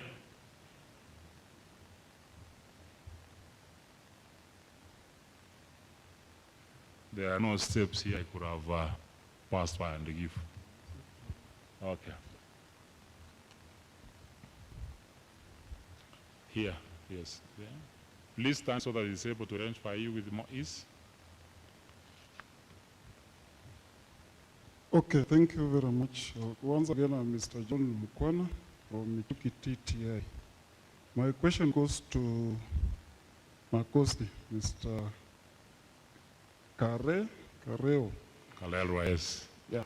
So there is an issue of performance contracts across the country, which was started by the late President Kibaki in 2003. And it's still being implemented up to now. So this financial year, we have science, technology, and innovation mainstreaming. We have that part that we need to report before 15th of the next quarter. So like right now, we have reported for the third quarter, but we haven't received the communication from you people. And again, there is a part of intellectual property, research and intellectual property for each institution to write for it and report to you people. And I've heard here that KIPI is ready to assist both universities and TVET institutions to write for the same. So the question is, first of all, the KIPI, is it at a cost or free? Because we have the young or upcoming institutions like Lysamis TVC, compared to my colleague there, Meru National Polytechnic, if I can use that. And money is not enough. Resources are not enough. So kindly elaborate about the R&D on research and intellectual property policy, because we are remaining with this fourth quarter. Then at the end, we need also to score for the performance contracts coming the end of the year. Thank you. Yes. Yes, thank you for that question. We may start with Nakosti. Maybe I can ask that question so that he can answer. My name is Dennis from Konoin. My question goes to the KIPI. We have been having some TVET fairs competition and exhibition, and you realize that maybe 3 schools can present the same innovation. They are having the same principle, but only the title has changed. And because now it's mandatory that you present an innovation having given that professional patent. So I was worrying if these are the same innovation and they are having the professional patents, what is the criteria now of awarding patent if they can have the same principle? It's only that the title is changing. Thank you. Thank you. Is there anybody on the floor? Okay. There's somebody? We may pass the microphone here now, please. Bwana Kalero to start. Mr. Njuguna, I think you have 2 questions. And there's one which I would have referred you to answer, but since I see the MDs around here, so the question, one MD is KIPI assistance free or as a cost? Okay, let's begin. Okay, thank you for the questions. I'll go straight to the question. It's about mainstreaming of science, technology, and innovation in institutions. And intellectual property is actually a key element. When we talk about science, technology is application of science. And at the end of the day, we don't just want to do research, science, and technology for the sake of it. So how do we ensure that we are going to the next level? You remember when the professor was presenting, it was about research on the shelves. So as regards reporting, if you have reported, that's very good. You will definitely get a feedback. And if you have challenges in your report, you actually just write to NACOSTI and they will assign you a member of the team to really get in touch. I know money is always an issue and we have been discussing about money, but we also have the option. You can actually write to NACOSTI the moment they've given you a contact officer and you hold a virtual meeting, in which case we shall be sharing the cost. Bundle zinaisha kwako na zinaisha kwetu, sio? I think that would be a better option. Thank you. Thank you, Wananjuna. I think there were two for you. Yeah, there are two questions. One was regard to the TVET competition and the same invention being submitted by different TVET institutions. How it works is that if it's a patent, it's the first come, first served. The first person to file gets the right. So if you have submitting two inventions on different days or different times, the first person to file that gets the protection. The other one is regard to IP policy. The question was, if I understood it correctly, is whether we charge for assisting institutions to develop the IP policy. We don't charge. So, but we guide through the process in terms of making sure what is provided under the Industrial Property Act is, it's reflected in the IP policy. I think also NACOSTI is also assisting various institutions, the universities, to develop their IP policy. And there's a template that is developed by WIPO and just domesticate that policy. So it's not a long process. And also it needs to create awareness in institutions so that everybody is on board. Thank you, Bonaju. I'll pass that around because I thought Juna was not answering, but I think he has answered. Or you want to? He has answered. Okay. Now I give the opportunity to the panelists because I don't see any other questions on the chat and the floor. Where, if there is, you may remind us to say any closing remarks so that we can encourage the youth to continue innovating, and as they innovate, they remember that intellectual property protection is an asset. Yeah, thank you, moderator. Thank you all for being available and for listening. I think I'll give my closing comments in 2 minutes or less. I think as a youth, one of the things you have to take home from today, maybe you should be the IP champion wherever you are. It doesn't matter whether you are in your Kali or you are an institution, because we require these champions within the institutions to advance the cause. The other aspect I want to mention is that we have to look at IP as an economic tool. I know it has been said it's more like a title deed, but the title deeds, maybe the ones of Nairobi, have expiry date. When you take a patent, you just have 20 years. So the sooner you hit the market the way it was mentioned, the better for you. And the next issue is that we always have to remember to work with other professionals, as it was said. You have to appreciate the other people, what they bring on board. And of course, mentorship is important. That's my last word.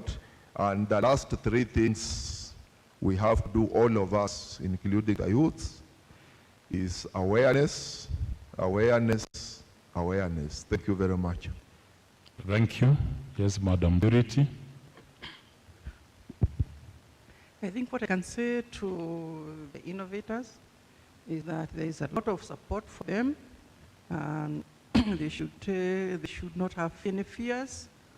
we should remember that this is one key area to facilitate in development. Therefore, let's have more coming up with innovations that can be of help to this country. Thank you. Thank you very much. As you give your closing remark, please also answer a question that has just come in from John Rono. We would like to know whether there are any guidelines on incubation and the commercialization. When you were coming with your Chandaria, what guided you? And if you were the innovator, are you able to share those guidelines to John so that can benefit from them? For the setup, you mean? Yes. Any guidelines on incubation and commercialization? Okay. First, I'll answer that question. And the way I look at incubation and commercialization is not more the structures of the center, it's more the services you offer. So one, what services does he want to offer in his incubation? And then two, what routes does he want to offer to the students in terms of commercialization? Is it licenses, is it spin-off, is it startups? And then he'll be able, once he knows that, he'll know how to go with it. In a nutshell, that's how I can answer it. Closing remarks, again, I want to echo what my panelists have said, awareness, and I want to encourage everyone who is here, please tell the people you know about IP and about intellectual property, and they know how to handle it and how to go with it. The second thing is we need a change of mindset. If we need to do things differently, we need to innovate, we need to change the way we think. If we always look at problems, all we will see is problems. But if we look at problems and see how we can solve them, then we will innovate. And then three, as much as we say resources are scarce, there is a lot of money out there for innovation. You just need to have quality and know where to look for it. And I'll give you a statistic. I think last year about one, around $100 million was spent in innovations in Kenya.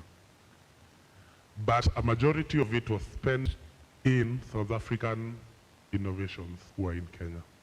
Why? Because of the quality of innovations we have. Please, if you have a quality innovation, trust the money is there. Don't be lied that there's no money. There is money. But you need to make quality innovation, and then start from the market, start from who will use it, start from the stakeholders first. And then four, this is in terms of policy. I pray one day we will have that in Kenya. It's called the Pay Dollar Act in America, where any money that government especially spends on research will end up in a product. And that's not a request, it's mandatory in America. If the government has spent money, because it's taxpayers' money, we have to see products and services that are there. I pray that that comes to Kenya. Thank you. Bwana Njuguna, as you give your closing remarks, you may also address this question from Jonah Rono. Can an innovation be protected in more than one way? Say, as patent, design, or a trademark? Bwana Njuguna? The answer is yes. You can protect your innovation in different ways. You can get a patent for it, for the functionality or, let's say, the thing that you have come up with. And also in terms of the industrial design with respect to the shape of the final product. And of course, you need the trademark that is identified in the market, the brand in the market. So it's possible to have all three types of intellectual property rights protected. My final remarks is that KIPI is open for business, not only for the youth, but for the entire nation. And if you have any needs, any assistance in terms of understanding IP or services, you get in touch with us. Our contacts are on our website, kipi.go.ke, and you can engage us, and we'll come up with a solution to any issue that you may be having. So, thank you. Thank you very much.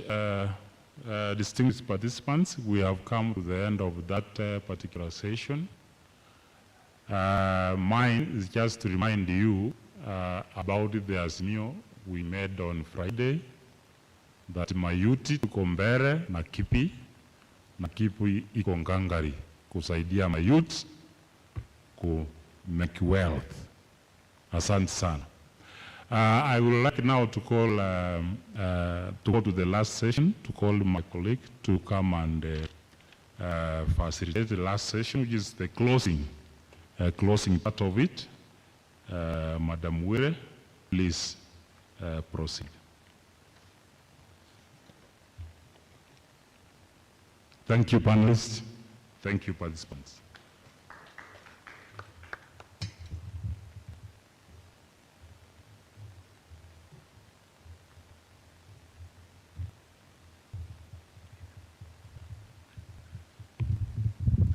Good afternoon all. Najua tumeshinda mchana wote, tuna njaa, na Waswahili ama wale wahenga walisema kwamba kilicho na mwanzo kina mwisho. So wakati huu tumefika mwisho wa kipindi chetu cha leo, and I want to take this opportunity to thank the chairman, board of directors Kipi, our director Purity, our managing director, the presenters who are both there virtually and physically, panelists, the participants who are also there physically and virtually, Kipi staff, and the organizing committee for taking your time to participate in today's event. I know that in the morning we had several challenges, but I can say that as the day has gone by, we've been able to overcome those challenges, and that we have had a very engaging and insightful session. And I believe that we have all benefited from all the information that we've gotten today, and we are going to carry such information to our institutions to help implement our mandates. Tomorrow we are having the official World Intellectual Property Day celebrations. And in the morning, we are going to have a procession from around 7:30.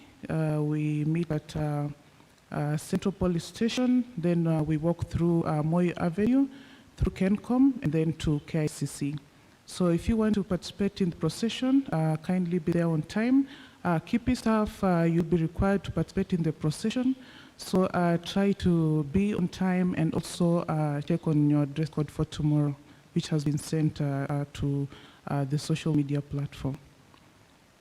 Then I'm also taking this opportunity to invite all of us to tomorrow's celebration. We will have a distinguished guest tomorrow, and I just want you to be on time so as to enable us to be able to conclude the sessions on time. I know that we were supposed to conclude today at 1, but as I can look at the time, we are almost at 4. I think if it's not 4, so let us try to also manage tomorrow's time.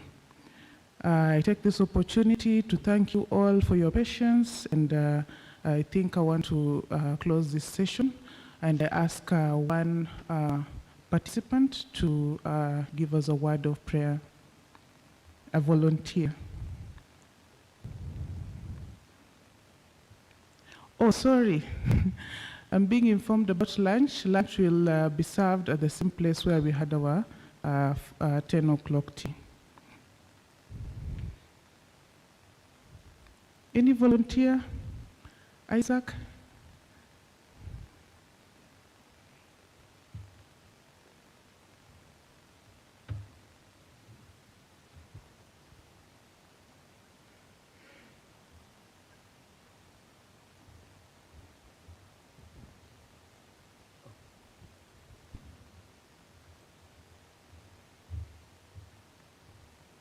Let us pray.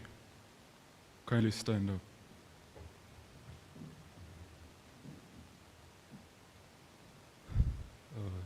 Dear God, thank you for giving us this opportunity for us to convene here today. We are very grateful that you have brought these wise ladies and gentlemen in front of us who've been able to give us the information that we need as young people and as people of this nation to protect our ideas and also to make our ideas better and stronger. Lord, I pray as we close this session that you may help us to go forward and take action and put these ideas through. And may you bless the hands of every single person who has been involved and participated in today's event. Guide them as they go home, and let us say the grace. May the grace of our Lord Jesus Christ, and the love of God, and the fellowship of the Holy Spirit be with us now and forevermore. Amen. Thank you all. Feel free to take your lunch and see you tomorrow.